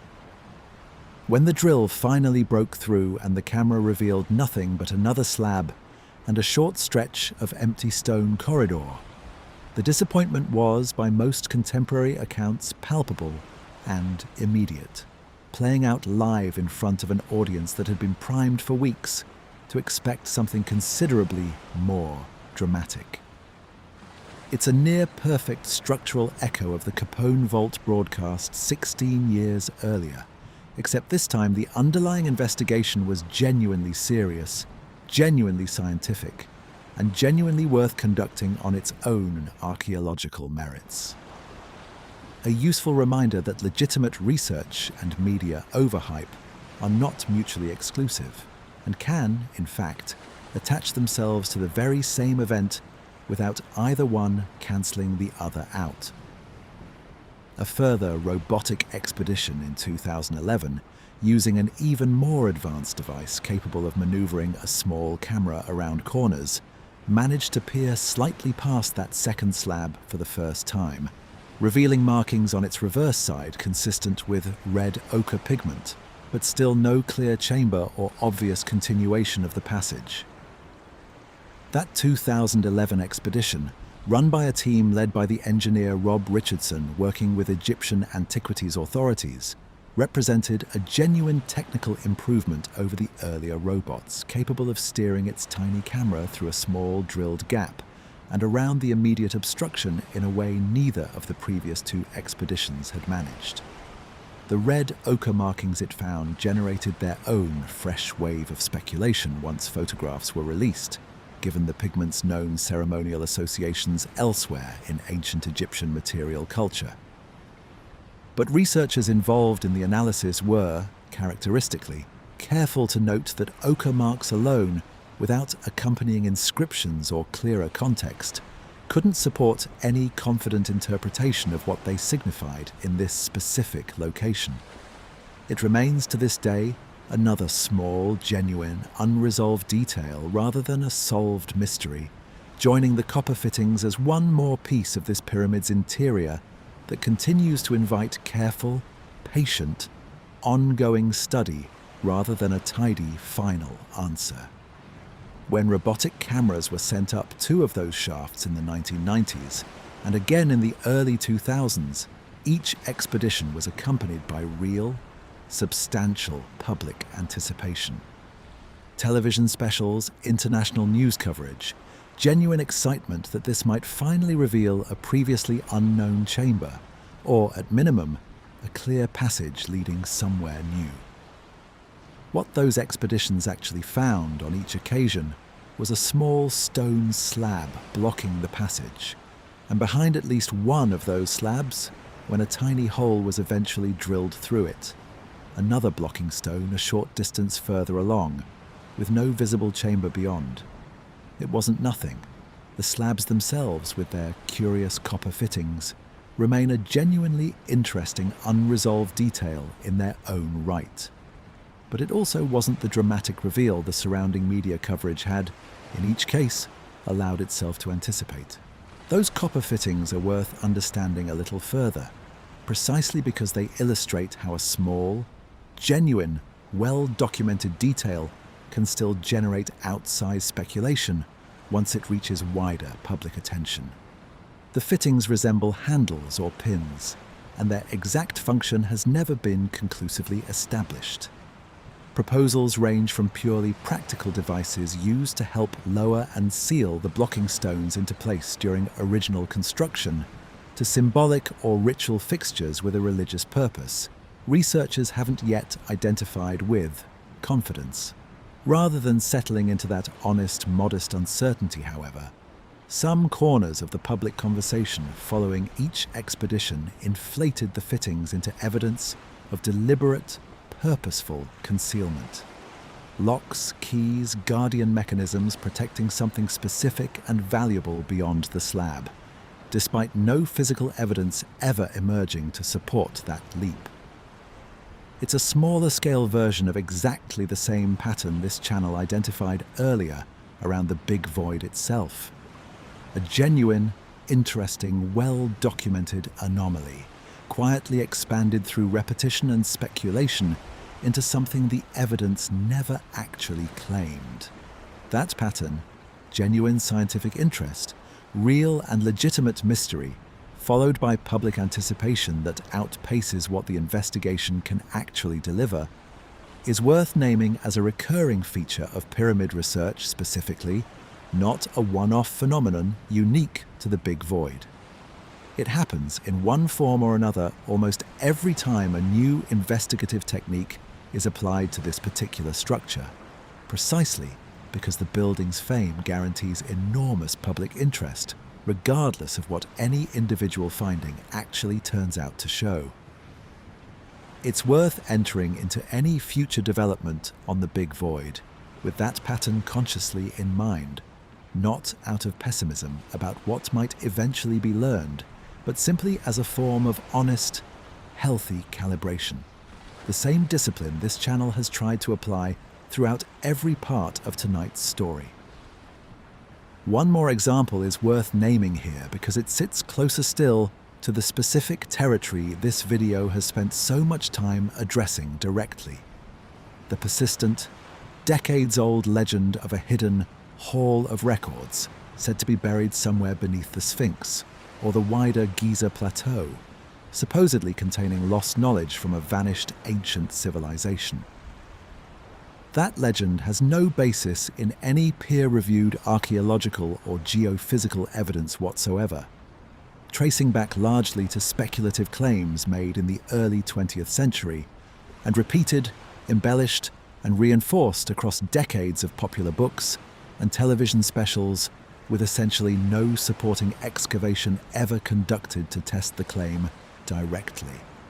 And yet, it persists robustly in popular culture, precisely because an unresolved, tantalizing possibility, buried, hidden, waiting to be found, proves remarkably durable in the public imagination, regardless of how thin its evidentiary basis actually turns out to be.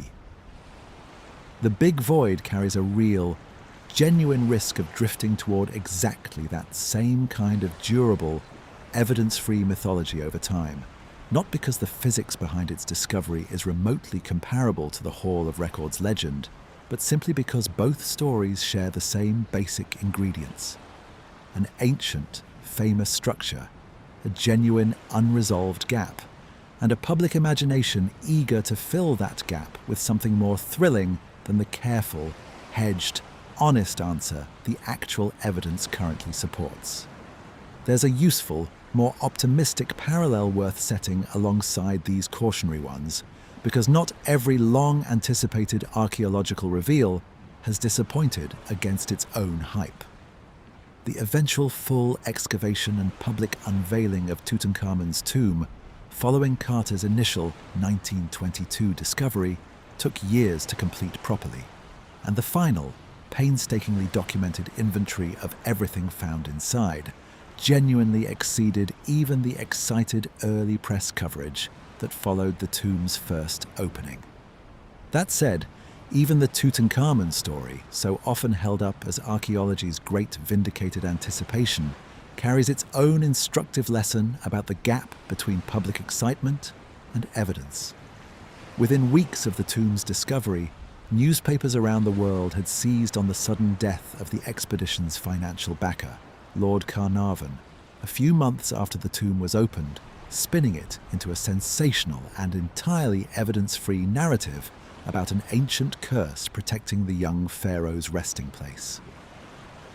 That story, invented almost entirely by press speculation rather than by anything Carter or the excavation team themselves claimed, went on to overshadow the genuine, meticulously documented scientific achievement of the excavation itself for decades in the popular imagination, becoming, for a great many people, the version of the story they remember best. It's a useful reminder that even a discovery this legitimately spectacular, this thoroughly documented and vindicated by its own evidence, wasn't immune to having an unsupported, more dramatic narrative attached to it by an eager public and an even more eager press. If Tutankhamun's tomb could acquire a curse it never actually had, a comparatively modest structural void was always going to attract its own share of unsupported embellishment too. Sometimes the anticipation turns out to have been entirely justified. The honest lesson from history isn't that hyped discoveries are always disappointing or always vindicated. It's that neither outcome can be reliably predicted in advance, purely from the intensity of public excitement surrounding a story. The only reliable way to know what's actually there is the slow, careful, sometimes years-long process of finding out properly, which is exactly the process the Scan Pyramids team and the broader field around them remain committed to continuing.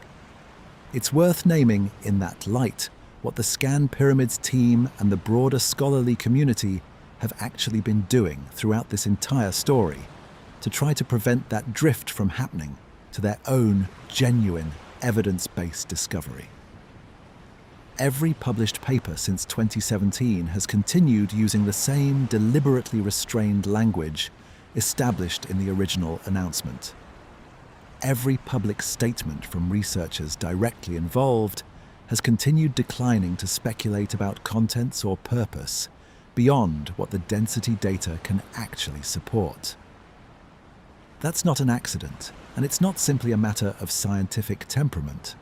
It's an active, ongoing effort to keep a genuine discovery tethered to its actual evidence in a media and cultural environment that has, historically and repeatedly, shown itself extremely willing to let exactly this kind of story drift toward exactly the kind of mythology the Hall of Records legend represents.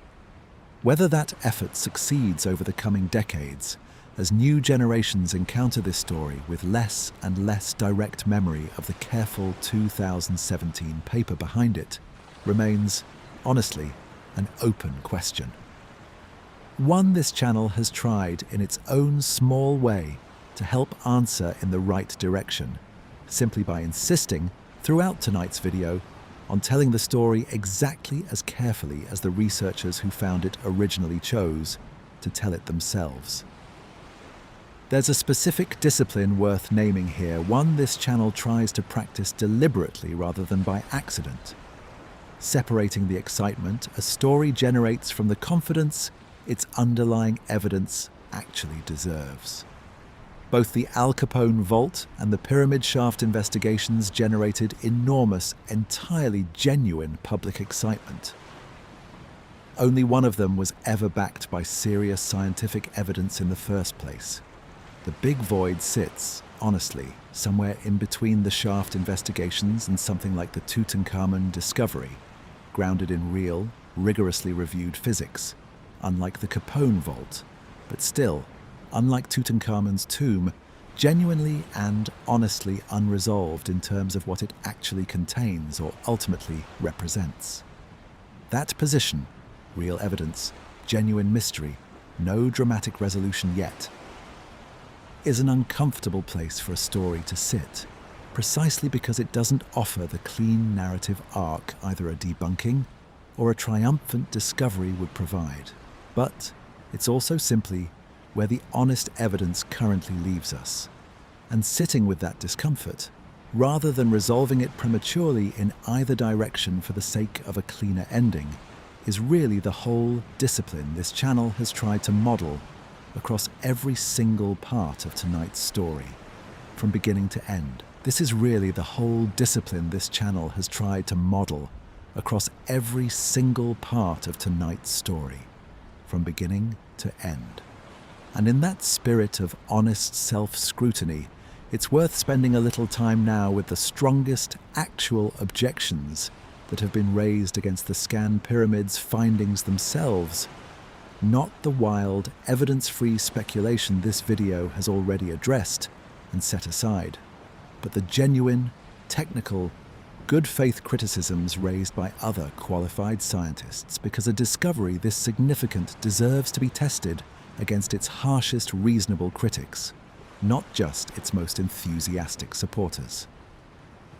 It's worth understanding briefly how peer review itself functioned for the original 2017 paper, because the process is often misunderstood by people outside science as a simple approval or rejection, when it's actually a much more iterative and adversarial process than that.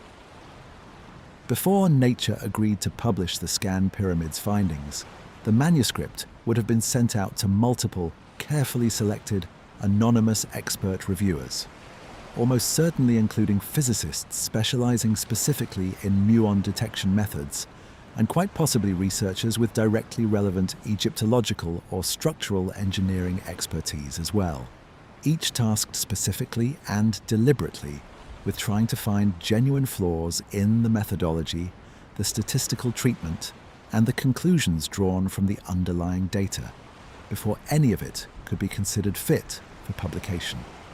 Papers submitted to a journal of this caliber routinely go through multiple rounds of careful revision in response to reviewer criticism before publication, sometimes over the course of many months, with authors required to directly and substantively address every genuine concern raised, or explain, with equal rigor, exactly why a particular concern doesn't apply.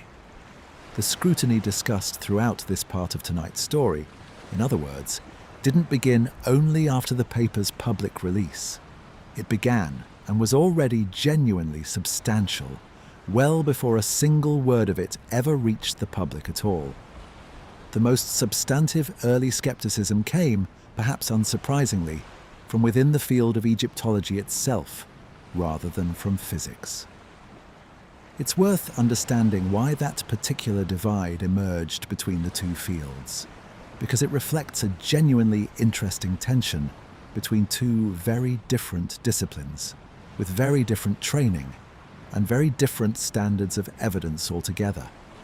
Physicists working on the Scan Pyramids project were, by training and by career incentive, focused overwhelmingly on the statistical rigor of their density measurements, building the strongest possible case that a genuine anomaly existed, using methods and standards drawn directly from particle physics research. Egyptologists trained in a very different discipline with its own equally rigorous but very differently structured standards of evidence, were naturally more attuned to questions the physics alone couldn't possibly answer on its own. What does this anomaly mean in the context of everything else already known about Fourth Dynasty construction techniques, religious architecture, and comparable features found elsewhere at Giza and beyond? Neither perspective is inherently more correct than the other. They're simply different lenses, trained over years of separate professional practice to notice different kinds of gaps in a claim. And a discovery this significant genuinely benefits from being examined carefully through both lenses at once, rather than through either discipline working entirely in isolation.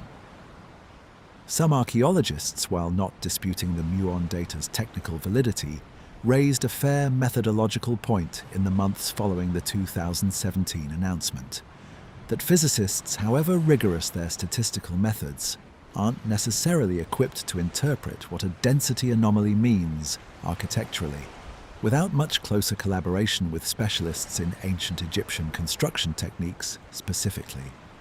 It's a reasonable concern, and to their credit, the Scan Pyramids team appears to have taken it seriously. Subsequent papers and public statements from the project have increasingly emphasized collaboration with Egyptologists and structural engineers specializing in ancient construction, rather than presenting the muon data in isolation, as though physics alone could settle every remaining question about the void's architectural significance. This shift toward closer interdisciplinary collaboration is worth naming as a genuinely positive development in its own right, entirely separate from whatever it eventually reveals about the void itself in the years still to come. Archaeology and physics have historically not always integrated smoothly, each field sometimes treating the other as a supporting tool rather than an equal intellectual partner. Physicists occasionally announcing findings without adequately consulting archaeological context, and archaeologists occasionally remaining skeptical of quantitative methods they haven't been trained to evaluate directly. The response to the early Egyptological criticism of the 2017 announcement suggests something more constructive happening within this specific project. A genuine willingness on the physics side to treat the criticism as useful correction rather than territorial defensiveness, and a resulting collaborative structure that's arguably produced better, more carefully contextualized research in the years since than either discipline would likely have produced working entirely on its own.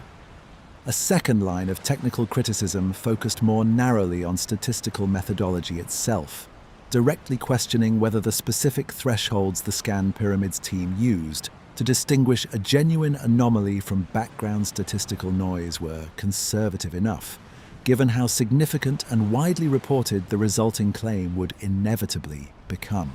This is a genuinely technical dispute, the kind that plays out through follow-up papers and careful reanalysis of published data rather than through public statements. And it's exactly the kind of scrutiny legitimate scientific findings are supposed to receive and, ideally, survive.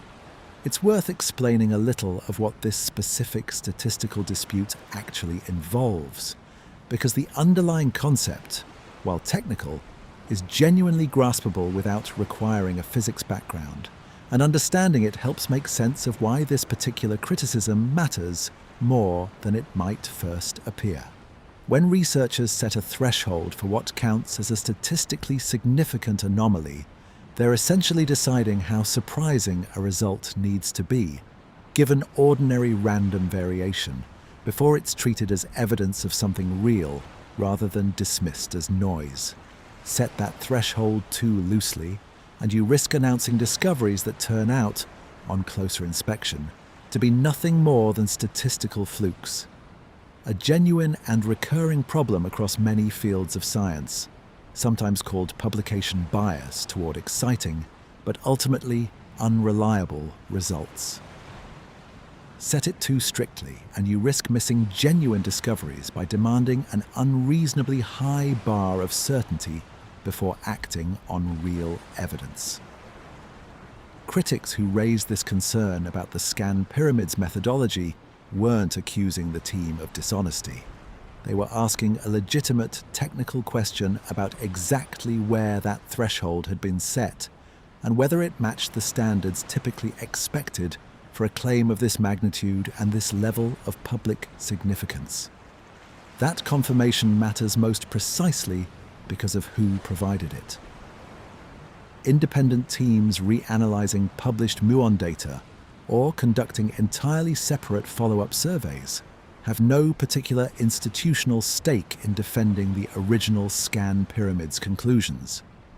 If anything, a researcher who successfully identified a genuine flaw in one of the most publicized archaeological findings of the decade would have every professional incentive to publish that correction prominently, given how much attention such a finding would attract in its own right.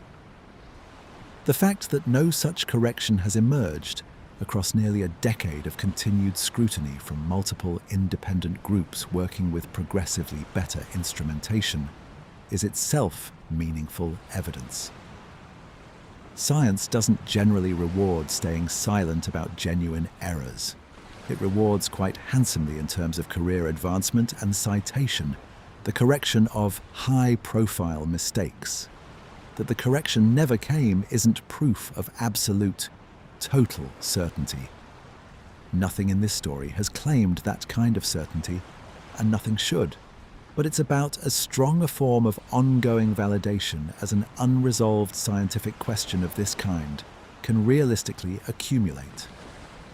It's worth naming, too, a criticism that's less about the specific data and more about how the discovery was communicated to the wider public, because this is an area where reasonable people, including some of the researchers involved themselves, have expressed genuine ambivalence even years later.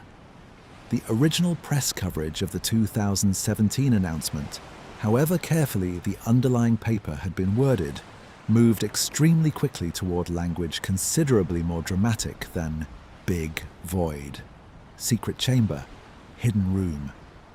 Language the researchers themselves never used, but had, in practice, limited ability to control once the story left their hands and entered the broader news cycle. Some science communication specialists have pointed to this specific case as an instructive example of the gap between what scientists actually publish and what the public actually reads, arguing that even a research team practicing genuine restraint bears some responsibility for anticipating how their careful language might get transformed once it leaves the controlled environment of a peer-reviewed journal. It's worth naming what the researchers themselves actually did at the time to try to manage exactly this risk, because it demonstrates real, practical effort rather than simple, passive hope that careful wording would survive contact with the news cycle unaltered. At the press conference accompanying the paper's release, members of the Scan Pyramids team repeatedly and explicitly declined to speculate about the void's contents or purpose when journalists pressed them for more dramatic framing, a restraint captured on video and widely available for anyone who wants to compare the researchers' actual public statements against the headlines that ultimately ran alongside them. That restraint didn't prevent the more sensational coverage from happening, because individual researchers ultimately have very limited control over how independent news organizations choose to frame a story once the underlying facts are public. But it does mean the gap between careful science and sensational headline, in this specific case, opened up downstream of the researchers' own communication, in editorial decisions made by outlets translating a technical paper into consumer-facing news, rather than in anything the scientists themselves said or implied. It's a fair critique, and one this channel has tried, throughout tonight's video, to take seriously by returning again and again to the researchers' own restrained language, rather than the more sensational headlines that followed it. There's also been a smaller, more specific technical debate worth naming honestly, concerning exactly how confidently the Muon data can distinguish a single uniform void from the segmented, multi-part structure some researchers have floated as a possibility. Critics within the physics community itself have pointed out, fairly, that the specific statistical signature cited as evidence for segmentation sits close to the edge of what current instrumentation can reliably resolve, meaning the segmented interpretation, while genuinely possible, shouldn't be treated as significantly more confirmed than the simpler, uniform void interpretation, until further data specifically designed to test that particular question becomes available. This is precisely the kind of criticism that healthy science depends on to function properly over time, and it's worth naming why explicitly. A single research team, however careful, inevitably develops a certain closeness to its own findings simply through the sustained effort of producing them. A natural human tendency to see patterns a fresh, more skeptical set of eyes might treat with greater caution. Outside critics, unattached to the original discovery and unburdened by the years of work that went into producing it, serve a genuinely valuable function, precisely because they lack that attachment. Their scrutiny isn't hostility toward the underlying discovery. It's the mechanism by which science, as a collective enterprise rather than an individual pursuit, gradually converges on conclusions more reliable than any single team, working in isolation, could ever produce entirely on its own. The segmentation debate remains open not because anyone has failed at their job, but because that's exactly what an honest, functioning scientific process looks like, while it's still actively working through a genuinely difficult, borderline question. This channel has tried to reflect that appropriate, honest uncertainty throughout tonight's story, presenting the segmented possibility as a genuinely open question rather than a settled finding. And it's worth confirming here, explicitly and directly, that this caution isn't excessive hedging on this channel's part, but reflects a real, ongoing, unresolved technical debate among the scientists who actually work with this data on a regular basis. What's genuinely reassuring, taking all of this criticism together, is how the debate has actually unfolded over time.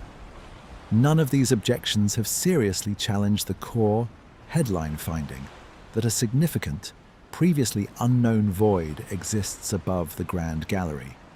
What they've challenged constructively and usefully are the finer details: how the finding should be interpreted architecturally, how confidently certain secondary claims can be made, how carefully the story should have been communicated to a global audience eager for more certainty than the data could honestly provide. That's precisely what healthy scientific scrutiny is supposed to look like. Not an attempt to tear down a discovery wholesale, but a patient, ongoing process of testing its edges, refining its claims, and holding its communicators accountable for the gap between careful research and public headline. It's worth being honest, too, about what this entire section has cost the pacing of tonight's story, and why that cost felt worth paying. It would have been simpler, and probably more immediately engaging, to spend these minutes on more speculation about what the void might contain, or on more dramatic engineering theories, rather than on the comparatively dry business of statistical thresholds and peer review procedure. But a channel that spends its earlier parts carefully dismantling ancient astronaut theories for exactly this reason, for outrunning their evidence, has an obligation to hold its own favoured evidence-based story to the same standard. Rather than exempting the parts of this video it finds most exciting from the scrutiny it applies so readily to the parts it finds least credible. That consistency is, in the end, the entire difference between honest storytelling and simply telling people what they'd prefer to hear. The Big Void has, by any reasonable measure, held up well under exactly that kind of scrutiny for the better part of a decade now, which is about as strong an endorsement as any single scientific finding can realistically expect to receive. It's worth naming, finally, why this particular section of tonight's story matters, beyond simply being thorough for its own sake.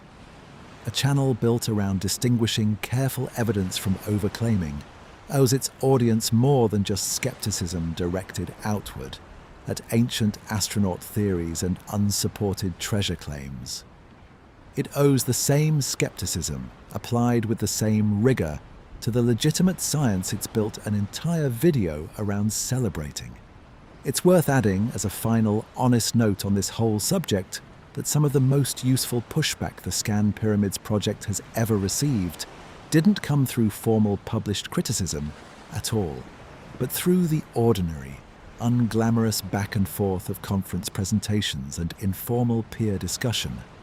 Physicists and Egyptologists raising questions directly to team members at academic gatherings, sometimes years after the original paper, testing details that hadn't seemed important enough to warrant a full published rebuttal, but were still worth asking about openly.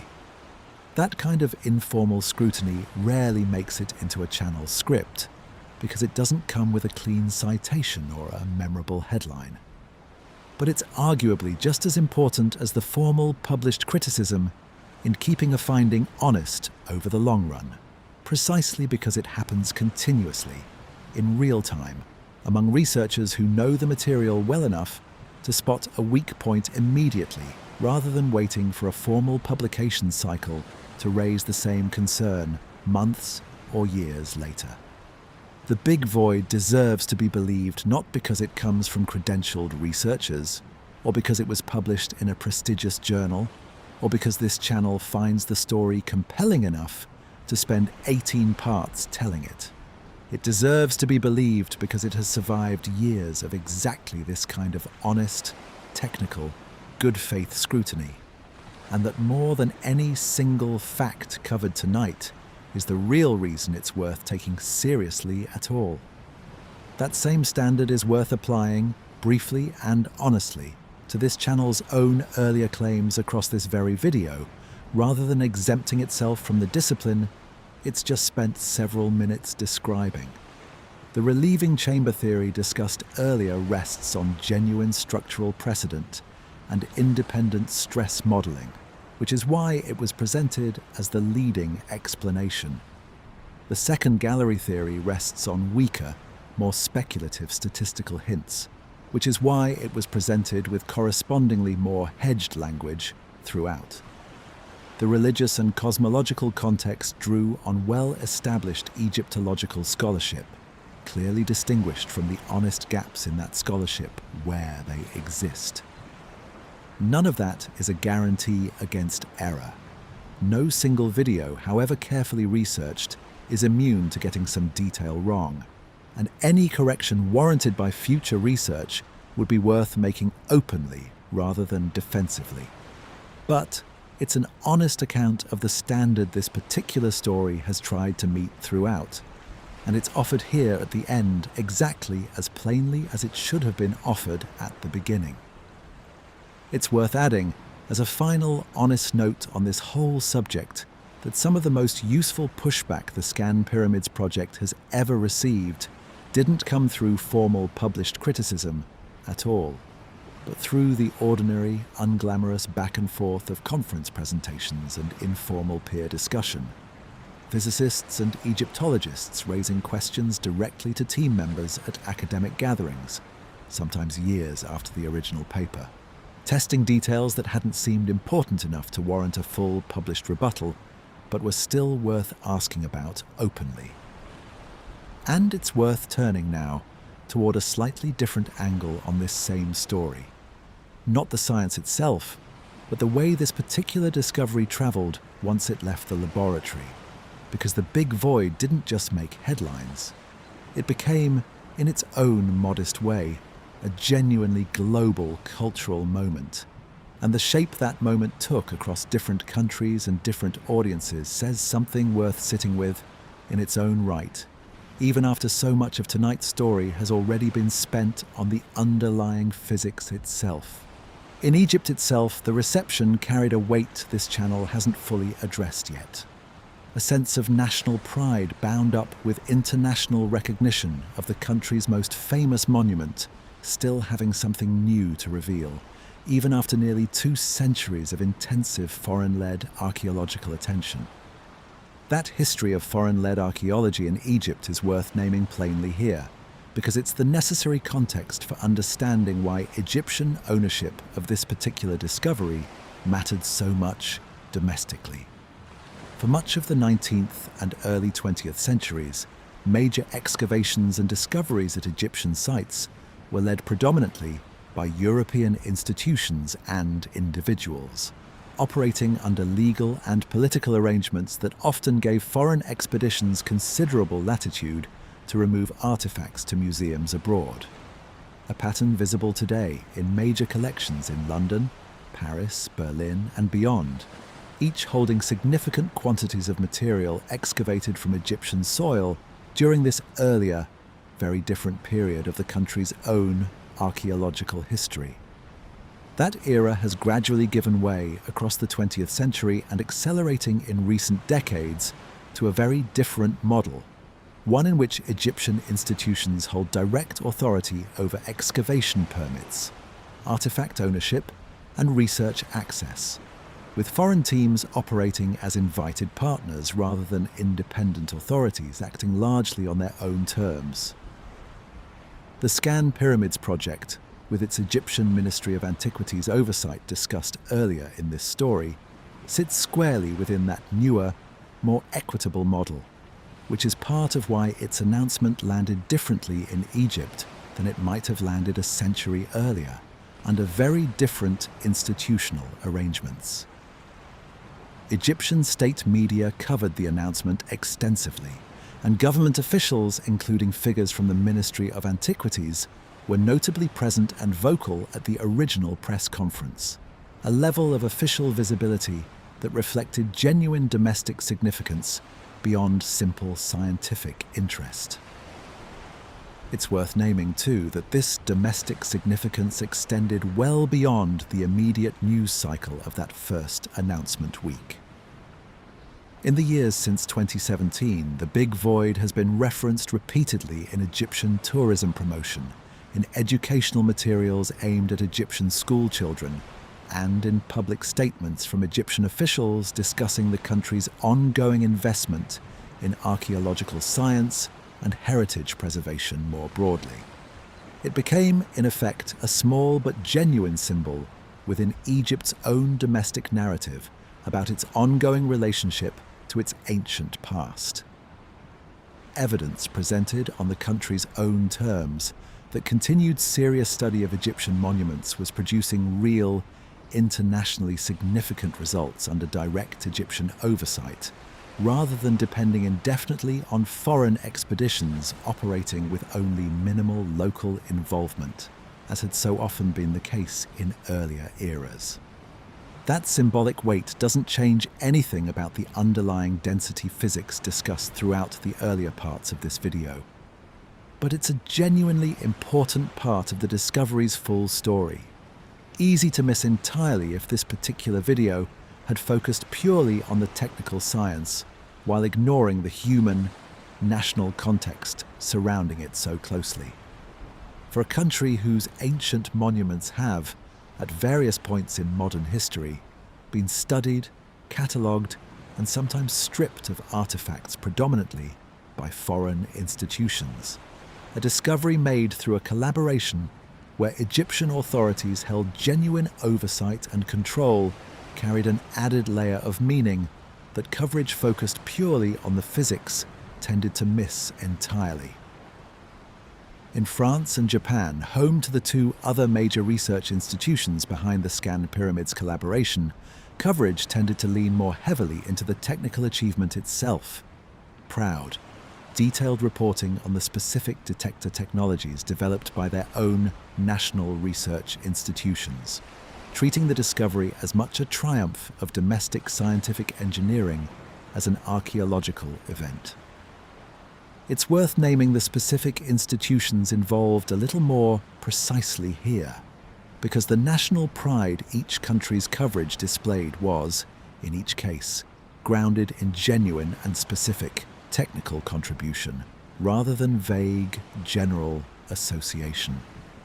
The French side of the collaboration involved researchers connected to institutions, including the French Alternative Energies and Atomic Energy Commission, bringing decades of accumulated expertise in particle detection, developed originally for entirely unrelated nuclear and high-energy physics research, conducted for reasons that had nothing to do with archaeology at all. The Japanese side drew on the expertise of institutions including Nagoya University, whose research groups had spent years carefully refining nuclear emulsion film technology for use in major international particle physics experiments long before anyone ever thought to point that same technology at a 4,500-year-old pyramid. Both contributions were genuinely significant, genuinely distinct from one another in their specific technical approach, and genuinely worth the pride each country's press coverage extended toward its own researchers. This wasn't empty nationalism attached retroactively to someone else's discovery after the fact, but recognition of specific, traceable, technically substantial contributions each research tradition brought to a genuinely collaborative international effort spanning 3 separate countries. This framing wasn't wrong exactly, but it did reveal something about how the same underlying story gets told differently, depending on which piece of it a particular national audience is primed to find most significant. A French newspaper's coverage might spend more time on the scintillator detectors developed by French physicists. A Japanese outlet might linger longer on the emulsion plate technology pioneered by Japanese researchers, building on decades of accumulated expertise in that specific method. Neither framing was dishonest. Each simply reflected which thread of an inherently international, multi-institutional achievement felt most immediately relevant to readers already primed to care about their own country's contribution. English language media, particularly in the United States and United Kingdom, tended to follow a noticeably different pattern, one this channel has already touched on, but is worth naming explicitly in this specific context. A much heavier emphasis on mystery and speculation relative to the technical substance of the discovery itself. It's worth trying to understand why this specific pattern emerged in the first place, rather than simply noting that it did and moving past it, because the explanation likely involves several genuinely overlapping factors rather than any single simple cause. English language media operates within an enormously large, competitive, and heavily commercially driven publishing ecosystem, where individual stories compete intensely for reader attention against an almost unlimited volume of other content, creating real structural pressure toward the most attention-grabbing possible framing of any given story, regardless of the underlying subject matter. English language audiences also arrive at Egyptian archaeology stories carrying a particularly dense layer of pre-existing popular culture. Decades of Hollywood films, novels, and earlier sensationalized news coverage stretching back to the Tutankhamun curse, reporting discussed earlier in this video, all of which prime readers to expect and even actively seek out mystery-forward framing, specifically around ancient Egyptian discoveries, in a way that may not apply nearly as strongly to French or Japanese audiences carrying different popular culture reference points surrounding the very same general subject matter. Headlines emphasizing secret chambers and hidden rooms were considerably more common in English language coverage than in French or Japanese reporting on the same underlying paper. A pattern media researchers who've studied science communication across different linguistic markets have noted as a broader trend, not unique to this particular story. Whether that reflects different editorial cultures, different audience expectations, or simply the accident of which specific outlets happen to break the story first in each language, is difficult to establish with certainty.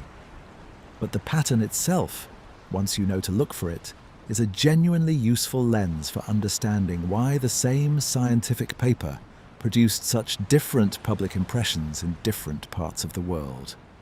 It's worth being fair in naming this pattern to acknowledge that plenty of individual English language outlets covered the story with real care and precision, matching or exceeding the restraint shown in French and Japanese coverage on any given day. This isn't a claim about every single publication in every English-speaking country, and treating it that way would repeat exactly the kind of unsupported generalization this channel has tried to avoid throughout tonight's video. It's a claim about an aggregate statistical tendency, visible across a large sample of coverage of the kind media researchers can meaningfully study and quantify. The sort of pattern that shows up clearly when you compare hundreds of headlines across languages, even while individual exceptions on either side of that pattern remain genuinely common and worth acknowledging directly. There's a broader observation worth drawing from all of this, one that connects back to something this channel has returned to throughout tonight's story. The gap between evidence and story isn't a single universal phenomenon that happens the same way everywhere. There's a specific linguistic dimension to this worth naming as well, separate from purely cultural or commercial explanations. The original paper's carefully chosen phrase, "big void," carries a particular deliberate flatness in English that some translations struggled to preserve with equal restraint.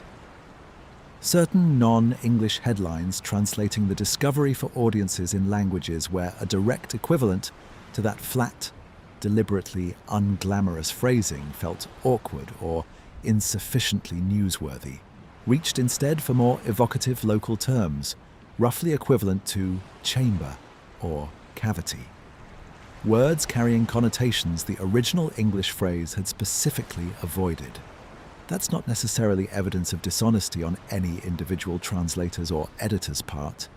It's simply evidence of how difficult it is to preserve a very specific, deliberately restrained register of scientific language across the ordinary process of translation and adaptation for a general audience, in any direction, between any pair of languages.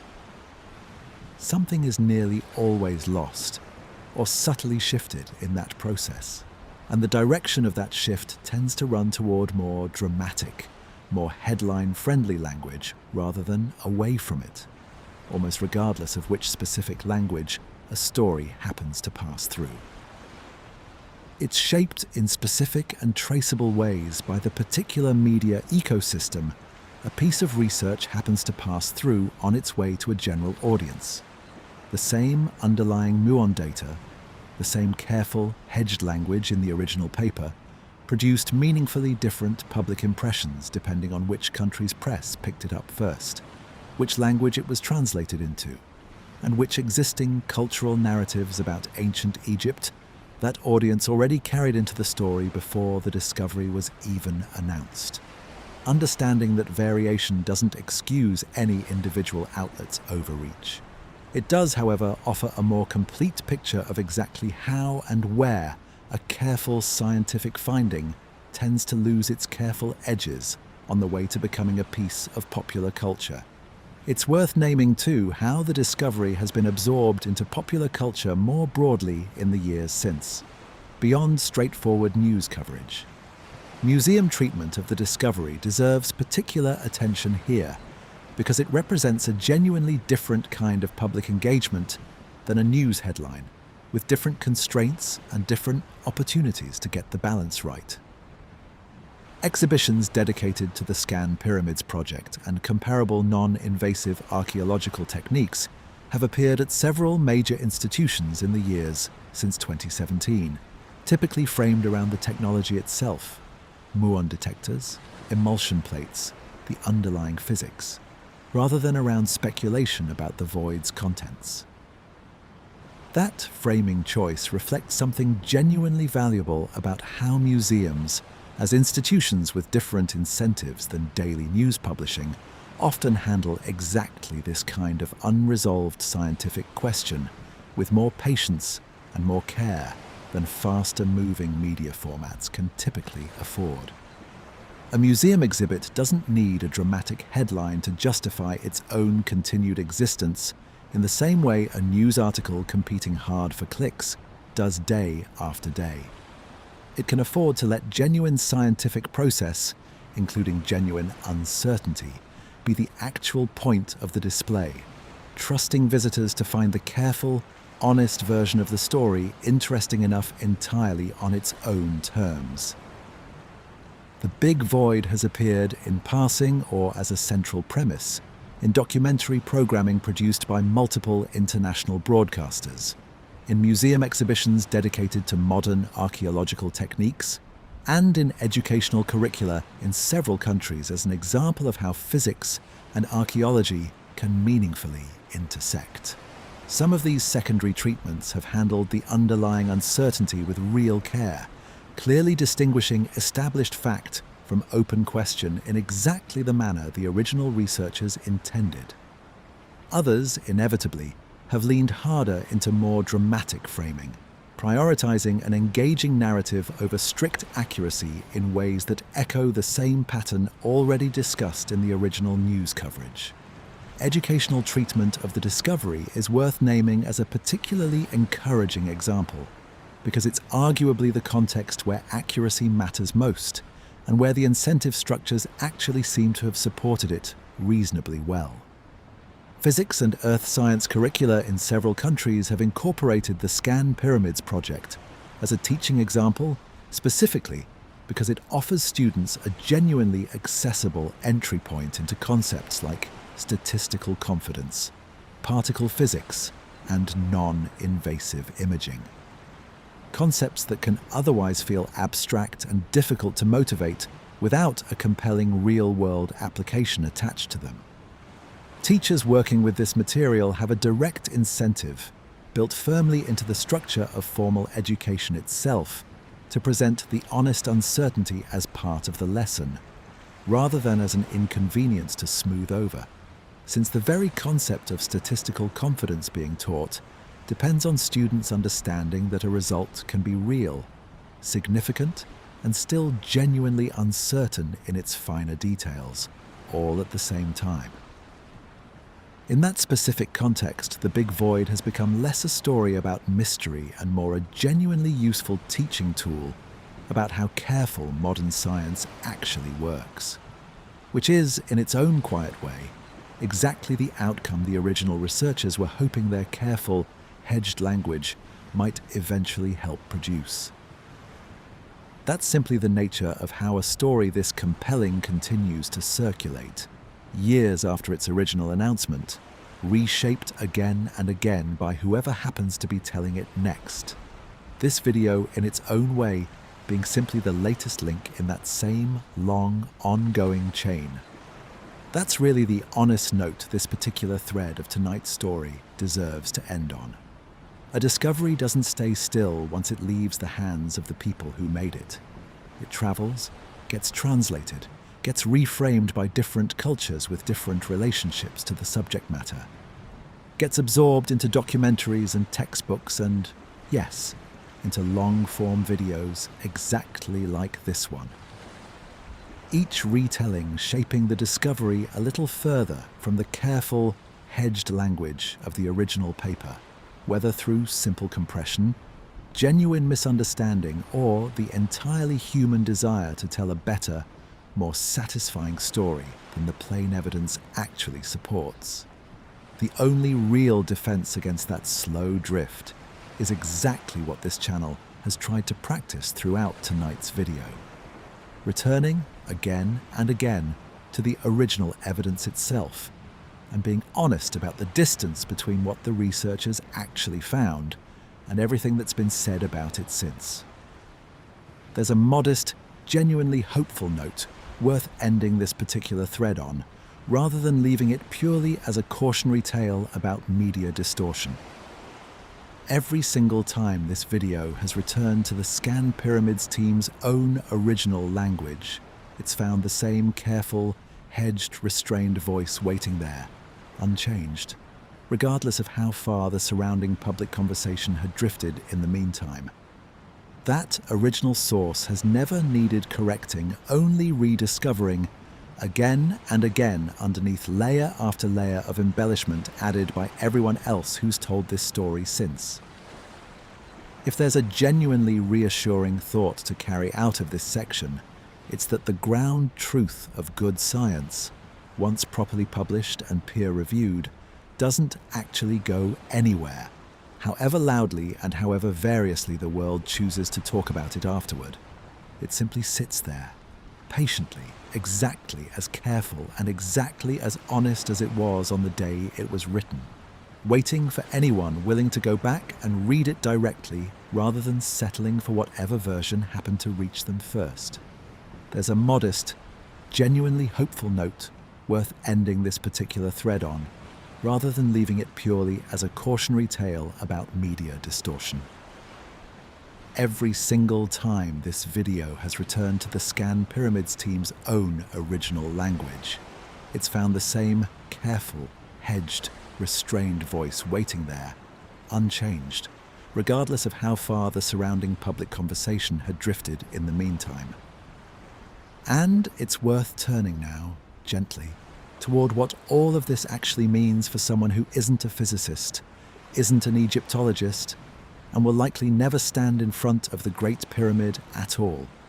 Someone who's simply been listening, tonight, quietly, to a very old building keep a very patient secret. Because that's really what this story has been offering, underneath all the muon physics and the structural engineering and the honest disclaimers about statistical thresholds and peer review. It's worth pausing before going further into that reflection to make sure the informational thread of tonight's story stays anchored even as it turns more personal. Because there's a specific detail worth adding here about how the scientific community itself tends to describe research programs exactly like this one as living, ongoing projects rather than finished achievements. In grant applications, conference presentations, and internal planning documents, researchers working on the Big Void don't describe their work as concluded or resolved. They describe it using language borrowed from long-term monitoring programs elsewhere in science. Climate researchers tracking decades of incremental atmospheric data. Astronomers cataloguing stars whose full behavior only becomes clear across observation periods spanning entire careers. Geologists monitoring fault lines that may not produce a definitive event for generations. The Big Void has, in a very real institutional sense, joined that same broad category of scientific undertaking. Not a single discovery with a beginning, middle, and end, but an open, ongoing observation that will likely outlive every researcher currently involved in it. There's a particular kind of nightly ritual worth naming here too, one this channel has quietly built its entire identity around, across every video that's come before this one. Falling asleep with an unresolved question isn't unusual at all. It's arguably the most ordinary thing in the world, the way most people actually end most days, turning over some half-finished worry or wonder as consciousness slowly loosens its grip. What's less ordinary is choosing, deliberately, to fall asleep with a question this old, this patient, and this entirely detached from any personal stake or urgency of your own. There's something genuinely restful in that detachment. The Big Void doesn't need you to solve it tonight, or ever. It doesn't need anything from you at all beyond a few quiet minutes of your attention, offered freely, before you drift off into whatever comes next. It's been offering a particular way of sitting with not knowing, a way that doesn't reach for anxiety or frustration or the constant itch to fill a gap with whatever explanation happens to feel most immediately satisfying. It's been offering patience as something closer to a skill than a virtue. The researchers behind this discovery have spent nearly a decade practicing it, refining their confidence one careful measurement at a time, resisting the ongoing pull toward a more dramatic conclusion than their evidence actually and honestly supports. That's not a small thing to model in a world that mostly rewards speed, certainty, and immediate answers over almost everything else that might actually matter more in the long run. There's something worth naming honestly about why this particular kind of patience feels so unusual to encounter, and it has less to do with archaeology than with the ordinary texture of daily life. Most of what fills our attention, most days, arrives pre-resolved. Headlines with verdicts already firmly attached. Arguments settled before they're even fully stated aloud. Algorithms quietly deciding in advance which version of any given story we're most likely to find satisfying enough to keep watching. The Big Void offers something genuinely rare against that backdrop. A real question, honestly posed, that nobody involved is rushing to close prematurely. Not because the people involved don't care about the answer, because they care about it enough to let it stay open exactly as long as getting it right actually and honestly requires, rather than as long as public patience happens to comfortably last. It's worth sitting for a moment with how that patience might apply somewhere closer to home than a pyramid in the Egyptian desert. Most of us carry our own version of an unopened void. A question about ourselves or about someone we love, or about some choice made or not made long ago, that doesn't resolve cleanly no matter how long we sit with it quietly. The instinct in those moments is often the very same instinct this whole video has spent tonight gently, carefully arguing against. To reach instinctively for whatever answer feels most immediately satisfying, whether or not it's actually and honestly supported by anything real at all. A story about aliens is more exciting than a story about careful engineering. A confident, invented explanation is often more comfortable than an honest, "I don't yet know." That instinct is worth naming plainly because it isn't a flaw unique to any particular person. It's simply how minds tend to work when faced with an unresolved gap, reaching instinctively for closure the way a hand reaches instinctively to catch something falling. Psychologists who study decision-making under uncertainty have long documented this general tendency, sometimes called a preference for cognitive closure. The discomfort many people feel sitting with an open question, and the corresponding relief that arrives, often regardless of whether the resolution offered is actually accurate, the moment any answer at all is supplied. It's not a character flaw. It's closer to a basic feature of how attention and memory function, evolved for a world where quick, workable answers usually mattered more for survival than perfectly accurate ones. Recognizing that tendency in yourself doesn't mean fighting your own mind at every turn. It simply means noticing, gently, when the pull toward a satisfying answer might be outrunning what the actual evidence in front of you supports. The same distinction this whole video has tried to draw again and again between the careful physics of the big void and the more dramatic stories that grew up around it. The discipline this channel keeps returning to isn't really about pyramids at all, underneath everything.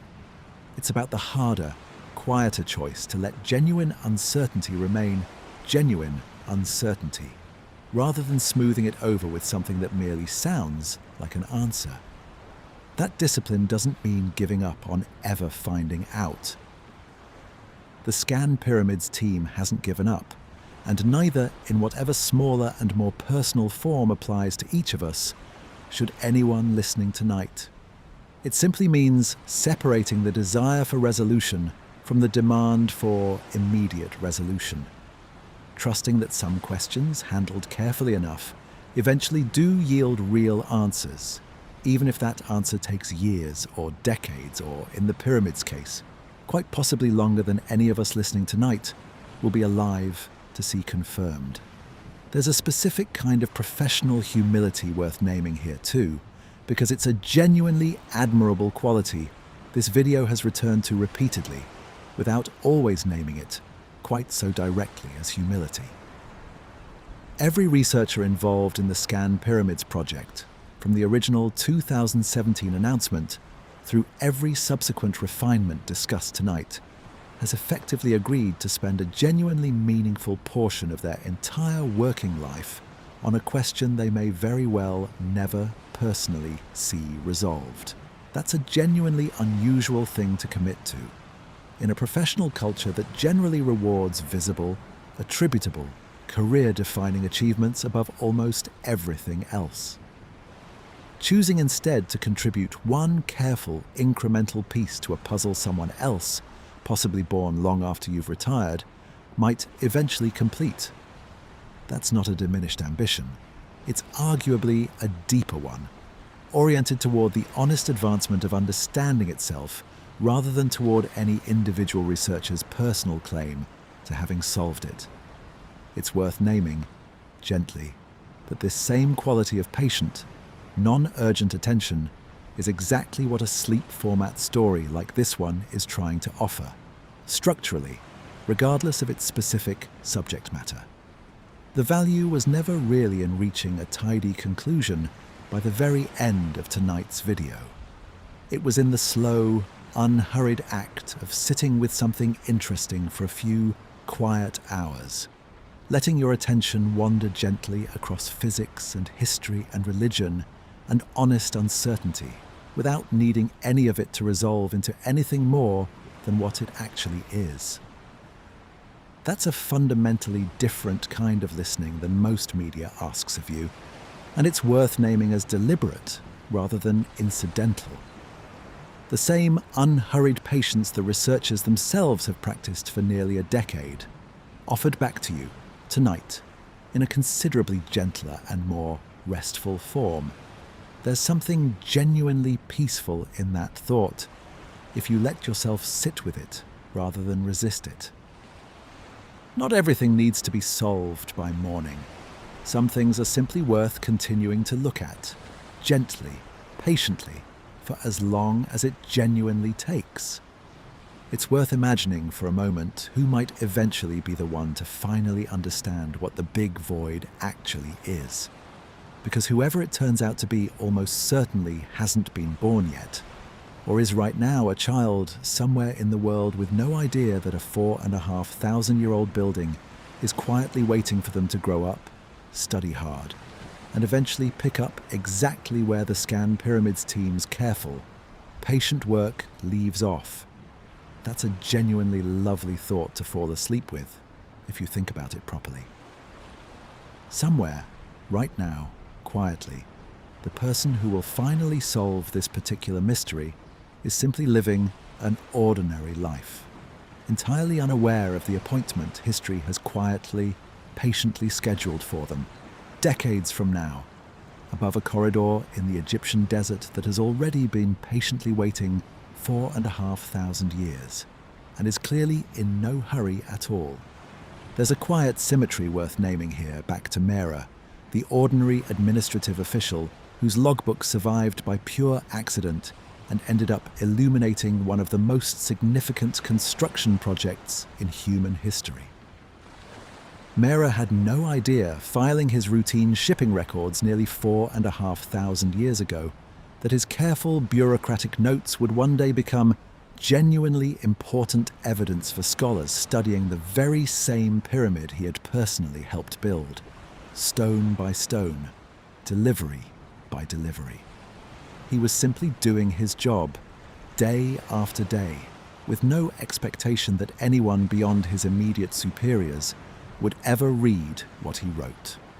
The physicists and Egyptologists working on the big void today are, in their own quiet way, doing something remarkably similar, filing careful, patient, incremental records of their own, with no real way of knowing which future reader, possibly generations from now, will be the one to finally make full sense of everything they've so painstakingly gathered. That thought carries a specific kind of quiet responsibility for anyone who happens to be watching this tonight, with a young person nearby, or who remembers, from their own childhood, the particular kind of curiosity that gets sparked by stories exactly like this one. Every physicist and Egyptologist currently working on this problem was once a child somewhere, hearing some version of an unresolved mystery from a teacher, a parent, a book, or perhaps a documentary very much like this one, and carrying that unresolved question with them quietly for years before finally choosing a career built around chasing it down properly. There's no way to know, watching this video tonight, whether it's planting exactly that same kind of quiet seed in someone listening right now, someone who, decades from now, might be the one finally standing where Mera once stood, or reading data from a detector far more sensitive than anything available in 2017, finally closing the gap. This entire story has spent 18 parts carefully, honestly refusing to close prematurely. There's a kind of comfort, too, in knowing the pyramid itself isn't going anywhere. It has outlasted every civilization that has ever studied it, every theory ever proposed about it, every explorer who ever forced their way into its passages with gunpowder or curiosity or both. It will very likely outlast every person currently working to understand the big void, and quite possibly every person listening to these words right now. That kind of enormous, patient permanence is genuinely rare in a world that mostly moves too quickly to notice it.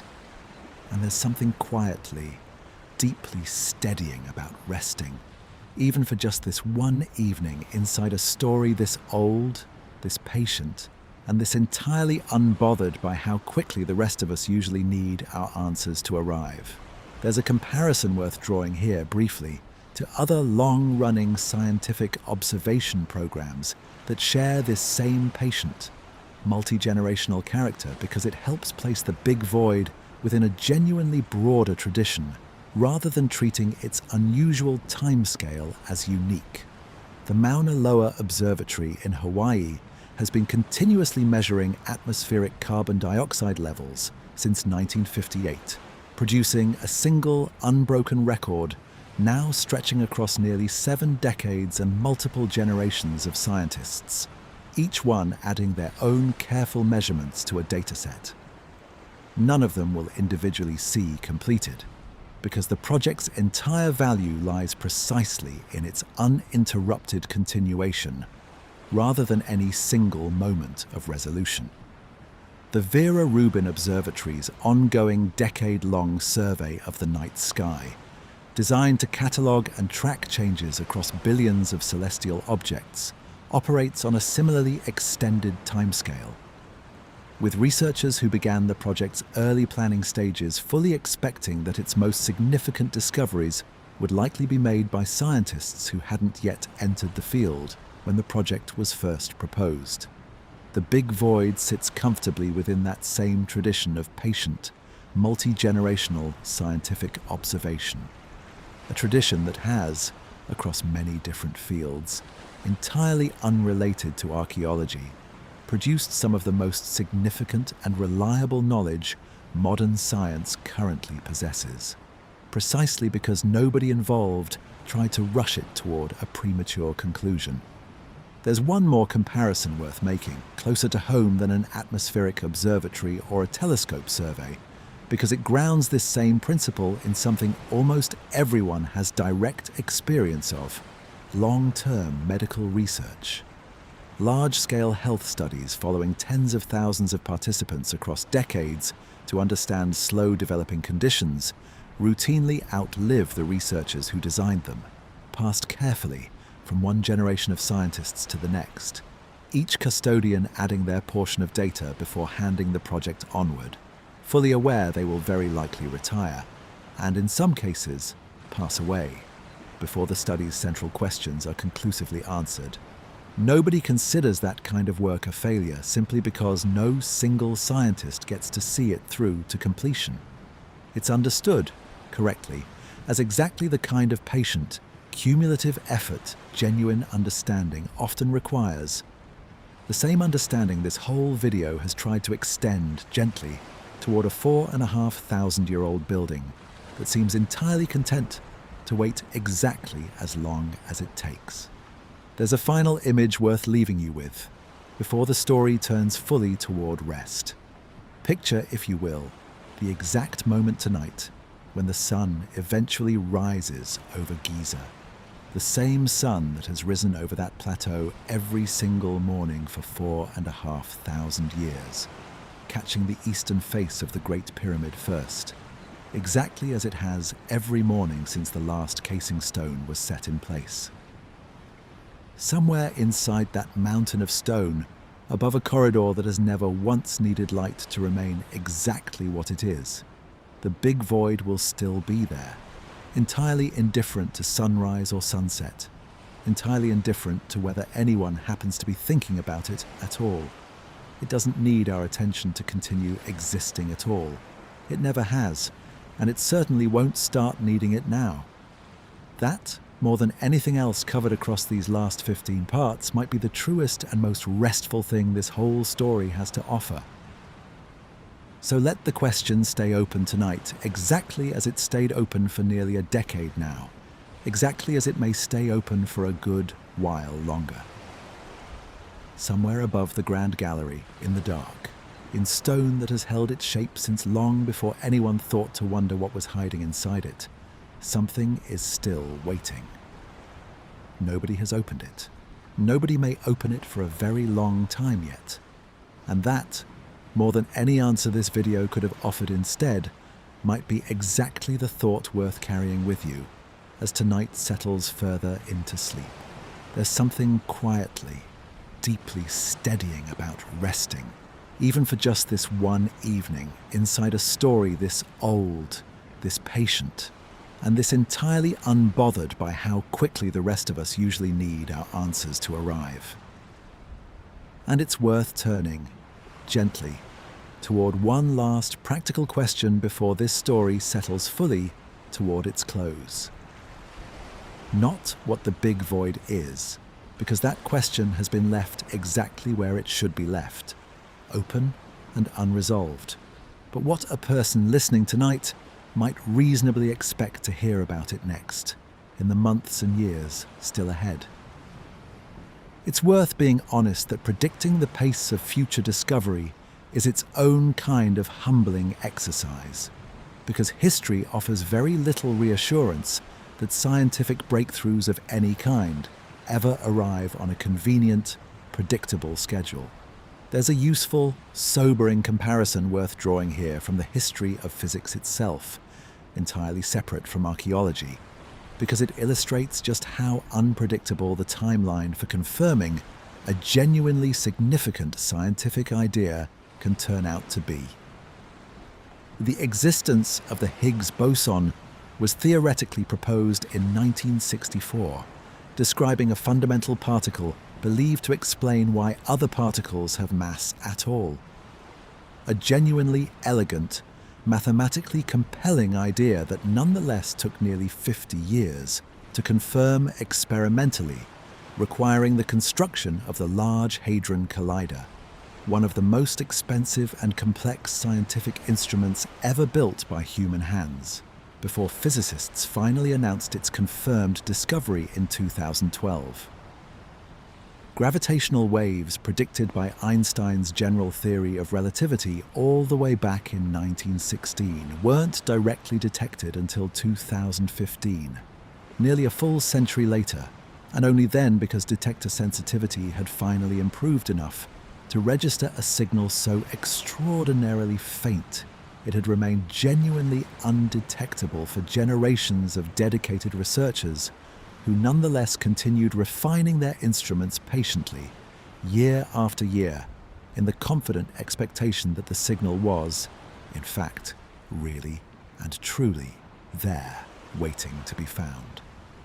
The gap between the 1960s Alvarez experiment at Khafra's pyramid and the 2017 Scan Pyramids announcement spanned more than 50 years, most of it quiet, most of it entirely uneventful from the outside, with no guarantee at any point along the way that a comparable discovery would ever follow. That 50-year gap deserves a moment of direct comparison to the physics examples just discussed, because the pattern across all three cases is genuinely consistent, and consistency across such different fields is itself worth noticing. In every case, the underlying idea or technique existed in some workable form decades before the confirming discovery finally arrived. In every case, the intervening years weren't wasted at all, even though they produced no headline-worthy result of their own to show for the effort.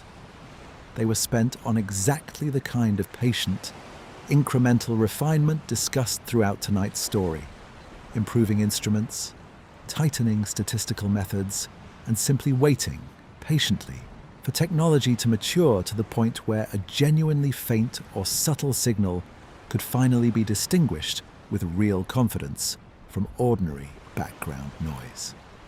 Nobody working on gravitational wave detection in the 1980s or 1990s knew, with any certainty, that they would personally live to see a confirmed detection. Many of the physicists who built the earliest gravitational wave detector prototypes had, in fact, already retired or even passed away by the time the 2015 detection was finally announced to the world.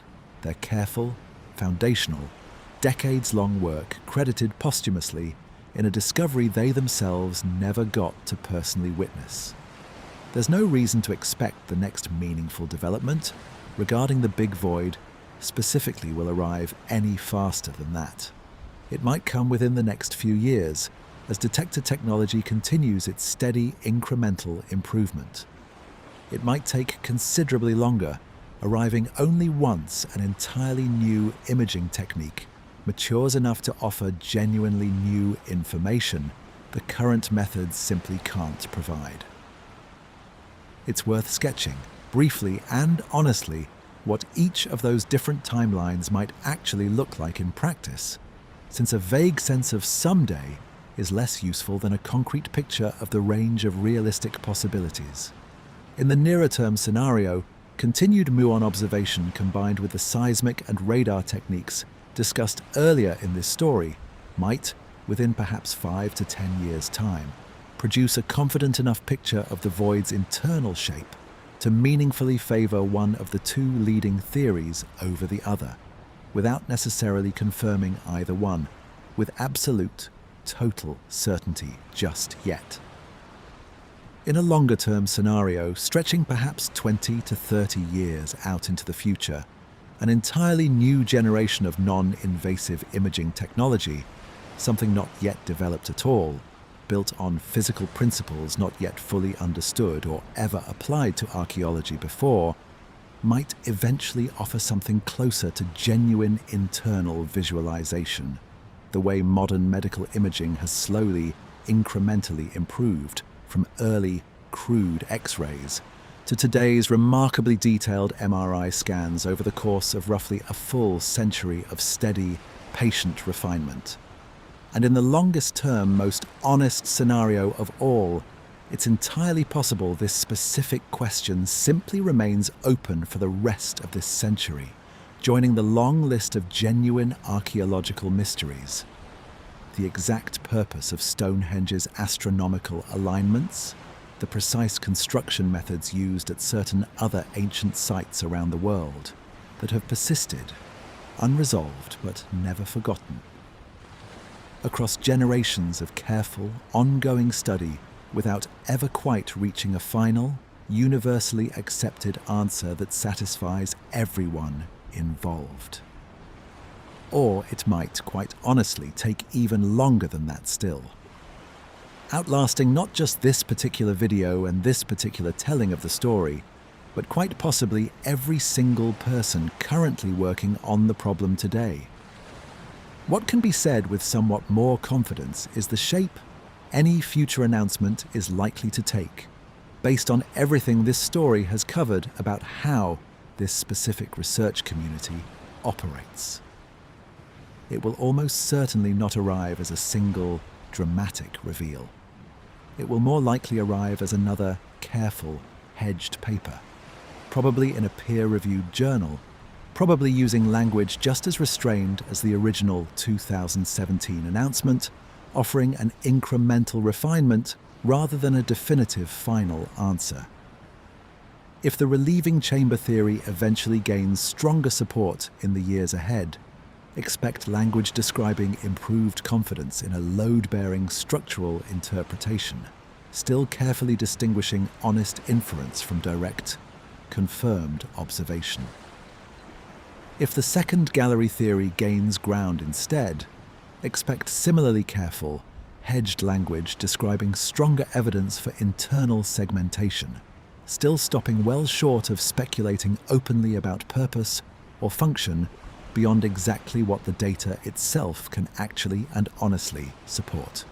Either way, the tone established by the original researchers has held remarkably steady for the better part of a decade now, and there's no particular reason to expect it to shift dramatically, simply because more time has quietly passed in the meantime. It's worth naming, practically and specifically, where that original source material actually lives, for anyone genuinely curious enough to go looking for it themselves rather than simply trusting this video's own account of it secondhand. The original 2017 paper was published openly in Nature and remains publicly accessible today, along with the full technical methodology behind it, for anyone with the patience and curiosity to work carefully through its more technical sections. Subsequent Scan Pyramids publications and updates in the years since have generally followed that same pattern of open, peer-reviewed publication, and the project's own public communications, whenever they do occur, tend to be considerably more measured and considerably less dramatic than whatever headline eventually summarizes them for a general audience. That habit of checking primary sources isn't unique to Egyptology or physics. It applies equally well to medical news, economic reporting, or any other domain where a genuinely careful original finding routinely gets compressed, simplified, and occasionally distorted somewhere between the researcher's desk and the reader's screen. A meaningfully significant update would involve either a fundamentally new imaging technique offering resolution well beyond what Muon tomography alone can currently provide, or physical access achieved through a method the Egyptian authorities and the international research community judge genuinely safe and minimally invasive, following the kind of careful ethical and structural review discussed earlier in this story. Anything short of that threshold, another Muon survey confirming previous findings with tighter statistical confidence, another paper debating the segmentation question without resolving it definitively, represents valuable, genuine scientific progress, but not the kind of resolution likely to warrant sweeping new claims about the void's ultimate purpose or contents. It's also worth being specific about what wouldn't constitute a significant development, since that side of the framework matters just as much for anyone trying to stay appropriately calibrated in the years ahead. A news article describing new evidence about the big void, without a corresponding peer-reviewed publication behind it, deserves real skepticism, regardless of how credible the outlet or how confident the framing happens to sound. A statement from a single researcher, however credentialed or well-respected within their field, expressing personal speculation about the void's purpose in a casual interview rather than in a formally reviewed paper, represents that individual's own personal opinion rather than an established scientific finding, and should be weighed accordingly, however genuinely interesting it might be to hear. A documentary or television special promising to finally reveal what's inside the Great Pyramid once and for all. A promotional framing this channel has already shown good reason to treat with considerable caution, given the Capone Vault and Shaft robot precedents discussed earlier tonight, should be approached with exactly the same healthy skepticism this video has tried to model throughout its 18 parts. None of that means dismissing genuine news out of hand the very moment it first appears in front of you. It means applying the same simple, honest test suggested a moment ago. Find the original source and see honestly for yourself whether the actual underlying claim matches the more exciting version being reported. There's a specific kind of media literacy worth carrying forward from tonight's story, applicable well beyond this particular pyramid, and it's worth naming explicitly as a closing practical takeaway. When future news about the big void does arrive, and it likely will at some point, in some form, the most useful first move is exactly the one this channel has modeled throughout tonight's video. Seeking out the original source material, the actual published paper, or the actual public statements from the researchers involved, rather than relying solely on whatever headline happens to summarize it first. That single habit, more than any specific fact covered across these 18 parts, is probably the most durable and most broadly useful thing this story has to offer. Headlines will keep drifting toward drama, in whatever direction popular attention happens to reward at the time. The underlying research, done carefully and published honestly, tends to stay considerably more anchored to what the evidence can actually support. It's worth acknowledging, too, that this channel itself will likely need to revisit this story again someday, whenever a genuinely significant update does eventually arrive, because that's simply the honest, ongoing nature of a story this alive and this unresolved. Should that day come, the approach worth committing to now in advance is exactly the same one this whole video has tried to practice throughout. Return to the original paper first. Read the actual hedged language the researchers themselves chose to use, and only then decide what, if anything, has genuinely changed since tonight. It would be easy, faced with an exciting future headline, to simply update the more dramatic conclusion this story has spent 18 parts carefully avoiding. But that would betray exactly the discipline this whole story has tried to model from its very first minutes.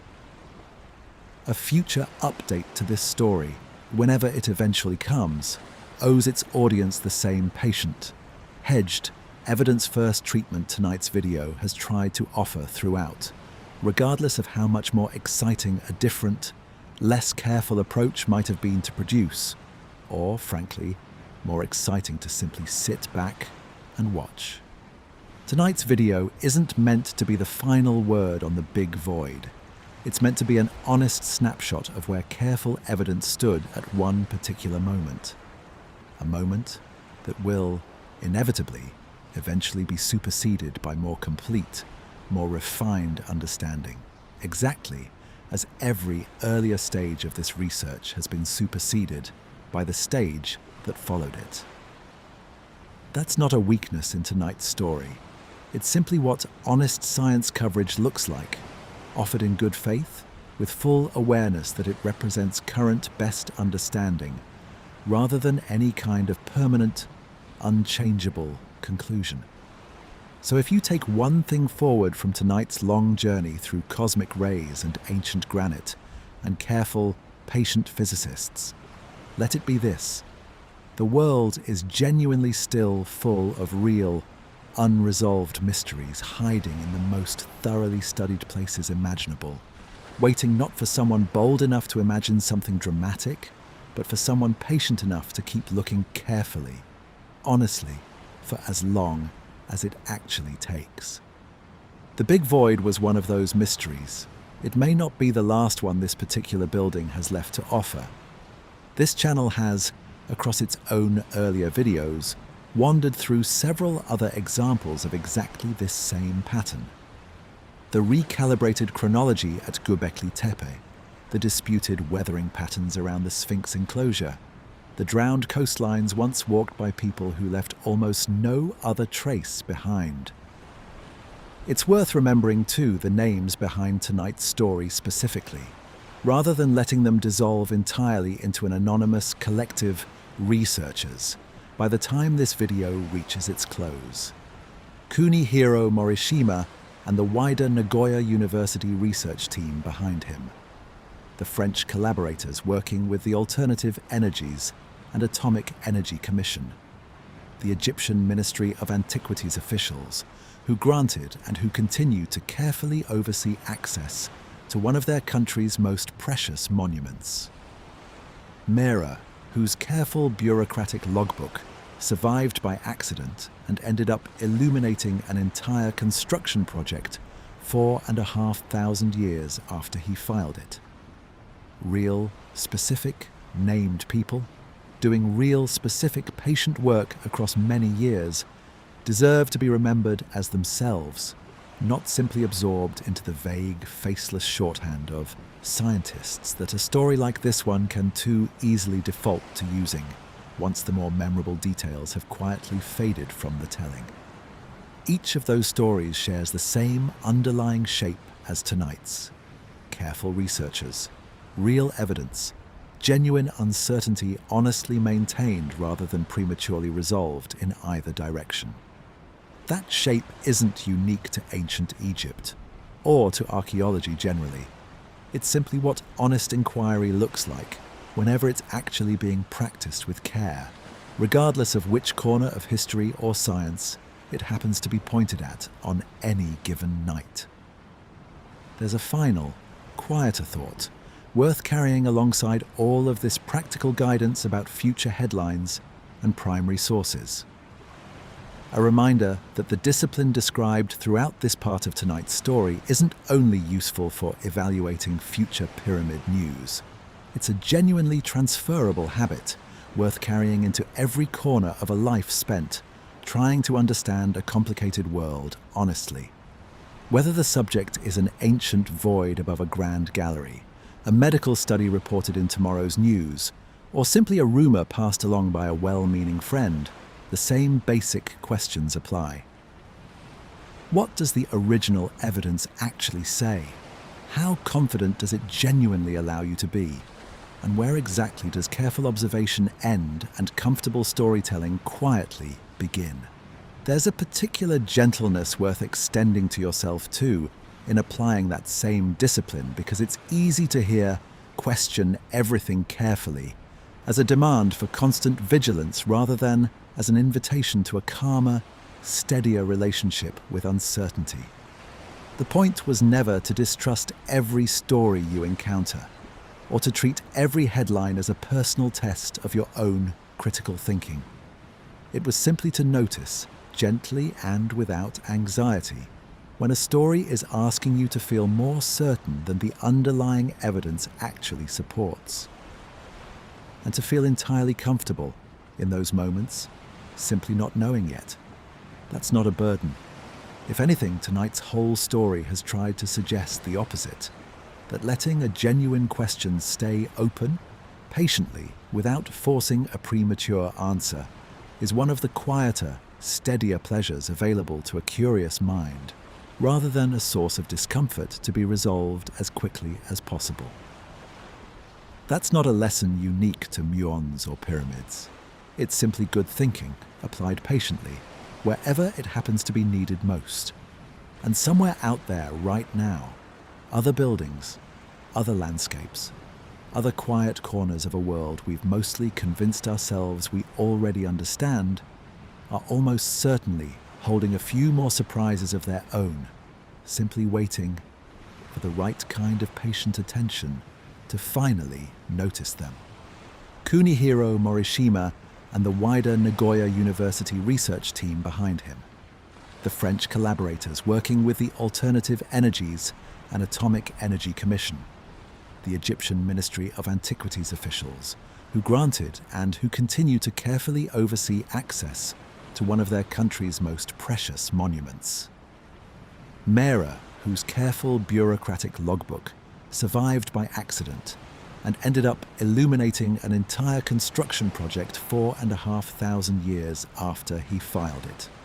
And it's worth returning now, gently, to exactly where this story began, because that's really the only honest way a story like this one can properly close.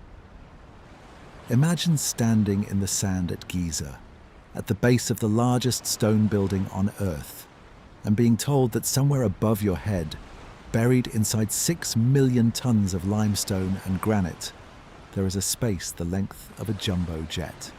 Think back for a moment to how strange that sentence must have sounded the very first time you heard it tonight, hours ago now, before any of the physics or the history or the careful, patient reasoning had been laid out in front of you. A space the length of a jumbo jet, hidden inside a building older than almost any other structure still standing on this planet. Undetected by every explorer, every surveyor, every scholar who had ever set foot inside this pyramid across more than 1,000 years of determined, sometimes reckless human curiosity. It must have sounded, on first hearing, almost impossible. The kind of claim that belongs more naturally to speculation than to careful, patient science.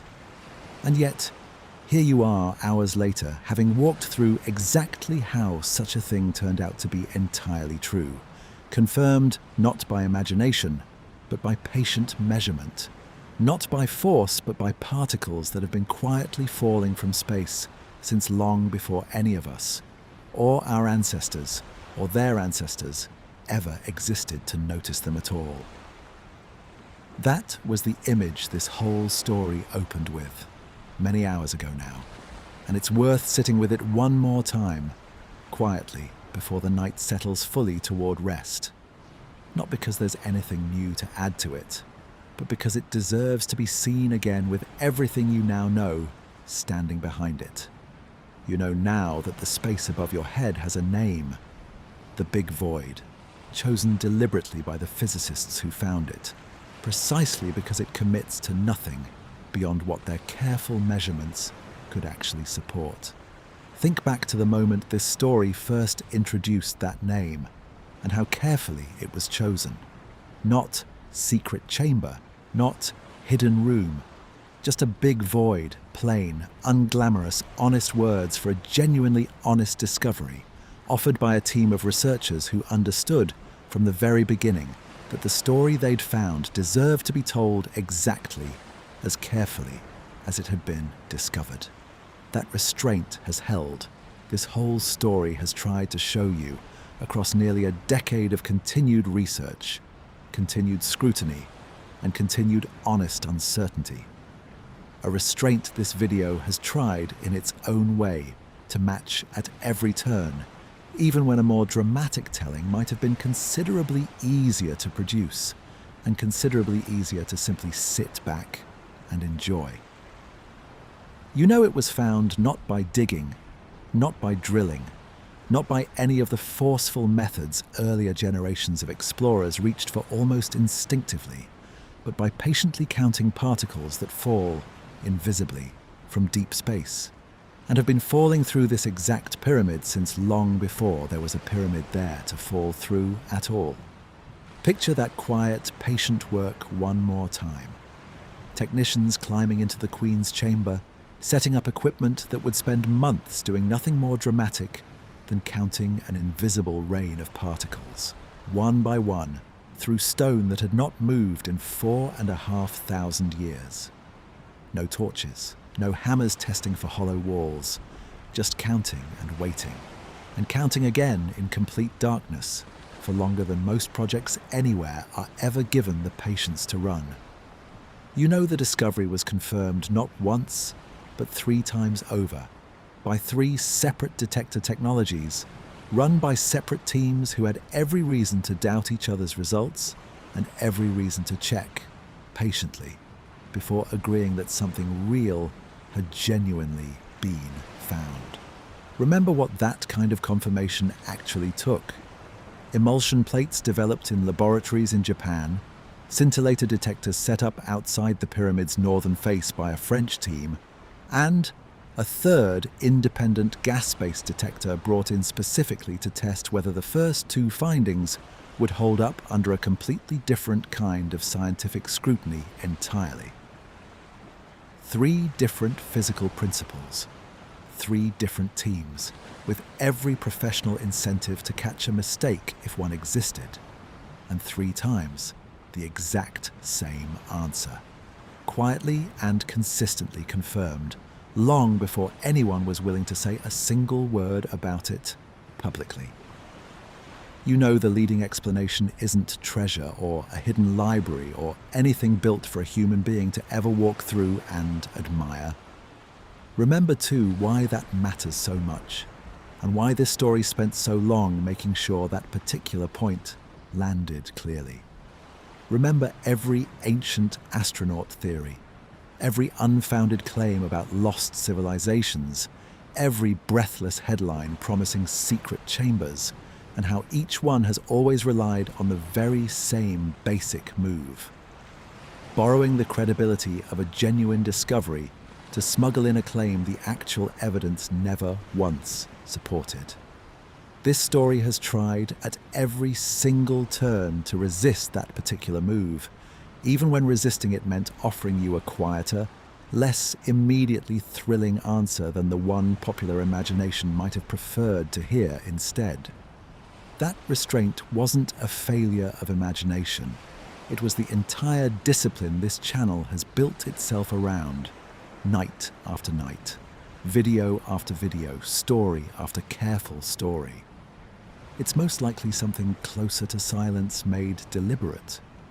A relieving structure, echoing the king's chamber's own relieving chambers, built to take the crushing weight of the stone above and gently redirect it, so the grand gallery beneath it could stand for 4,500 years, without ever once needing to bear that weight alone. Remember the king's chamber's own relieving chambers, discovered first by Nathaniel Davison, then further uncovered by Howard Weiss's gunpowder decades later. Each one a low, rough space, capped by enormous granite beams, built purely to redirect an unimaginable weight sideways into the surrounding stone, rather than let it crush the room below.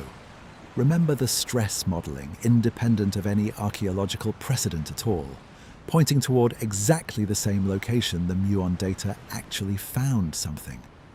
Two very different lines of reasoning, converging quietly and independently on the same modest, unglamorous, entirely plausible answer to a genuinely difficult question. You know there's a second, more speculative possibility too, one this story has tried to hold with appropriately less certainty, that the void might carry its own architectural ambition, echoing the Grand Gallery's corbelled walls, built for reasons the Muon data alone simply cannot tell us. Remember the segmented hints in the Muon readings, the mysterious niches lining the Grand Gallery's walls, the 7 careful courses of corbelled stone rising overhead, narrowing gradually toward a peak, the way it has for 4,500 years. Remember too how carefully this story tried to hold that second theory at arm's length from the first. Genuinely possible, genuinely worth naming honestly, but resting on weaker, thinner evidence than the relieving chamber explanation ever managed to gather. Two honest possibilities sitting patiently side by side, neither one disproven, neither one fully confirmed. That, more than any single fact covered across these 18 long parts, is the truest shape of what's actually known tonight, and the truest shape of what remains unknown. You know why nobody has opened it, and that the honest reasons are neither secretive nor mysterious. A genuine structural risk to a building that has survived this long precisely because it hasn't been carelessly disturbed, and a genuine ethical commitment, hard won across nearly 2 centuries of gunpowder and forced tunnels, to treat this pyramid as the tomb it was built to be, rather than a puzzle box, to be cracked open the moment curiosity demands an answer. Remember the gunpowder, the forced tunnels, the cracked stone that can never be uncracked. The long, sometimes brutal history of earlier generations, who mistook force for curiosity and left permanent damage behind in their hurry to know. And remember too the quieter, more patient response this generation of researchers chose instead. Careful, non-invasive scanning, years of confirmation before a single public word, and a genuine, ongoing commitment to protecting the very thing they were so eager to understand.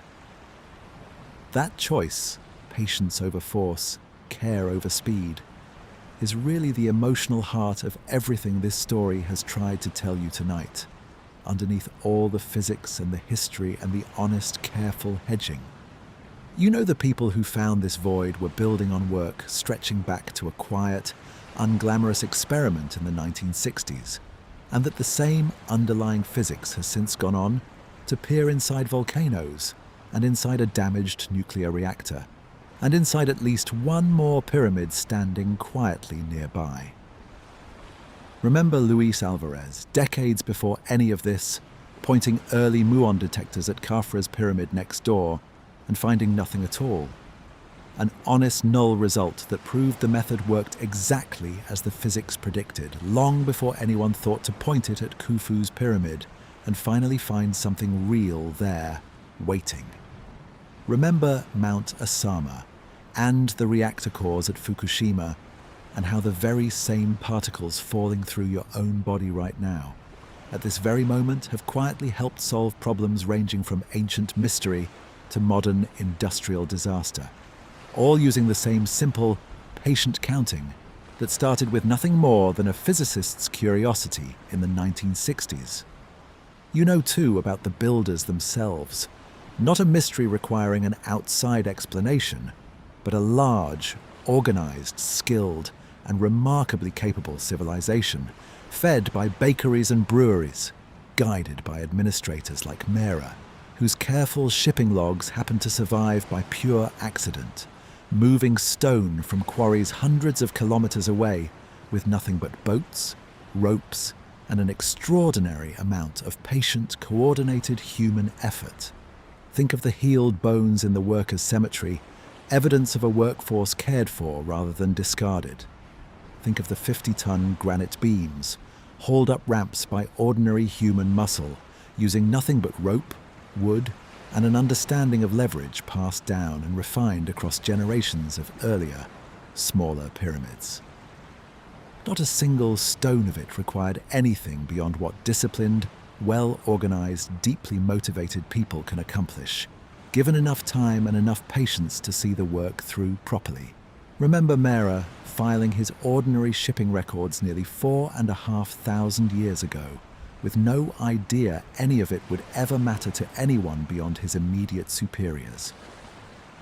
Remember the workers' village, the healed bones, the fresh bread and beer sustaining thousands of ordinary people, doing extraordinary work, generation after generation, until a mountain of stone rose out of the desert exactly where they'd planned for it to rise.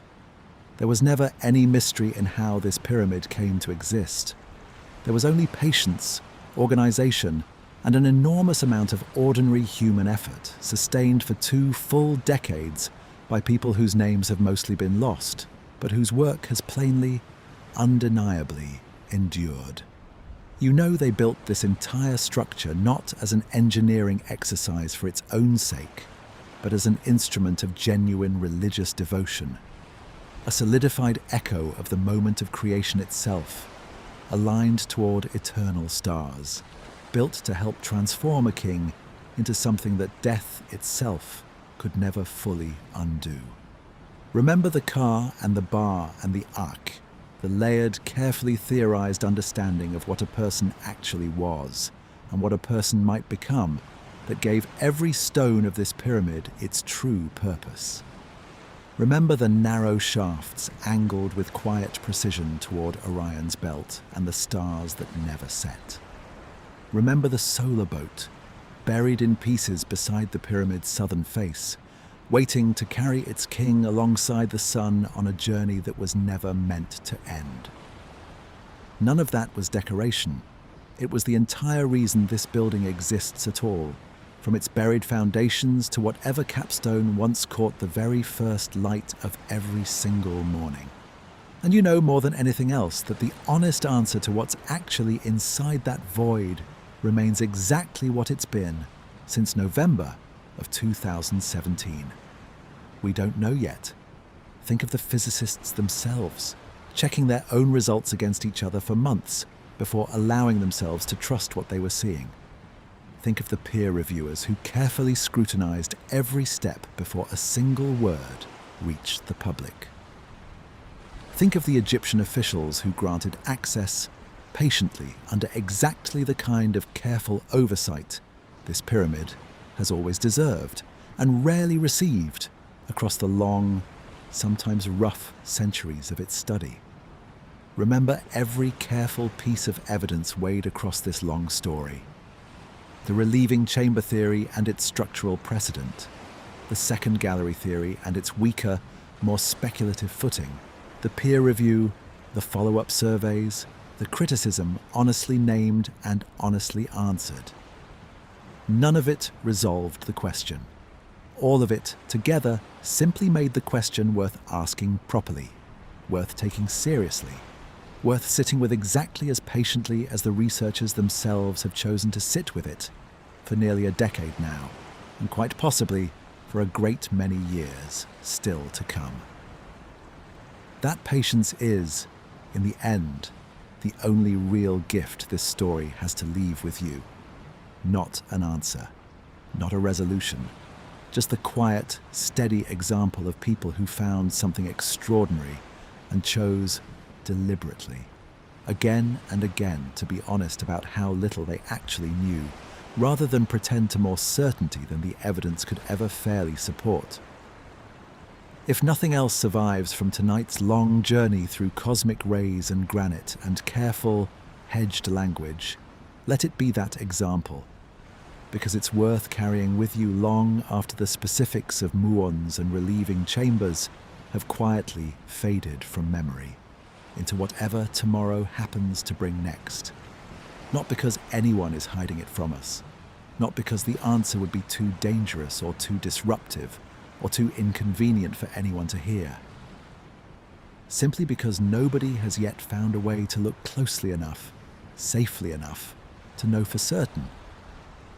And because the people responsible for finding out have decided, again and again across nearly a decade now, that getting it right matters more than getting it quickly.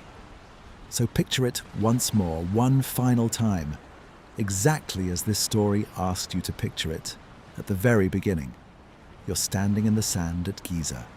Above your head, inside 6 million tons of stone that has stood since before written history had properly found its footing, there is a space the length of a jumbo jet. Nobody has ever seen inside it. Nobody has ever touched its walls, or breathed its air, or shone a single light across whatever surface waits there in the absolute dark. It has watched pharaohs give way to Ptolemies, and Ptolemies give way to Rome, and Rome give way to caliphs and consuls, and curious engineers with gunpowder, and all of them, in turn, give way to physicists with particle detectors and infinite patience. Through every single one of those changes, the void never moved, never opened, never needed anything at all. From any of the people who came and went, century after century, decade after decade, around the base of the mountain, it had quietly made its home inside. It has been sitting exactly where it is, entirely undisturbed, since long before the pyramid was even finished, through empires and floods and the slow turning of stars whose positions have shifted, ever so slightly, in the 4,500 years since the builders first aligned a narrow shaft toward them.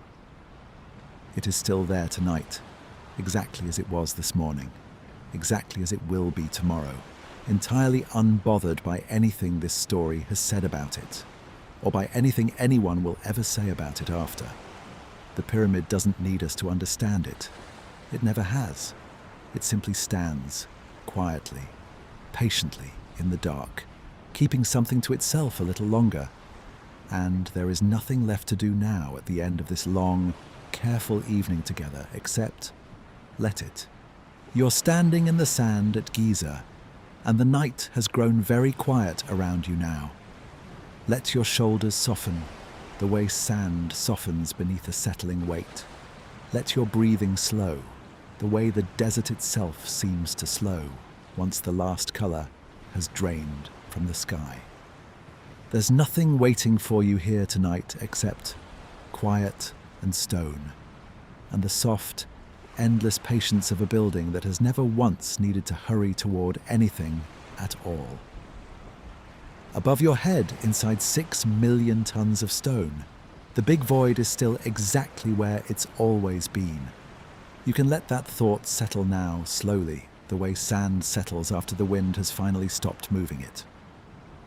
6 million tons of stone. 2 million individual blocks, each one quarried, moved, and set in place by hands that have been gone for 4,500 years. And somewhere above the Grand Gallery, one long, quiet, patient gap in all of it, holding its shape in the dark, exactly as it has since before anyone thought to wonder whether it was even there. Not a chamber, not a treasure room, just a long, patient absence in the dark, shaped like the length of a jumbo jet, sitting above the Grand Gallery the way it has for 4,500 years. Let the shape of that absence settle in your mind, gently, the way it settled in the stone. 30 meters long at least. No door, no light, no sound but the occasional, silent passage of a muon, falling from somewhere far beyond the atmosphere, through the roof of the sky, through the body of the pyramid, and onward into the ground, exactly as it has been falling since long before there was a pyramid there to notice it at all. Let that same quiet settle over you now too. No urgency, no unfinished task, nothing at all left waiting for your attention. Just the soft, endless fall of something invisible, passing gently through and continuing on exactly as it always has. You can picture the grand gallery beneath it if you like, its corbelled walls narrowing gently overhead. 7 quiet courses of stone stepping inward, exactly as they've stepped inward since before anyone alive today, or their grandparents or their grandparents' grandparents, ever drew breath. You can let your own breathing slow to match it, if it helps. Narrowing gently, stepping inward, course by course, the way the gallery's walls narrow toward its high, distant ceiling, until there's nothing left but quiet and stone and the soft, steady dark. Let it stay that quiet a while longer. There's no need to picture anything else just yet, just stone and breath and the soft, settled dark, exactly as it's always been, exactly as it will still be tomorrow. You can picture the muons too if it helps you drift, falling and falling, invisible, harmless, endless, passing through the stone above you and the stone beneath you and straight through your own body as you lie there, exactly as they've been falling since long before there was a pyramid or a desert or anyone at all to notice them. Let them fall now, quietly in your mind, the way rain falls on a rooftop far away, steady and soft and entirely without urgency. They don't need you to count them. They don't need anyone to count them at all. They simply fall and pass through and continue on their way into the ground, into the dark, into wherever it is they're going next. And there's something restful in that, if you let yourself notice it. Nothing about their passage requires your attention. Nothing about them asks anything of you. They have always simply fallen, and they will simply keep falling, long after tonight has quietly become tomorrow. You can picture Mera's boats gliding slowly along the Nile in the last soft light of some ordinary afternoon, carrying limestone toward a shoreline that would one day disappear beneath the sand, delivering their quiet cargo to men who never once imagined how long their work would last. Let the water carry them gently now, the way water carries anything patient enough to simply float along with the current rather than fight it.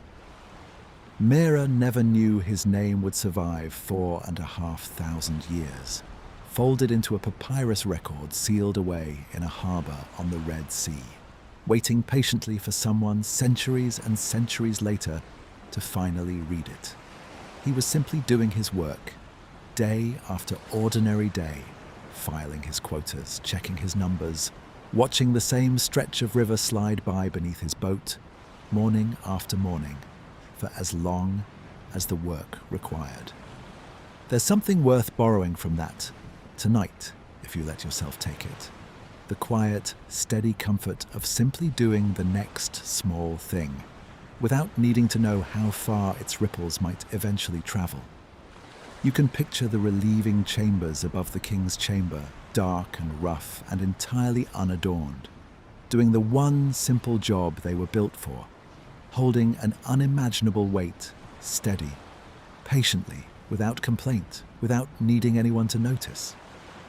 Let your own shoulders settle now the way that weight settles into stone that was built 4,500 years ago, to carry exactly this much, and not one measure more. There is nothing dramatic about a relieving chamber. There is nothing decorative about it, nothing built to be admired. It simply exists quietly in the dark, doing its single, patient job over and over, for as long as the pyramid itself remains standing. And there's a kind of rest in that image too, if you let it settle. Not every part of you needs to be doing something interesting tonight. Some parts can simply hold steady, quietly in the dark, exactly like a relieving chamber, needing nothing more than to keep doing the one simple thing they were always meant to do. You can picture the narrow shafts aimed at stars that shifted ever so slightly across 4,500 years of slow turning skies, still pointing tonight toward wherever those same stars have quietly moved to. Let your eyes close now, the way those shafts have stayed closed, dark and narrow and silent, since long before telescopes, since long before anyone fully understood what a star actually was. Somewhere above the king's chamber, a passage barely wide enough for a hand still points toward Orion's belt, exactly as it was aimed on the day the builders finished it, patient and precise, and entirely unbothered by how many thousands of years would pass before anyone thought to measure the angle again. The stars have moved slowly, the way everything moves slowly enough that we rarely notice it happening, and the shaft has simply kept pointing, quietly, toward wherever they used to be, in no hurry at all to catch up. You can picture the boats on the Nile, the granite from Aswan, the limestone from Tura, all of it gathered here, patiently over 20 slow years, until it finally became a mountain. Let the current carry you now, the way it carried each of those blocks, slowly, steadily, one gentle stretch of river at a time. 20 years is a long time to hold a single vision steady. It's longer than most projects are ever given, longer than most patience is ever asked to last. And yet, block by block, boat by boat, it became exactly what it was meant to become. A reminder, if you need one tonight, that even the longest, slowest undertakings eventually, quietly, arrive at their shape. Let the sand stay soft and cool beneath you, exactly as it has all evening. Let the desert stay still the way it always stills once the last light has gone. Let the whole enormous weight of this story finally settle, gently, into rest. The physics, the history, the patient decade of careful counting, all of it settling now, quietly, the way sand settles after the wind has finally, entirely stopped. Let the last stars overhead keep their slow, unhurried turning, exactly as they have for thousands of years, exactly as they will long after this story, and this night, and every night that follows it, have quietly come and gone. Sleep well.